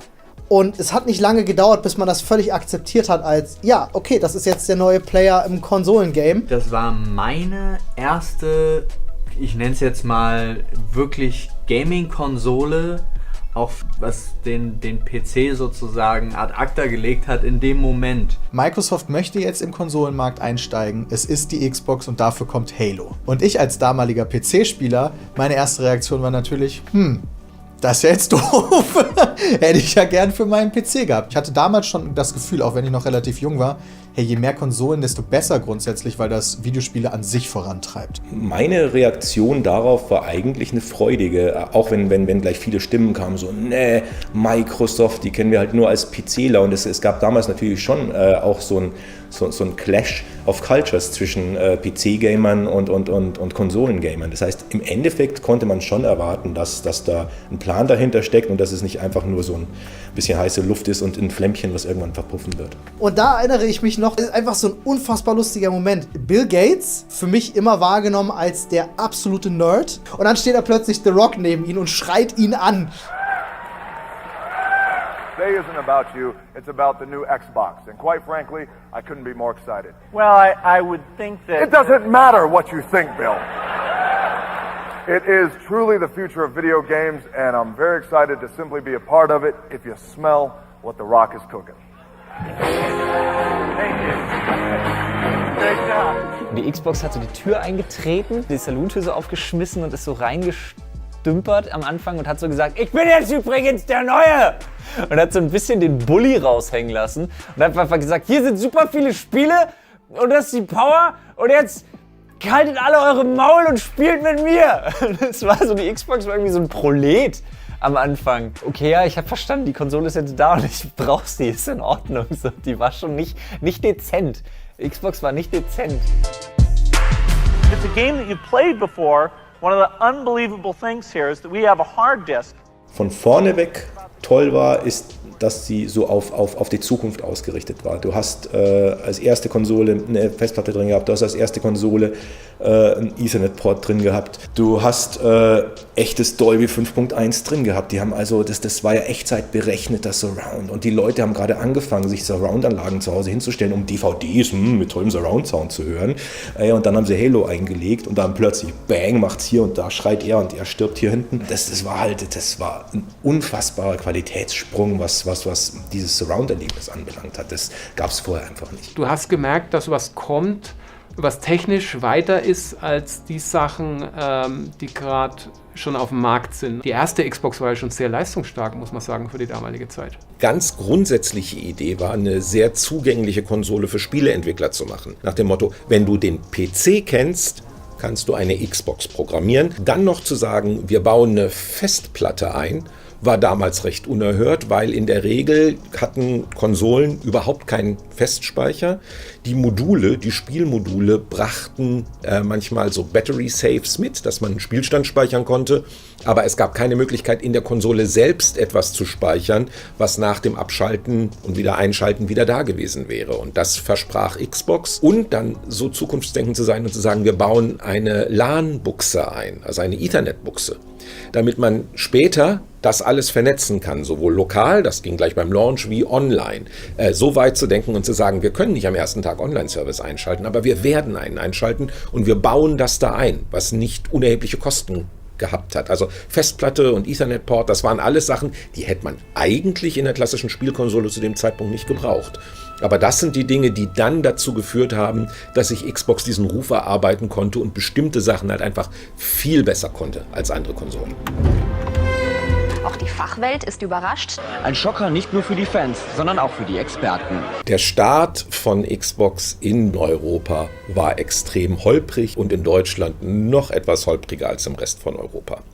Um die exklusive Konsole vorzustellen, hatte Microsoft auch eine exklusive Location gewählt. Das Drama fing an im Oktober, November 2001 auf einer Veranstaltung namens X01 in Cannes, Südfrankreich. Das war ein echt guter Deal, muss ich sagen. Die haben das sehr gut gemacht. Die haben ja alle hingekarrt, so wie sie es sonst auch immer machen, und hatten dieses kunstvolle Haus gemietet. Das bestand aus ganz vielen so Bubbles, so Blasen, und in jeder Blase war irgendwie ein Spiel mit den Entwicklern, wurde gezeigt, man konnte da wie in so ein Labyrinth durchgehen und hat ständig irgendwas Neues gesehen. Mit Games wie Dead or Alive 3 bietet die Xbox schon zur Markteinführung am 14. März eine bisher nicht erreichte Grafikqualität. In diesen Räumlichkeiten waren dann überall die Teststationen. Das war echt reichlich und das war toll. Da hat Microsoft im Gegensatz oft zu anderen mit sehr offenen Karten gespielt. Also man konnte, glaube ich, wirklich das gesamte 20-titelige Startline-Up konnte man dort austesten. Die haben wirklich jeden Entwickler herangezogen. Da war Lon Lanning und da waren die Oliver Twins von Blitz Games und alle möglichen und Peter Molyneux war da. Und haben sie daneben gesetzt und jeder durfte sein Spiel zeigen und so. Und also da wurde wirklich einfach alles gezeigt. Und ich kann mich erinnern, da war mein erstes Halo-Multiplayer-Erlebnis und das hat mich extrem geflasht, das weiß ich noch ganz genau, weil es war zum ersten Mal so eine riesige LAN-Party. Ich kannte das mit Konsolen in diesem Sinne noch nicht so, kannte bisher nur Link-Kabel und alles, wo maximal 2 Leute sitzen, und in dem Fall war das einfach Hammer. Du hast gesehen, okay, 2 größere Teams auf dieser geilen Riesenmap, das war die Valhalla, also Bloodgulch, der Kampf um die Flagge, zusammen mit natürlich den ganzen Journalisten, die keine Ahnung hatten, gegen die Entwickler, die absolute Pros waren in ihrem eigenen Spiel. Das war schon sehr, sehr unterhaltsam. Großartige Veranstaltung. Einziger Haken, zu dem Zeitpunkt nannten wir das Datum und den Preis. 940 D-Mark wird die Box kosten, wenn sie am 14. März in Deutschland erscheint. Auch die Fachwelt ist überrascht. 479 €. Im Ernst? Und ja, nee, gibt ja Gründe dafür, laber. Aber klar, es war für ihn sicher gar nicht mal so leicht irgendwie, diese Stellung da irgendwie innezuhalten zwischen der Company und natürlich berechtigte Kritik, die von unserer Seite kam. Das war deutlich teurer als der Preis in den USA. Das war deutlich teurer als jede andere Konsole im Markt. Und das war nicht gut. 4,79 € war schlicht und einfach auch zu teuer, muss man ganz ehrlich sagen. Das hat dann dazu geführt, dass am Launchtag schon der Preiskrieg losging. Die hat am ersten Tag weniger gekostet, als sie eigentlich hätte kosten sollen. Also das war meiner Ansicht nach richtig gut. Das Einzige war, jeder hat sich kaputt gelacht über diese gigantischen Controller. Damals gab es noch nicht die S-Controller. Das heißt, man hatte nur diese riesigen, absurden UFOs mit diesem Glas, mit der Glaskuppel in der Mitte. As I said, the design here was driven by spending time with gamers, actually putting the control in their hand. Eines der interessantesten Themen der ersten Xbox ist natürlich der Controller, interner Codename Duke, von dem immer gesagt wird, er sei viel zu groß gewesen. Und der Controller, vor dem habe ich mich natürlich gefürchtet. Also muss ich wirklich sagen, und dann kommt halt dieses Teil. Und erstaunlicherweise war der gar nicht mal so schlecht. Dieses Riesen-Moped, und ich habe jetzt nicht allzu große Finger und ich dachte nur so, was zur Hölle, was ist das für ein Riesending, so? Tu mal so, als hättest du einen Controller in der Hand, also spiel Luftcontroller. Und wenn man das macht, wenn man Luftcontroller spielt und dann den Duke-Controller in diese Hände reinschiebt, dann stimmt's. Der ist tatsächlich ergonomisch perfekt durchdesignt. Microsoft hatte Ergonomielabors, wir hatten das inzwischen gut drauf, wie menschliche Hände funktionieren und hatten die dumme Idee, den perfekten Controller für erwachsene Hände zu bauen. Aber man hatte es trotzdem halt, man hatte ein gutes Pad in der Hand. Ne? Alle haben sich nur gedacht, ey, warum ist es so groß so? Warum kann man es nicht kleiner machen? Und mit dem S-Pad war es meiner Ansicht nach dann auch schon nahezu perfekt. Also ich habe da nichts Negatives dran gesehen und sie war auch relativ groß. Alles war ja davor eher so im japanischen Kontext ja immer und relativ eher klein gehalten. Und dann kommen plötzlich halt so die Amerikaner daher. Also das war dann schon etwas, wo man dachte, wow. Vor allem auch, wenn man so drüber nachdenkt, da hat man noch nicht mal ansatzweise darüber nachgedacht, wie es denn mal wäre, ohne Schnur zu spielen oder was auch immer. Und wenn ich mich noch recht entsinne, waren noch die Kabel auch noch so, dass du sie auch noch zwischendrin irgendwie noch so trennen konntest und so weiter und so fort. Ich hatte legit für den ersten Xbox-Controller hatte ich zu kleine Hände. Das war super lustig. Kann ich auch vor mich legen und kann so wie so auf Bongos darauf rumspielen. Ja, weiß ich noch, war geil.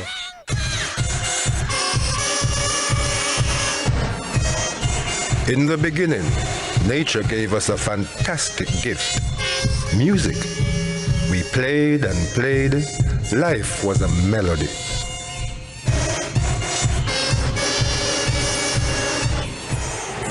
Then one day, a voice told us, get a job. We became bad musicians. So bad.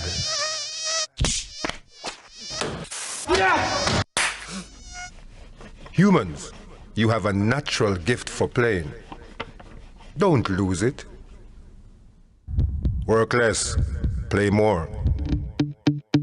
Also wenn ich mal so rückblicke, auch auf die Marketingkampagnen, die Xbox gefahren hat, die ja oft teilweise auch frech waren, also sehr westlich natürlich waren, weil man muss natürlich überlegen, dass die Konkurrenz eben aus Japan kommt und deswegen eine ganz andere kulturelle Prägung hat, auch was die Werbespots angeht. Und das Marketing drumherum, es gab eine britische Agentur, die die Werbung und das Marketing rundum gestaltet hat für Europa. Es gab einen sehr berühmten Werbespot, der sogar einen Preis gewonnen hat hier in Deutschland.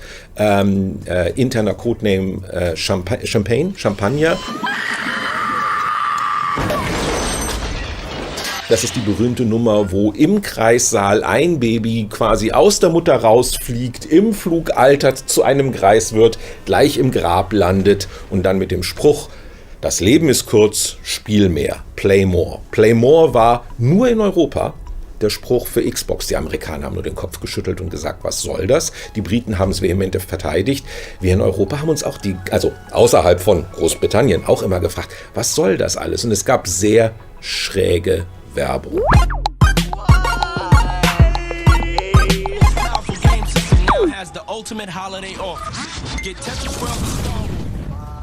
Ich glaube, ich bin mit der größte Chaot, den sie hier in Deutschland jemand eingestellt haben. Die Leute, die bei Xbox zum Start gearbeitet haben, haben alle irgendwie Videospiele sehr gerne gemocht. Frank Pingel, Pamela Liebhardt, Thomas Czaric, so als Kernteam. Aber natürlich, wir waren die Außenseiter. Also das war eine die Firma hat Excel gemacht und Server. Und dann, ich erinnere mich noch, es gab mal ein Gespräch mit damals noch Mercedes-Benz, die dann irgendwie Halo gesehen haben und gesagt haben, mit einer Firma, die sowas auf den Markt bringt, wollen wir nicht zusammenarbeiten.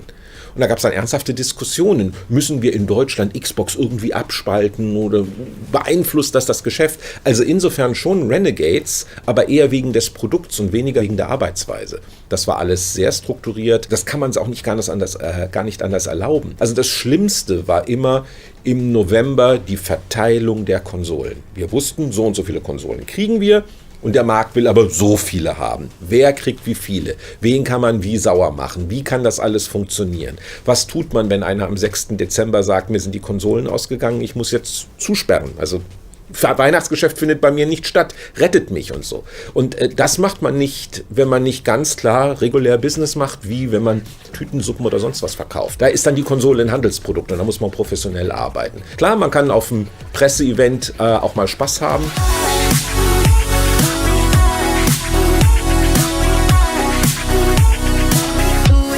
Am Ende des Tages muss man da auch sehr konzentriert und in einem kleinen, kompakten Team sehr, sehr zielgerichtet arbeiten. 3, 2, 1 und ab! Oh. Scheiße! Alles klar, Jungs! Xbox war aber auch Konsolengaming wird erwachsen. Das, glaube ich, ist das, was man auch damit verbinden kann. Dass es einfach nicht nur diese bunten Sprites sind, die da irgendwie über den Bildschirm irgendwie daherkommen, sondern dass da halt tatsächlich schon, dass wir original wirklich so von Fotorealismus halt jenseits der zweidimensionalen Darstellung halt irgendwo haben. Xbox war tatsächlich so die erste Konsole, die dann gesagt hat, so jetzt Schluss mit lustig, jetzt geht's mal in die Richtung, jetzt machen wir das mal wirklich. Und das war, glaube ich, auch schon sehr faszinierend. Da konntest du hin oder her, ja, aber das ist der PC-Markt, warst du aber trotzdem so, das ist schon ganz geil.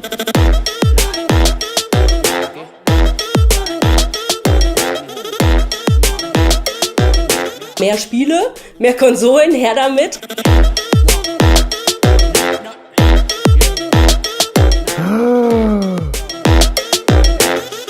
Das war ein Classic-Game? Für mich war das einfach mehr Content, mehr Input, her damit. Das geht nicht, Alter. Ohne Halo, ohne mich. Das war so ein richtiges, das muss sein. Es war auch was man nicht bei seinen Eltern das konntest du nicht gut verargumentieren. Es war so, ja, aber warum? Das muss.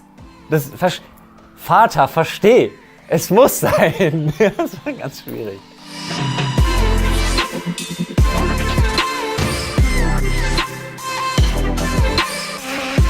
Crimson Skies, Splinter Cell, and das Snowboard-Spiel und Dead or Alive 3.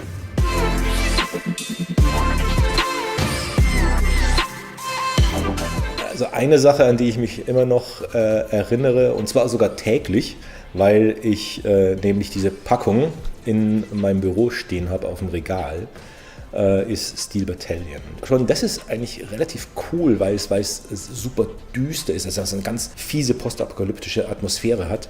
Aber was halt richtig krass an dem Teil ist, dass es mit dem Controller kam. Und der ist ungelogen, also die Kiste ist ungefähr so groß. Und das ist halt dieser Controller, wenn du den aufbaust, brauchst du auch einen Tisch, also du musst dich an irgendwie den Tisch setzen.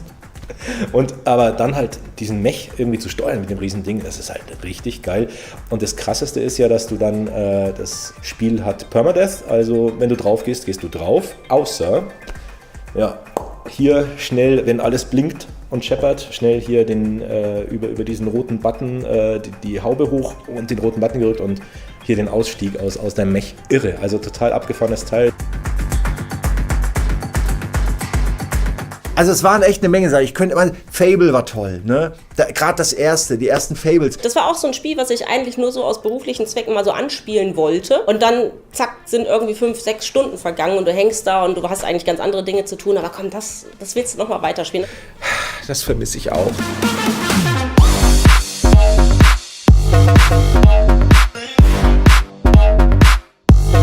Dann kam Project Gotham Racing, finde ich heute immer noch einen furchtbaren Namen, weil auch der Projektname, aber so klingt er leider auch hin. Aber außen vor, der Rest von Project Gotham Racing richtig klasse.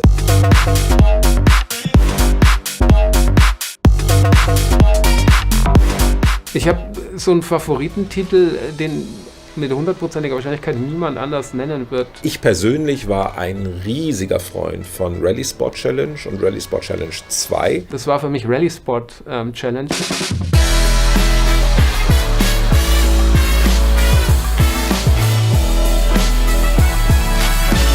Und dieses Ding war so gut und so lustig und wir haben Wochen damit verbracht, Rally Sport Challenge zu spielen. Und ich habe es auch noch. Also das ist auch so was, ich habe meine originale Xbox schon lange nicht mehr angehabt, aber ich bin in der Lage, wenn ich Bock habe, Rally Sport Challenge zurück auf den Bildschirm zu bringen. Und es gibt diese mega schöne Geschichte, die vor ein paar Jahren mal viral ging, wo ein Junge erzählt hat, der immer mit seinem Papa Rally Sport Challenge gespielt hat und dem sein Papa ist verstorben. Natürlich eher traurig, also in jungen Jahren. Und der hat dann irgendwann die Xbox mal wieder rausgeholt, mit denen er immer mit seinem Papa gespielt hat. Und Rally Sport Challenge hat deine Bestzeit als Ghost Car aufgenommen. Und dann ist ihm aufgefallen beim Spielen, da fährt ja sein Papa und er hat dann immer kurz vor dem Ziel gebremst, damit er das nicht unterbietet und quasi also das war dann die digitale Erinnerungen an seinen verstorbenen Papa, Rally Sport Challenge, und ich gedacht, aber noch einer, der zu schätzen weiß, wie gut dieses Spiel eigentlich damals war. Aber du musst natürlich jetzt unheimlich weit ausholen, wenn du jetzt anfängst, Xbox-Spiele die dich irgendwie nachhaltig beeindruckt haben, da können wir ja 3 Stunden irgendwie reden. Aber Rally Sport Challenge ist der eine Titel, den ich mit auf die einsame Insel nehme.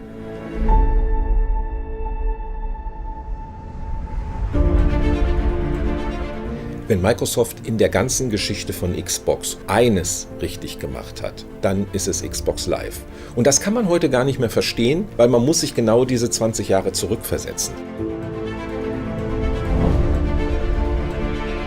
War so für mich der Moment, wo ich gedacht habe, so okay, krass Microsoft, weil die plötzlich einfach ein Gerät auf den Markt gebracht haben, was halt alles besser gemacht hat an Konsolenspielen. Ich würde so weit gehen, mich aus dem Fenster zu lehnen und sagen, die Xbox 360 war die Konsole, an der ich am meisten Zeit in meinem Leben verbracht habe.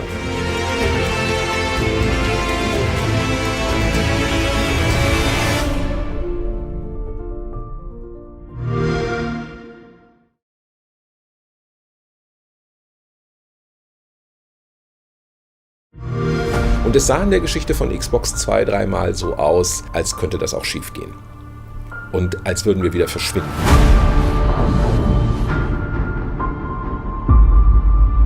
Niemand hat gedacht, wie groß es werden würde.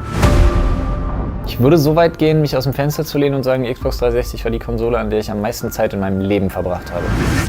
Da habe ich, glaube ich, noch nie öffentlich drüber gesprochen.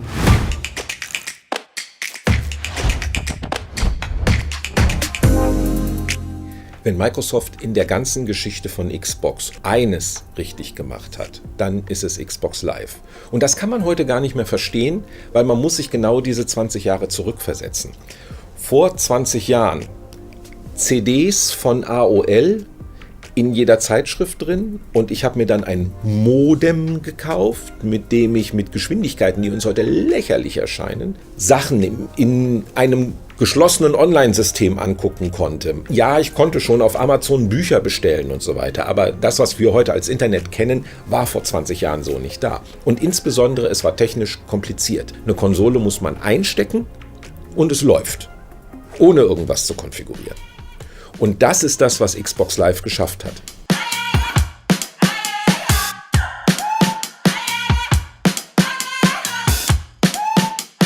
So Online-Gaming und so war schon alles bekannt natürlich, war auch schon alles lange möglich, aber war noch nicht so in der Mitte der Gesellschaft, auch nicht so in der Mitte der Gesellschaft der Spieler und vor allen Dingen nicht der Konsolenspieler, die viel Content im Solo-Bereich einfach gewöhnt waren. Und dann plötzlich diese Xbox Live-Einführung mit irgendwelchen Marktplätzen, Shops und Lobbys und der Möglichkeit zusammen online zu zocken. Es war tatsächlich damals so ein bisschen, weil das ja alles in den Kinderschuhen war, kam mir das so ein bisschen unglaubwürdig vor, so naja, das kannst du schon alles erzählen und hier 3 Klicks und dann kannst du online spielen.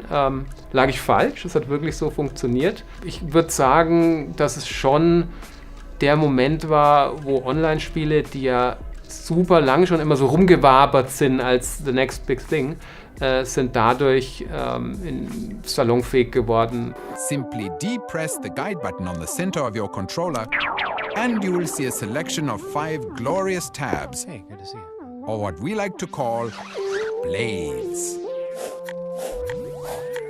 Let's begin with the blade marked Xbox Live. Here, through your Ethernet, you can meet your friends online and play together. Das Spannende an Xbox Live haben wir schon an den Nutzungsdaten im ersten Jahr gesehen, dass die Leute am liebsten mit Leuten aus ihrer Gegend spielen. Also, Sega hatte ja mit Dreamcast auch mal probiert, Online-Gaming zu etablieren, aber Sega hat das vermarktet als du gegen 6 Milliarden Spieler. Und das ist nicht der Reiz von Online-Spielen. Der Reiz von Online-Spielen war beispielsweise, ich muss eigentlich um 22 Uhr zu Hause sein, aber ich kann um 23 Uhr immer noch mit meinen Freunden spielen. Also ja, es gibt sicherlich Geschichten, wo auch Freundschaften über die Welt entstanden sind, aber was wir viel kennen, das sind Menschen, die sind eigentlich am gleichen Ort. Die sind nicht quer über den Globus verteilt und machen das, sondern es macht halt immer noch Spaß, sich persönlich zu kennen und persönlich zu treffen, und Xbox Live ist nur ein Verstärker, aber nicht der Ersatz dafür, dass man mit anderen Leuten spielt. Und das war eigentlich das Unique, und dafür muss ich Microsoft bis heute dankbar sein, dass überall ein Headset dabei war. Das hat man oft unterschätzt, wie wichtig das war, weil alle meinten, naja, ich will eh nicht mit Leuten reden. Aber eben genau das war das Tolle daran. Wenn ich Rainbow Six gespielt habe, dann hatte ich da wirklich 3 Leute im Team, mit denen ich kommunizieren, Taktiken austauschen konnten, die mir sagen konnten, dass ich keinen Skill und keine Ahnung habe. Und dann habe ich das akzeptiert, weil sie bessere Tipps hatten. Das war ja einfach vorher nicht so. Man muss sich das wirklich vorstellen, du warst alleine oder du konntest Leute einladen, auf deinem Sofa zocken, du warst immer lokal eingesperrt und plötzlich konntest du eben international mit allen möglichen Leuten zocken. Online-Spiele waren für mich irgendwann so der Shit. Ja, du hattest einen eindeutigen User, du bist plötzlich aufgetreten als jemand in der Welt und konntest nach Belieben irgendwo in aller Welt spielen und hast Leute getroffen. Ich habe hauptsächlich mit Leuten gequatscht. Kam ja dann auch das Headset, das ganz gut funktioniert hat. Genau, und wir haben einfach dann unsere gemütlichen, quatschenden Runden, haben ein Bierchen dazu getrunken und haben gezockt. Also ich habe das gar nicht mal so international gesehen. Für mich war es wichtig, in Deutschland mit den Leuten in Kontakt zu sein.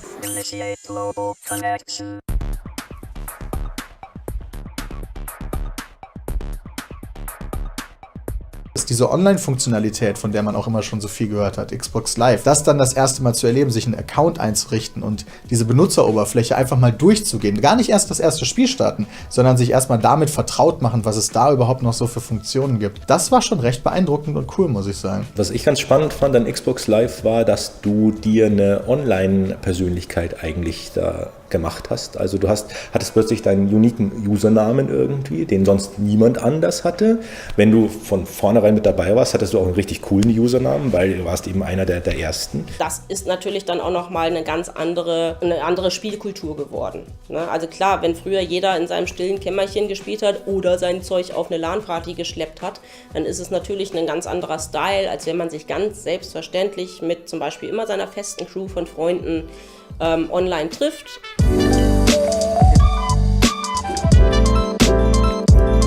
Hallo, Familie Xbox! Wunderbar!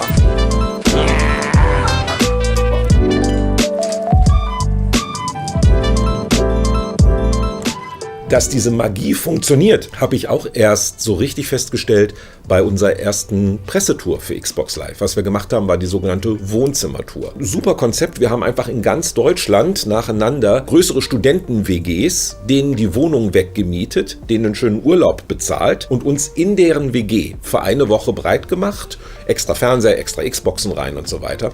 Und wir haben immer nur deren Internetanschluss genutzt. Wir haben uns nie eine eigene Leitung legen lassen müssen. Wir konnten da rein, wir konnten einstecken und Xbox Live lief. Jedes Mal. Und dann setzt man sich das Headset auf und man kann reden. Keine Konfiguration. Und das war der Schlüssel von Xbox Live, dass man es wirklich machen konnte ohne Konfiguration. Das interessiert natürlich nachher keinen mehr, dass das die harte technische Arbeit ist und nicht ein Spiel zu programmieren, das dann nachher drauf läuft. Aber das ist genau, glaube ich, die größte Errungenschaft, die Microsoft überhaupt in den ganzen Konsolenbereich mit reingebracht hat, war, wie kriegen wir Online-Spielen so hin, dass es nicht wie auf dem PC großartige Konfiguration erfordert. Weil bei Xbox Live gehe ich stillschweigend davon aus, dass es funktioniert. Da diskutiert überhaupt niemand drüber. Höchstens, wenn mal aus irgendeiner Kiste es für 4 Stunden ausfällt. Großes Geschrei, aber das ist so gegeben. Wie viel Arbeit dahinter steckt, weltweit diesen Dienst am Laufen zu halten, die ganze Zeit, auch gegen Hackerattacken und was weiß ich, das kann man sich gar nicht vorstellen. Das ist so, wie wie Wasser aus der Wasserleitung. Man guckt sich auch nie ein Wasserwerk an, was alles getan werden muss, damit wir jeden Tag Wasser kriegen. Und genauso ist es mit Xbox Live. Das ist halt sehr schön, dass Microsoft da eben auch als Technologietreiber mit den ganzen Cloud-Technologien, dass das halt eben noch in diesem Entertainment-Bereich auch nach 20 Jahren noch so gut funktioniert und immer neue Überraschungen bringt. Einfach Kabel rein und fertig. Also ich habe auf jeden Fall sehr viele schöne Erinnerungen, wie ich spät nachts irgendwas noch online gespielt habe, was für mich bis dato gar nicht möglich war. Aber das war natürlich etwas, was Xbox Live wahnsinnig gepusht hat. Hey Leute, ihr könnt wirklich miteinander spielen. Das ist tatsächlich so ein Microsoft-Ding, wo ich auch sagen würde, da sitzen die tatsächlich an der Spitze. Gerade zur Xbox 360-Zeiten.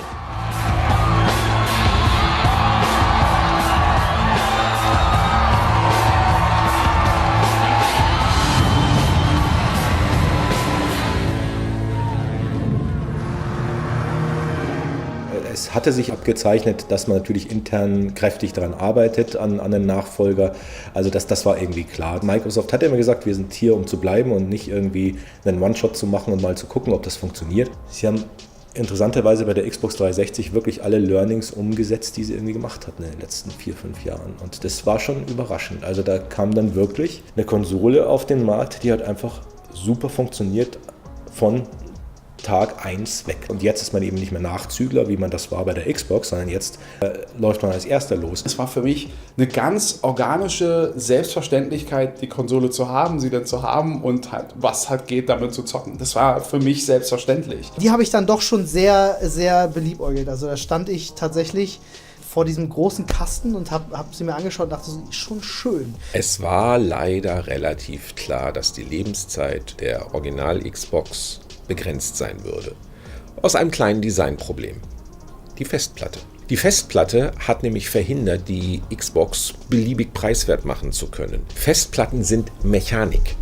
Und auch schon vor 20 Jahren galt das Gesetz, ich kann fürs gleiche Geld immer mehr Speicher bekommen. Aber ich kann eine Festplatte nicht beliebig preiswert machen. Und irgendwie ist das beim Design der ersten Xbox übersehen worden. Und es war immer klar, die hängt uns kostentechnisch wie ein Klotz am Bein. Es ist unmöglich, eine 99 € Xbox zu bauen. Völlig unmöglich. Es geht gar nicht, wegen der Festplatte. Also war klar, irgendwann kommen wir an eine Grenze und brauchen ein Nachfolgemodell. Und Xbox 360 kam, wenn man sich die Zyklen anschaut, schneller als jeder andere Konsolenwechsel. Zu ganz früheren Zeiten, wenn man noch mit Memory Cards rumgespielt hat, wie viel man rumfliegen hatte. Man gab ja tatsächlich sogar als Zubehör extra Boxen zu kaufen, um seine Memory Cards zu sortieren für die ganzen Speicherstände, die man hatte. Und dann ging es los mit der Xbox 360, die oben diese Wechselfestplatte hatte. Und plötzlich hattest du halt diese Festplatte. Vielleicht noch eine zweite, ja, wenn du dann irgendwie angefangen hast, die auch Spiele auf der Festplatte zu installieren, damit sie schneller laden. Aber du hattest einfach nicht mehr dieses große Chaos von Memory Cards, die rumfliegen, sondern einfach dieses mega naheliegende, smarte System von, ich drücke da oben diesen Knopf und kann diese Festplatte auswechseln.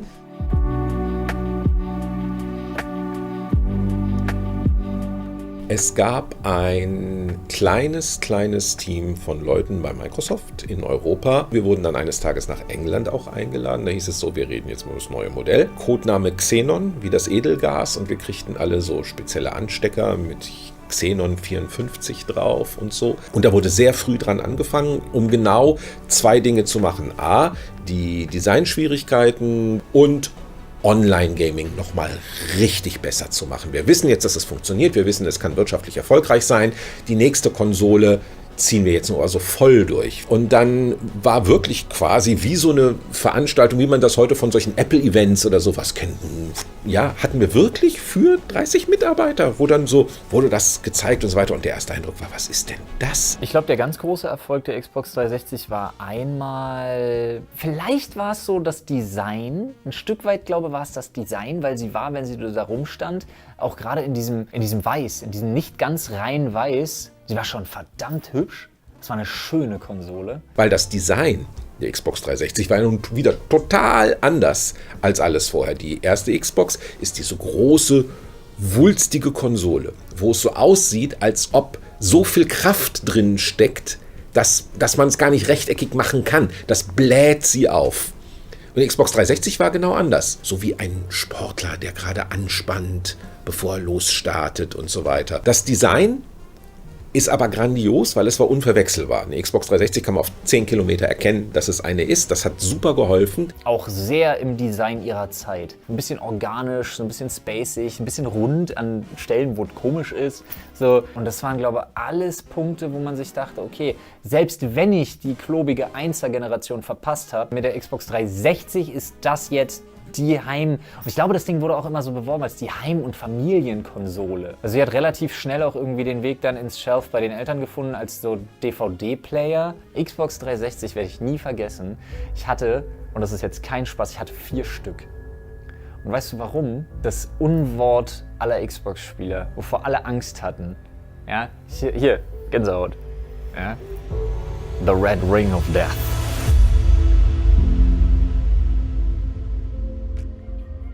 Es gab den berühmt-berüchtigten Red Ring of Death bei der Xbox 360, der niemals so schlimm war, wie kolportiert wurde. Also es sind nicht die Hälfte aller Konsolen kaputt gegangen oder so, was man manchmal im Internet lesen kann. Aber es sind zu viele kaputt gegangen. Von irgendwelchen Magazinen bis Schulhof-Mythos, ja, habe ich irgendwelche Geschichten gehört, woran das liegt und was das verursacht und hast du nicht gesehen. Aber im Endeffekt wusste ich nur, wenn es soweit ist sie halt tot und keiner kann dir helfen. Das war schlimm. Das war richtig, richtig schlimm. Die hatte nicht nur diesen heute unsagbar lauten Lüfter. Ich weiß gar nicht, wie das damals verargumentiert wurde, dass das Ding einfach sich angehört. Du hast das Ding angeschalten und es hatte diesen wunderschönen, seichten, diesen seltsamen metallischen Sound. So Engelsstimmen gleich und im nächsten Moment ist diese Jet-Engine angesprungen und ging nicht mehr aus. Und dazu kam, wenn das Ding irgendwie geladen hat, das zudem kam noch so ein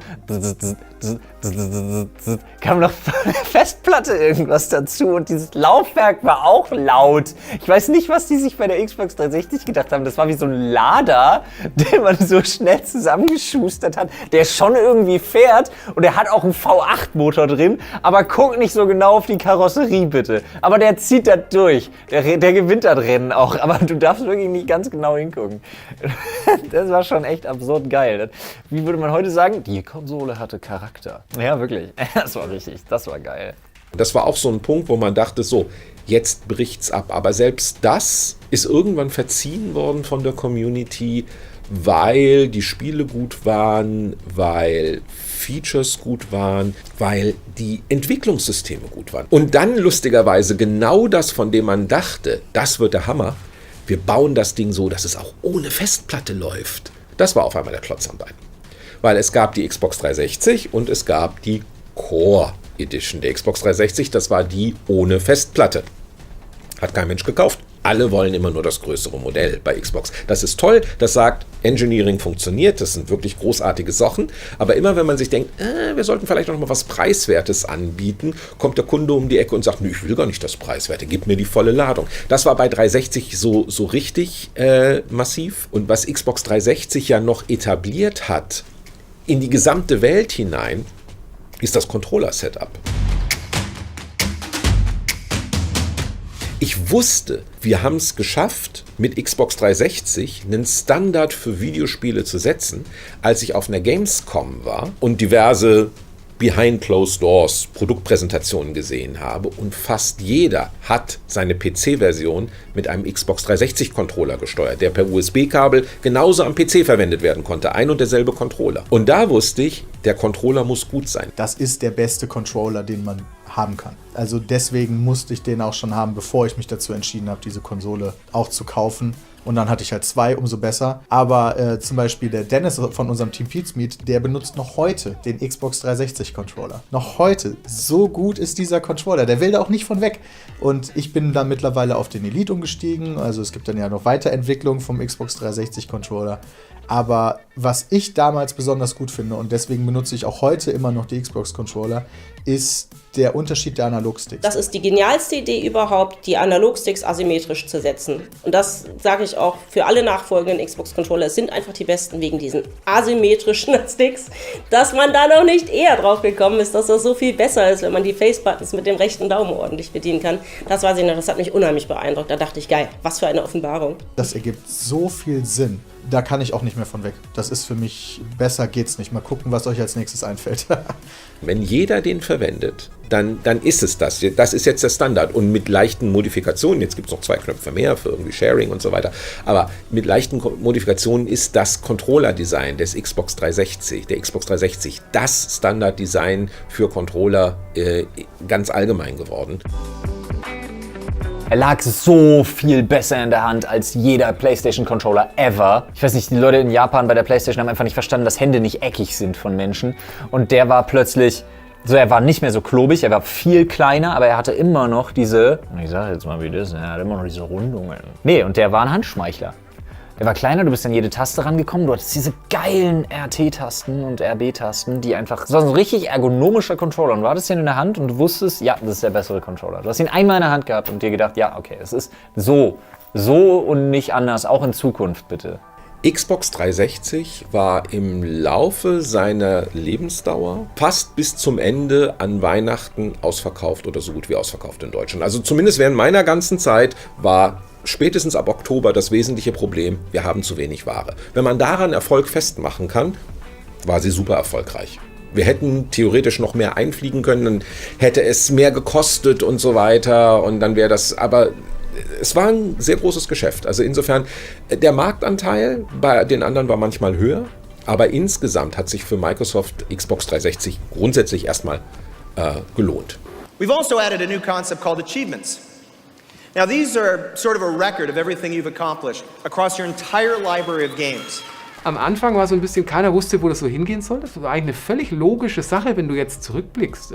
Du hast online Vergleichbarkeit und Highscore-Listen. Ich meine, da kommen wir von der klassischen Highscore-Liste. Wenn du dich im Automaten oben dann eintragen kannst mit deinen 3 Buchstaben, wo es ja ursprünglich mal, so sagen wir, wo der Gamerscore eigentlich geboren wurde. Da gab es Sachen bei Burnout und bei anderen, wo du dann für coole Dinge hast du entsprechende Punkte bekommen, wo du hast gesagt, hey, cool, ich habe das geschafft. Verursache 3 Millionen Schaden, wenn du auf der Kreuzung zusammenstößt und hat sich fantastisch entwickelt. Ich weiß nicht, man weiß sicher, wer die Idee hatte bei Microsoft. Ich weiß nicht, wer es war, aber diese Person oder dieses Team verdient ein Riesenlob. Die ganze Geschichte rund um den Gamerscore war natürlich ein ungewisses Experiment. Keiner wusste, wie groß das werden würde, aber es war relativ einfach zu implementieren, weil es war eine Systemfunktion, die Aufrufe für ein Spiel waren sehr einfach zu machen und die Regeln waren sehr einfach. Jedes Spiel kann 1000 vergeben und wenn man gerade in Punkte vergeben und wenn man gerade in die Anfangszeit von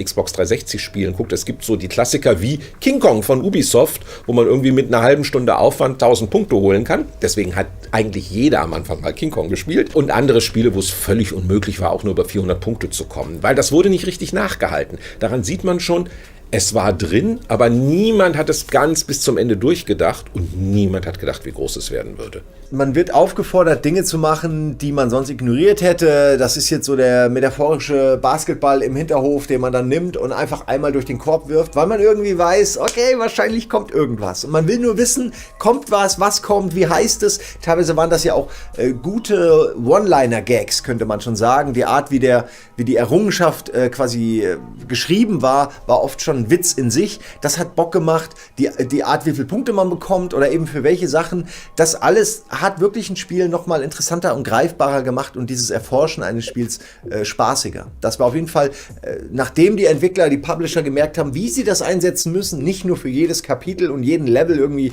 100 Punkte, sondern schon filigrane, spezialisierte, ausgesuchte Belohnungen für besondere Aktionen. Sobald man das kapiert hatte, war es definitiv ein Mehrwert für Spiele.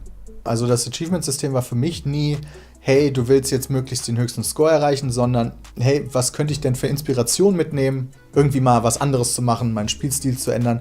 Oder, was ich mittlerweile auch gerne mache, okay, du siehst in dem Spiel irgendwo was und denkst dir, ist das wohl möglich? Und wenn das möglich ist, kriege ich wohl ein Achievement dafür. Und dann muss ich das ausprobieren, einfach nur um herauszufinden, ob es dafür vielleicht ein verstecktes Achievement gibt. Thema Gamerscores, ich fand das total interessant. Das hat auch so den Freundeskreis so ein bisschen gespalten. Echt? Ja, total, weil wir hatten welche, wo, als das aufgekommen ist, die wirklich da hinterher waren. Die dann, ich will die Trophäen haben, ich will da rein. Gib mir alles, yes. Und ich brauche das und wir müssen das auch noch machen und bitte so und so. Und ich war so ein Typ, für mich war das eine Bereicherung. Es war einfach, wenn es auftauchte, dass ich gerade irgendwas gemacht habe, war es so, oh cool, ja? Also, oh, okay und so. Aber ich war nie derjenige, der hinterher war jetzt. Für mich einfach so eine völlig logische Weiterentwicklung auch. Vor allem, weil ich immer mochte, dass das immer mit Humor gemacht wurde. Achievements waren für mich immer ein Moment, wenn es aufploppt, das plopp und dann hast du da oben rechts im Bildschirm den Text dazu stehen und du verstehst, das habe ich gerade gemacht und deswegen habe ich dieses Achievement bekommen. Ja.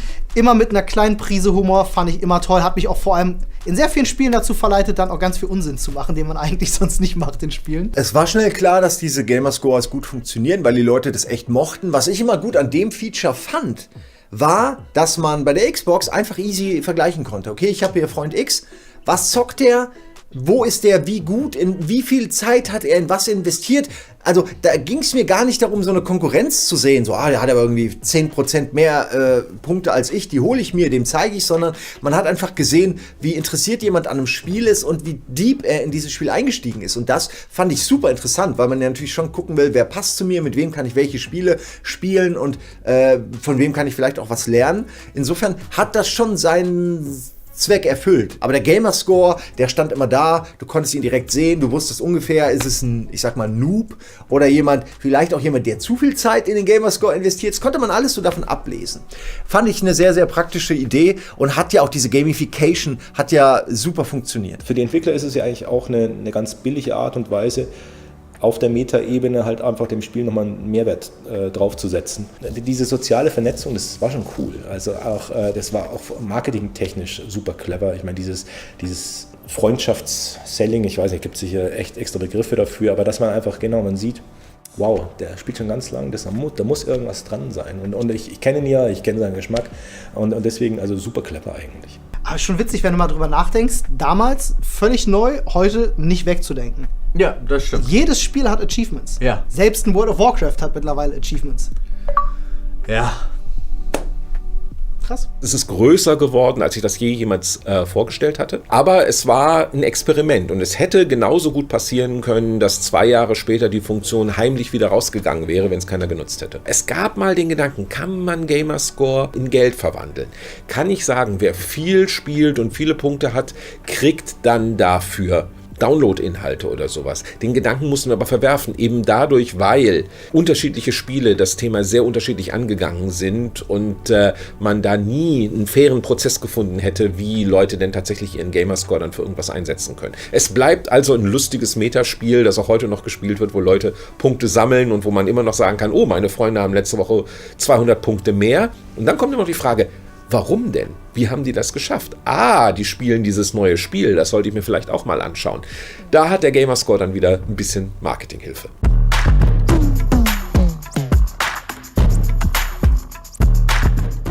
Xbox Live Arcade war ich schon immer ein Fan, weil das immer so neben diesen ganzen AAA-Vollpreistiteln, die man dann stundenweise gezockt hat, immer so eine nette Abwechslung war, immer so ein kleines Spiel. Man hatte einen besseren Zugriff auf ein Publikum als jetzt beispielsweise über eine PC-Download-Plattform. Steam gab es da natürlich schon auch, aber es war ein bisschen gezielter. Aber man konnte als kleiner Entwickler kleine Sachen machen. Das waren so die goldenen Zeiten von Live Arcade. Was war das? Woher kam das? Komisch. Haltet die Augen offen. Ich habe nichts gehört. Mensch, futterst du schon wieder? Stopf dir nicht immer den Mund voll. Lass mich in Ruhe. Boah, Xbox 360, Alter, muss ich jetzt echt ein paar Sachen rausholen. Da war ja einiges los.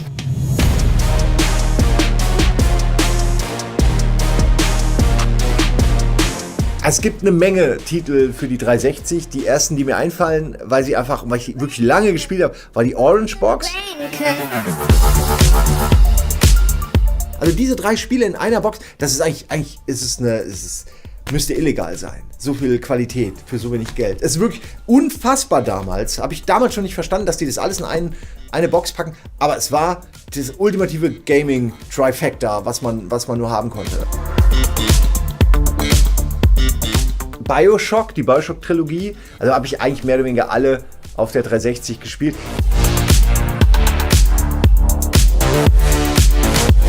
Der einzige Bereich, wo Xbox weltweit reingegangen ist in dieses, nennen wir es Casual Gaming, war der Bereich der Musikspiele. Erstmal Guitar Hero ist wirklich das Spiel, was ich am meisten mit dieser Konsole verbinde, muss ich ehrlicherweise sagen. Und jetzt, wenn ich drüber nachdenke, habe ich schon wieder Bock drauf. Die Gitarre anschließen und abgehen. Vor allen Dingen mit Freunden dann auch noch am besten, wo man dann unterschiedliche Instrumente anschließen konnte. Das sind für mich so die Abende, die ich mit der Xbox 360 verbinde. Xbox 360 weiß ich, dass ich generell bei Xbox, aber ich weiß, dass ich wahnsinnig viel Dead or Alive gespielt habe. Dead or Alive zum Beispiel ist für mich deshalb so geil, weil ähnlich wie mit Soul Calibur mich das halt irgendwie immer noch so an das ursprüngliche Virtua Fighter so erinnert.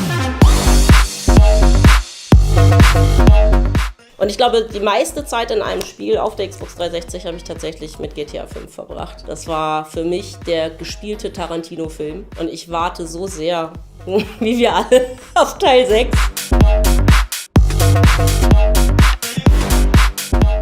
Ich weiß noch, wie ich damals in der Redaktion saß und den ersten Trailer zu Gears of War gesehen habe. Ich habe damals immer die Trailer bei uns in die Datenbank eingepflegt und hochgeladen. Ich sehe jetzt noch diese Szene, wie er halt diese Säge in den Gegner versenkt und ich dachte so, oh, das ist ziemlich visuell. Und dann hört er ja auch nicht auf und ich dachte so, krass, ich muss dieses Spiel spielen, weil das genau mein Ding ist. Ich lieb's halt einfach, so dieses Over-the-Top-Action-Ding holt mich komplett ab. Heilige Scheiße hat mich Gears of War abgeholt. War gruselig, das war brutal, das waren 4 dicke, klobige Testosterone auf Beinen und eine Kettensäge. Eine ganze Menge Kettensägen. Boah, das war geil, echt. Aber optisch war das einfach ein absolutes Leckerli. Also auch von dieser ganzen brachialen Art und Weise, wie du mit dieser Kettensäge da so vorgearbeitet hast und so. Also noch erwachsener ging es nicht. Also nicht, weil ich da so einen Blutrausch hatte, aber einfach, weil es so konsequent war.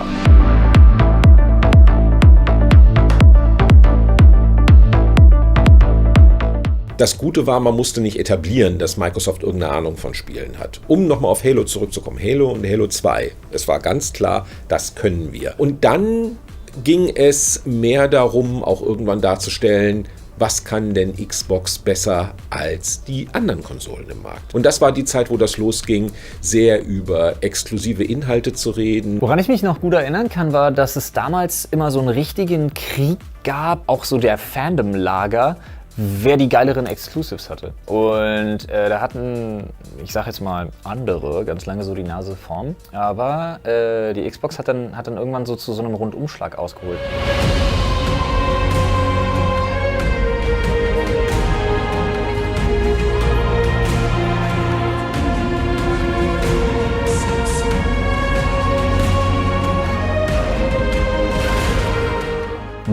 Heute denken sie alle hier, Souls-like Games, ne? Dark Souls und so. Ninja Gaiden.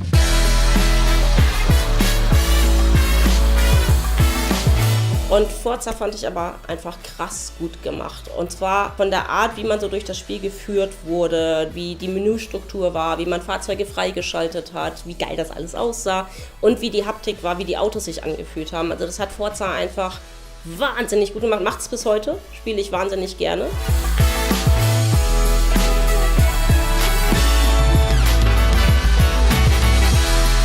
Da habe ich gerade eben schon Props für gekriegt, dass ich das mitgebracht habe. Asura's Wrath. Blue Dragon war der Shit, das weiß ich noch damals. Und die Naruto-Games, die es für die Xbox 360 gab.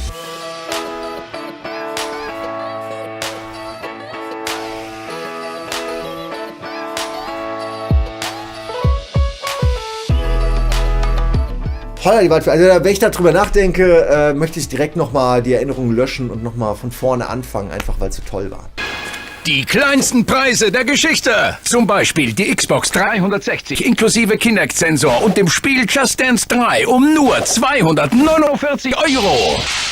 Mediamarkt, ich bin doch nicht blöd. Es gab ein paar Tiefpunkte. Es gab ein paar Sachen, wo aufs völlig falsche Pferd gesetzt wurde. Kinect als Beispiel. Super Technologiedemonstration. Gab auch einige wirklich sehr schöne Spiele dafür. Es gibt Sachen, auf die man heute noch stolz sein kann bei Kinect. Als das mit der Kinect losging und wir dann auch die ersten Exemplare in der Redaktion bekommen haben, bevor es sie dann tatsächlich auf dem Markt gab, war das Gerangel groß tatsächlich. Jeder wollte es halt ausprobieren, ne? Weil da ist jetzt dieses neue Ding mit Bewegungssteuerung und Sprachaktivierung und irgendwelchen Spielen, wo du dann halt mit Bewegung was machst. Du kannst plötzlich das ganze Dashboard kannst du nur über deine Bewegung navigieren und so. Da war schon jeder heiß drauf, das auszuprobieren. Gerade unter unseren Redakteuren hat natürlich jeder gefragt, so, kann ich vielleicht die Review da schreiben? Dann habe ich ja das Gerät zu Hause.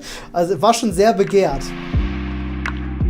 Am Ende des Tages hat es keiner gewollt. Und bei der Xbox One, wo es am Anfang beilag, Das war eine schwere Entscheidung. Das hat der Konsument nicht gut geheißen. Das war erstens seiner Zeit voraus und zweitens war es ein strategischer Fehler, den Leuten das Kinect im Preis aufzuzwingen. Das war ja ein Riesending. Leute haben gesagt, will ich nicht, ich will das aber nicht kaufen, das kostet 100 € extra.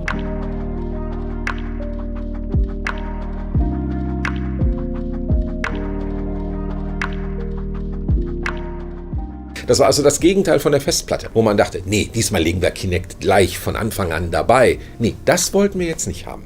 Also man kann es nie richtig machen beim Konsolenlaunch, was man reintut oder nicht reintut. Ich war großer Fan damals von der ganzen Kinect-Geschichte. Das Auszuprobieren war toll. Und wenn du so ein Dev-Kit hattest, hast du auch gesehen, wie Kinect den Raum eben scannt. Was auch was war, was noch keiner vorher gemacht hat. Und mit Kinect war ich auch schon auf Tour.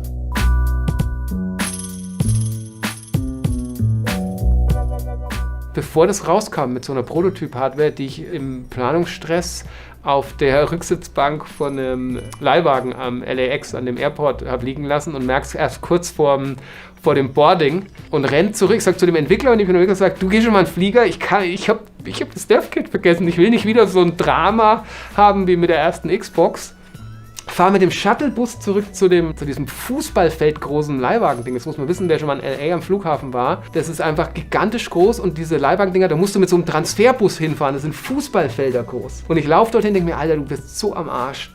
Du hast mit deinem Namen und deinem Blut unterschrieben, dass du dieses Kinect-Ding für dich behältst und es liegt einfach auf der fucking Rückbank von dem Cabrio, das ihr euch gemietet habt. Und ich komme da an, da ist wie so eine kleine Holzhütte, da sitzt so ein Security-Typ und ich komme so an und sage so, ja, ich habe gerade was vergessen hier in dem und dem Auto und dann geht er wortlos, kruscht ein bisschen rum und bringt mir das war in so einer Box jetzt nicht, bringt mir diesen Kinect-Prototypen zurück. Ey, da habe ich, glaube ich, noch nie öffentlich drüber gesprochen. Und ich habe es noch zum Flieger geschafft. Das war alles sehr gut. Später gab es wegen einer anderen Geschichte ein bisschen Ärger, aber da sprechen wir dann zum 40-jährigen Jubiläum drüber. Große Ideen, Mut zum Risiko. Es darf auch mal was schiefgehen, so wie Kinect. Also schiefgehen im Sinne von will keiner haben, war aber toll. Weiterhin Erfolg, weiterhin Rückwärtskompatibilität. Mit jeder Generation wird das schwieriger. Irgendwann läuft, glaube ich, der Emulator auf dem Emulator, damit es immer noch läuft. Aber Crimson Skies, dass ich in 20 Jahren immer noch Crimson Skies auf der dann aktuellen Xbox, was auch immer es ist, spielen kann, das wäre ein schöner Gedanke. Und natürlich auch Halo. Also erstmal, wenn ich mir für die Zukunft von Xbox was wünschen dürfte, dann würde ich mir weiterhin so großartige Innovationen wünschen. Play Anywhere und Game Pass und so. Bitte weitermachen, ist genau die richtige Richtung. Crossover. Und ihr habt auch tatsächlich mit der neuen Konsole wieder richtiges Design gefunden. Ich liebe die neue Konsole. Hol sie kurz. Ja, okay. Wirklich. Ich muss ja sagen, es ist ja immer so ein bisschen, ne, die Lager streiten sich ja immer. Und da gibt es Leute, die sagen, ich finde den Kühlschrank nicht so toll. Ich finde jetzt vielleicht die PlayStation 5 toll. Für mich ist das designtechnisch die geilste Konsole. Ja. Ich bin da ganz ehrlich, ich liebe auch. Ich habe aktuell das Gefühl bei Xbox, dass die Videospiele im Vordergrund sind. Und nicht der Gedanke, ich möchte Hardware verkaufen. Und das ist für mich die richtige Priorisierung. Egal, wo du gerade unterwegs bist, und ich glaube, da will Xbox hin, du kannst die Spiele spielen. Und das finde ich genau den richtigen Ansatz. Dass ich heute noch Halo von der Original-Xbox auf heute aktuelle Hardware spielen kann, aber es ist die Version von damals.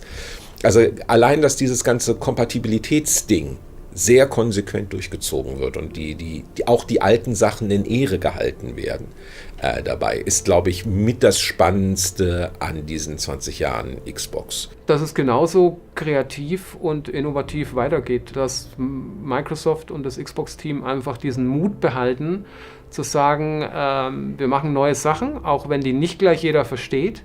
Wenn man sieht, was das für ein Aufwand ist, wie du ja gerade am Anfang immer erstmal in Vorleistung gehen musst, bis das Ganze mal überhaupt wahrgenommen wird und bis es sich dann irgendwann auch mal rechnet.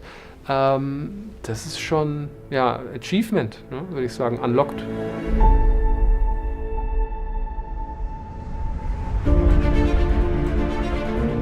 Beim Start der ersten Xbox war von Anfang an klar, dass Halo der Vorzeigetitel sein wird.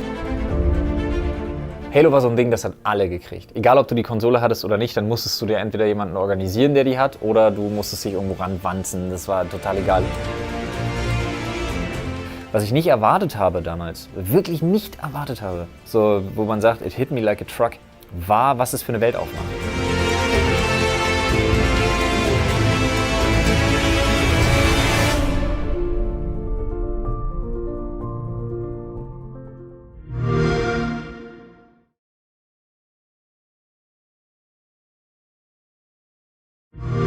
Es war von Anfang an klar, dass von allen Titeln, die in der ersten Welle für die Xbox erscheinen würde, Halo das Spiel ist. Was ich nicht erwartet habe damals, wirklich nicht erwartet habe, war, was es für eine Welt aufmacht. War damals schon da gesessen und habe gedacht, ey, ja.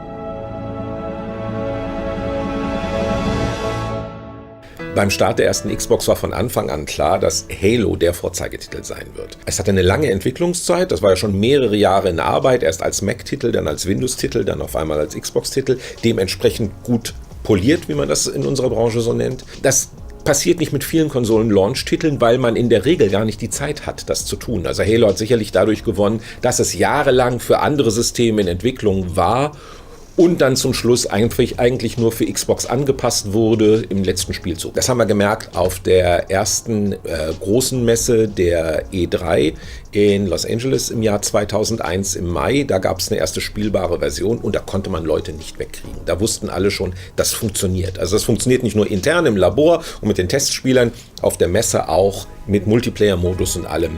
Halo wird ein Hit. Das war von Anfang an klar. And you'll be able to get a box just like this. With Xbox in it. This is going to be a momentous event for the industry and for Microsoft. We're very excited.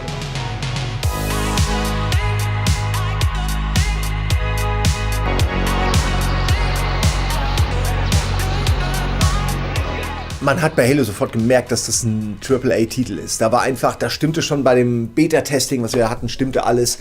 Ich muss dazu sagen, ich habe die Serie oder den Anfang der Serie natürlich schon verfolgt, als es noch ein Echtzeit-Strategiespiel für Macs war. Also dieser ganze Weg und die Veränderung, den habe ich schon mitbekommen und war aber auch immer dahinter, weil ich einfach das Setting, das Universum toll finde und einfach mir egal war fast schon, in welchem Genre ich mich da bewege. Du bei Halo sehr schnell gemerkt hast, da will jemand eine neue Marke auf den Markt bringen, aber es sieht auch gleich von Anfang an so aus, als ob es funktioniert.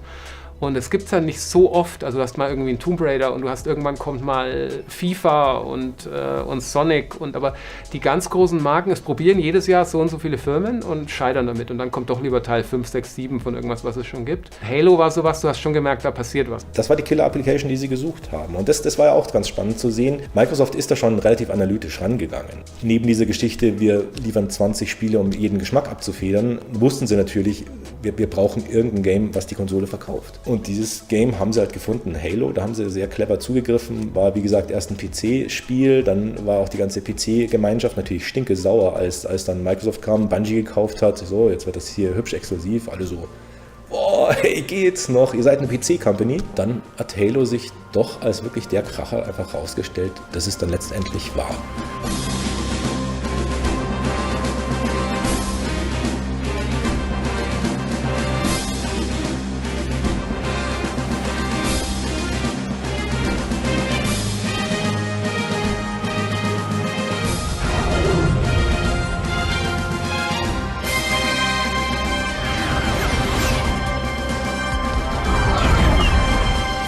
Das erste, woran ich denke, wenn ich an Halo denke, ist der Splitscreen, erstaunlicherweise.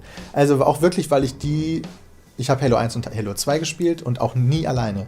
Dieses gemeinsame Erleben dieser Geschichte, dieses Ego-Shooters, das war für mich das, was Halo ausgemacht hat. Das Phänomenale für mich war auch wirklich dieses mit einem Kumpel zusammen die Kampagne auf dem Sofa spielen. Das war einfach grandios. Ja. Also gerade die Multiplayer-Fähigkeit. Für mich ist tatsächlich Halo aufgrund des Multiplayer vor allem im Kopf geblieben, weil ich, fand ich einerseits total abgefahren, du konntest die Xbox-Konsolen über den Netzwerkport miteinander verbinden und dann zusammenspielen, nicht nur Splitscreen, und ich kannte Konsolen-Multiplayer nur als Splitscreen. Das war schon so, das war Konsolen-LANs waren plötzlich so ein Ding gewesen.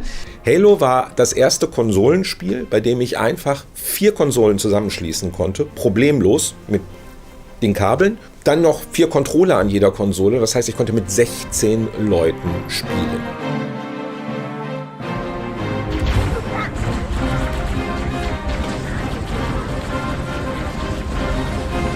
So, du startest Halo, du gehst da rein, du hast die Zwischensequenz und du merkst so, oh,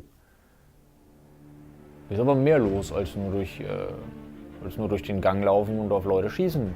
Hier wird mir aber gerade ein neues Universum erklärt. Und du hattest plötzlich so eine Art Prolog, du hattest plötzlich ein Intro, was so eine ganze Welt aufgestoßen hat oder so ein Tor zu einer ganzen Welt, wo du dachtest so, oh, da kenne ich aber eigentlich eher aus Filmen oder aus so Büchern oder irgendwie so. Das ist aber eine große Introduction. Und das soll ich jetzt alles verstehen und dann hatte ich das aber rangeführt, so, wer sind überhaupt die Gegner? Was ist die Motivation der verschiedenen Charaktere? Halo war halt nicht einfach nur ein weiterer Ego-Shooter, sondern man hat von vornherein hier ein Universum gebaut, ein glaubhaftes Universum gebaut und dich da mitten reingeworfen. Ja, ganz einfach, so geht ja Halo los. Du wirst ja einfach reingeworfen in dieses Universum. Wollen Sie sich nicht lieber setzen? Keine Angst. Daumen drücken. Sie haben welche. Chief, Sie führen. Ich weiß immer noch, ich bin da auch selber angekommen und dann hast du diese Momente, wo du deinen Einsatztrupp da hast und sie sagen, ja, wir sind hier in einer schlechten Situation und wir kommen hier nicht weiter und wir müssen, und du denkst dir halt so, ja, aber ich bin der Master Chief.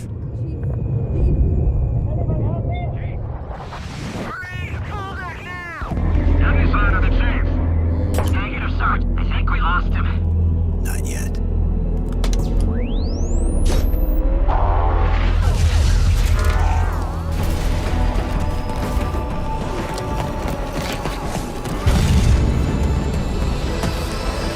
Diese Uniqueness des Master Chiefs und einfach die Stärke, die hinter diesem Mjolnir-Anzug und so steckt, das war schon, finde ich, perfekt für das Genre. Also es hat schon sehr, sehr gut alles transportiert. Auch dass der so ein bisschen langsamer war und dafür aber umso stärker. Diese grüne, riesige, gigantische, respekteinflößende Erscheinung mit diesem goldenen Visier dazu, das kannte dann plötzlich jeder. Das war so ein Inbegriff für eine komplette Videospielgeneration. Das hat dann so schnell auch keine Figur in der Form mehr nachmachen können.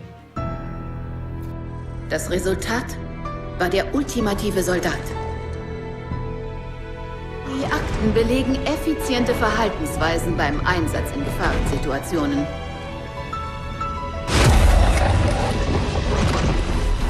Meine Spartans sind die nächste Stufe der Menschheit, die Zukunft unserer Spezies. Unterschätzen Sie sie nicht.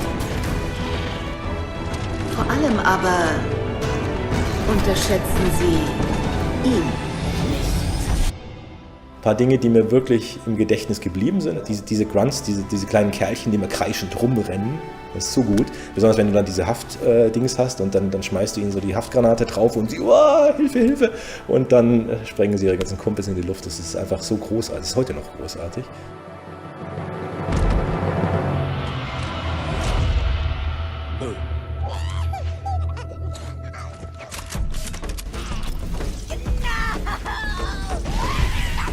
Was ich total geil fand, was Halo nämlich damals gemacht hat, man kannte immer so das HUD, also man hatte in den meisten Spielen so ein Head-Up-Display, was dir halt gezeigt hat, so viel Schuss hast du noch und so. Und bei Halo fand ich geil, du hattest auf der Pistole die Anzahl der Schüsse auf der Pistole.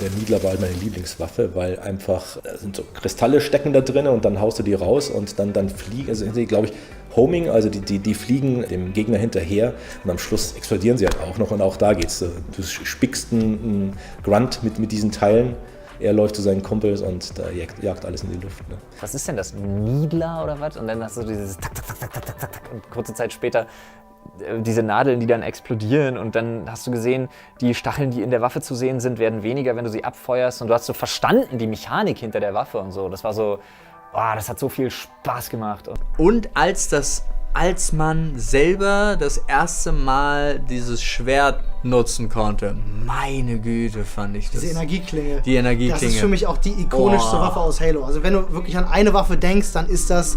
Ich erledige diese Bestien.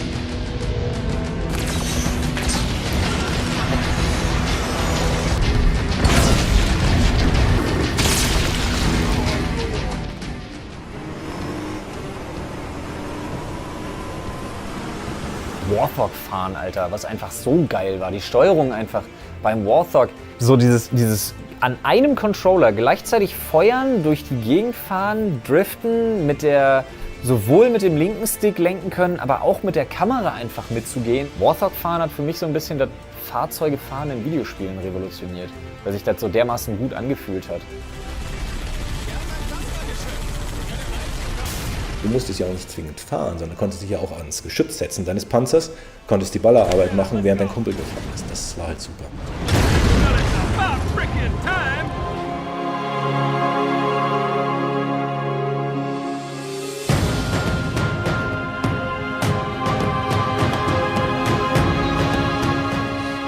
Kleinen Dorf, kein Internet, kein nix. Meine Mama hat sich geweigert, mir eine Xbox zu kaufen, weil dazu müsste man Spiele kaufen und bin dann halt erst durch meine bessere Hälfte überhaupt an die Xbox gekommen. Er war von Anfang an Halo-Fan und hat mich dann quasi einmal durch die Spiele gedroschen und ich habe ihn dann dazu gebracht, dass er dann mit mir cosplayt. Das Cosplay ist halt für mich nochmal so ein Zusatzaspekt, meine Liebe zu einem Franchise auszudrücken. Ich hatte die erste Reihe, also die einmal komplett sämtliche Spiele durchgespielt gehabt, war dann so dieses, ich will jetzt daraus cosplayen. Fing eigentlich an, mir einen Reach-Spartan zu bauen. Das ging komplett in die Hose und dachte mir so, kurz vor der Gamescom, da gibt es einen netten Cortana-Suit zum Bestellen, den hole ich mir jetzt. Und dann kam dann einer auf mich zu von wegen, jo, ich bin von der 405.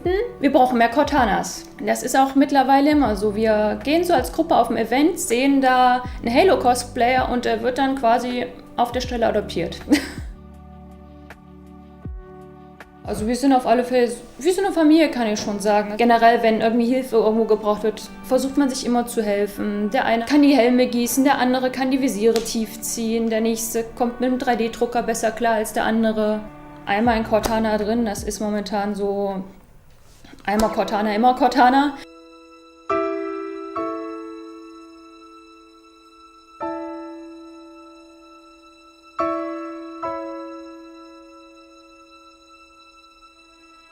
Wir sollten aufeinander aufpassen.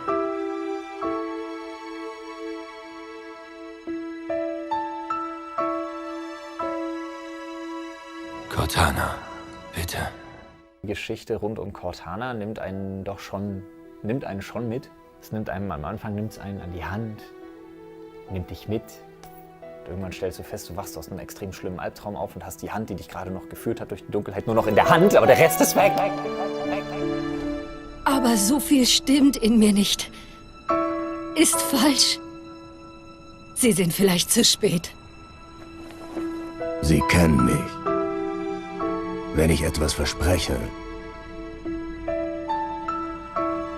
Halten Sie es. Es ist gut, Sie zu sehen, Chief. Ganz große Liebe, Cortana. Also tatsächlich die erste. Kann ich mich in eine blaue Frau verlieben, die eigentlich nur eine KI ist? Antwort, ja, ich kann. War eine schwierige Zeit damals, sehr pubertär. Aber Cortana bis heute, schlimm. Wer Halo gespielt hat, der weiß, ich werde gerade von einer Gefühlswelle in die nächste gestoßen. Man kennt es ja aus Windows, den Sprachbefehlassistenten Cortana.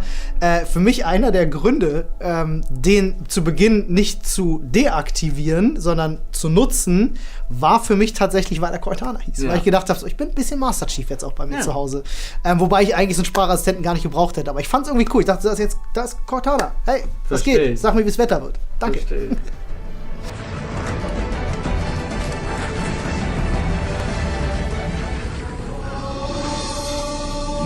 Humanity's final hope. Halo. Combat evolved.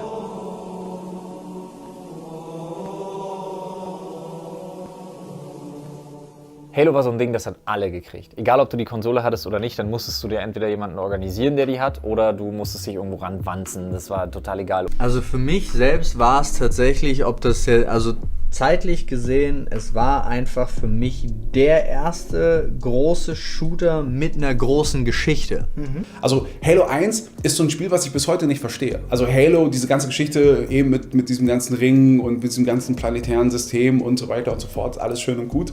Aber ich fand einfach die Atmosphäre ganz geil. Es war eigentlich ein entspannter Ego-Shooter. Sounds von den Schüssen, von den Waffen, das wieder aufladen und so. Das sind so Sachen, die haben sich halt einfach so manifestiert. Es ist halt einfach so, das ist halt Kult. Und dann mit Halo 2 war so, okay, jetzt kann ich auch gegen andere zocken und so. Und das hatte dann plötzlich so ein Tempo, dass ich gesagt habe, ich hasse euch so sehr alle, dass ich es dann nie wieder angefasst habe. Und tatsächlich, ich bin dann eher so, ich spiele Halo für mich alleine in der Ecke, ich will mit euch nichts zu tun haben. Es hat eine gute Story gehabt, fand ich. Also waren ja auch schöne Twists. Ich würde jetzt nicht über das Ende im Detail reden, aber ich war damals schon da gesessen und habe so gedacht, ey, ja, so sieht's also aus. Noch dazu ist das erste Halo, finde ich, heute noch ein grandioses Spiel. Insbesondere, weil es eins der wenigen Spiele ist, das man spoilern könnte, weil es gegen Ende ja wirklich nochmal einen Handlungstwist hat, wenn man den nicht kennt, wenn man dieses Halo-Universum nicht kennt, wo man wirklich auf der letzten Spielstunde oder sowas derart unter Druck gesetzt wird und auch so ein bisschen dieses "Oh mein Gott, was habe ich getan" Gefühl hat und dann diese irre Schlussszene. Also das muss man sagen, es ist, glaube ich, Halo 1 eins der besten Enden, die je ein Spiel gehabt hat. Was ist die Flood? Wie schlimm war das überhaupt? Also der Moment, wo in der Story der Switch kommt mit der Flood. Ich bin aus allen Wolken gefallen damals. Also so weit wusste ich noch nichts darüber. Da hat man sich eigentlich dabei gedacht. Das war alles in Ordnung. Bei Halo war die Welt eigentlich in Ordnung. Das war alles ein bisschen bunter als in so dunklen Spielen, einfach generell. Und dann kam die Flood. Was zur Hölle? Allein die Zwischensequenz, die das anführt, dann diese gigantische Menge an Gegnern, diese Panikmomente, diese Mutationen, die damit einhergehen. Was ist eigentlich mit Halo los gewesen, als man die Flood introduced hat? Da habe ich wirklich gedacht, nope. Das muss ich auch direkt nochmal spielen, weil ich mir dachte, okay, ich habe so krass verkackt gerade an der Stelle, weil ich echt Panik hatte. Das war krass. So ein Moment, der hat mich so abgeholt, so dermaßen einprägsam. Danach kamen noch tolle Sachen oder auch schlimme Sachen, weil das Storytelling bei Halo einfach fantastisch ist tatsächlich. Aber so hart abgeholt wie so diese erste Begegnung, diese erste richtig große panische Begegnung mit der Flood, so sehr abgeholt hat mich da selten was vorher.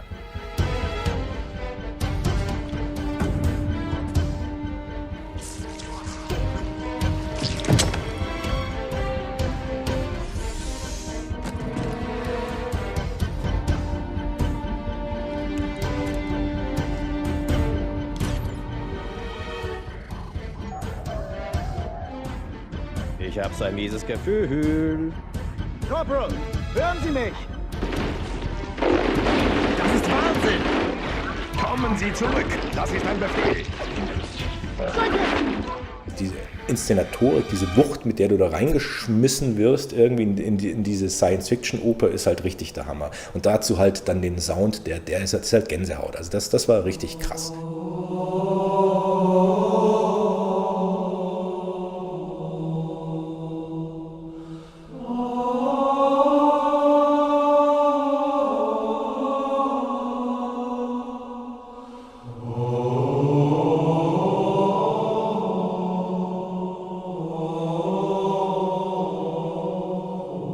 Gänsehautmomente allein schon durch die Musik. Quasi, du machst das Spiel auf, hast den Soundtrack und irgendwie direkt so dieser kalte Schauer über den Rücken und dann geht's erst los.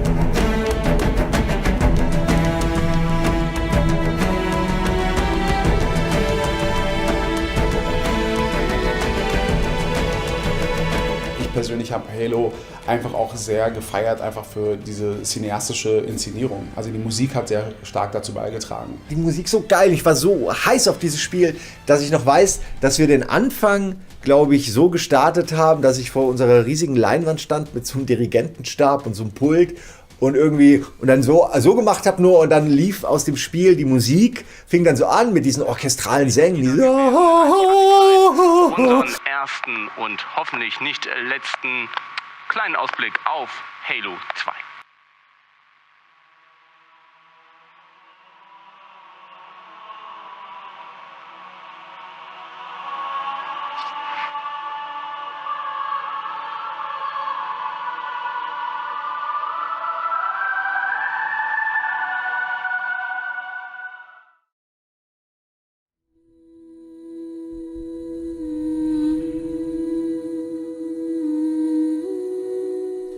Ich glaube wirklich, was Halo ausgemacht hat, ist das Gameplay, also wirklich wie gut es sich gespielt hat und dann vor allen Dingen der Multiplayer-Modus. Also die Story ist, glaube ich, auch für viele immer extrem gut in Erinnerung geblieben, aber wie Halo im Multiplayer-Modus gespielt wurde, von wie vielen Leuten, für wie viele Stunden, das ist etwas, was eine Person ganz extrem, glaube ich, an so ein Spiel bindet.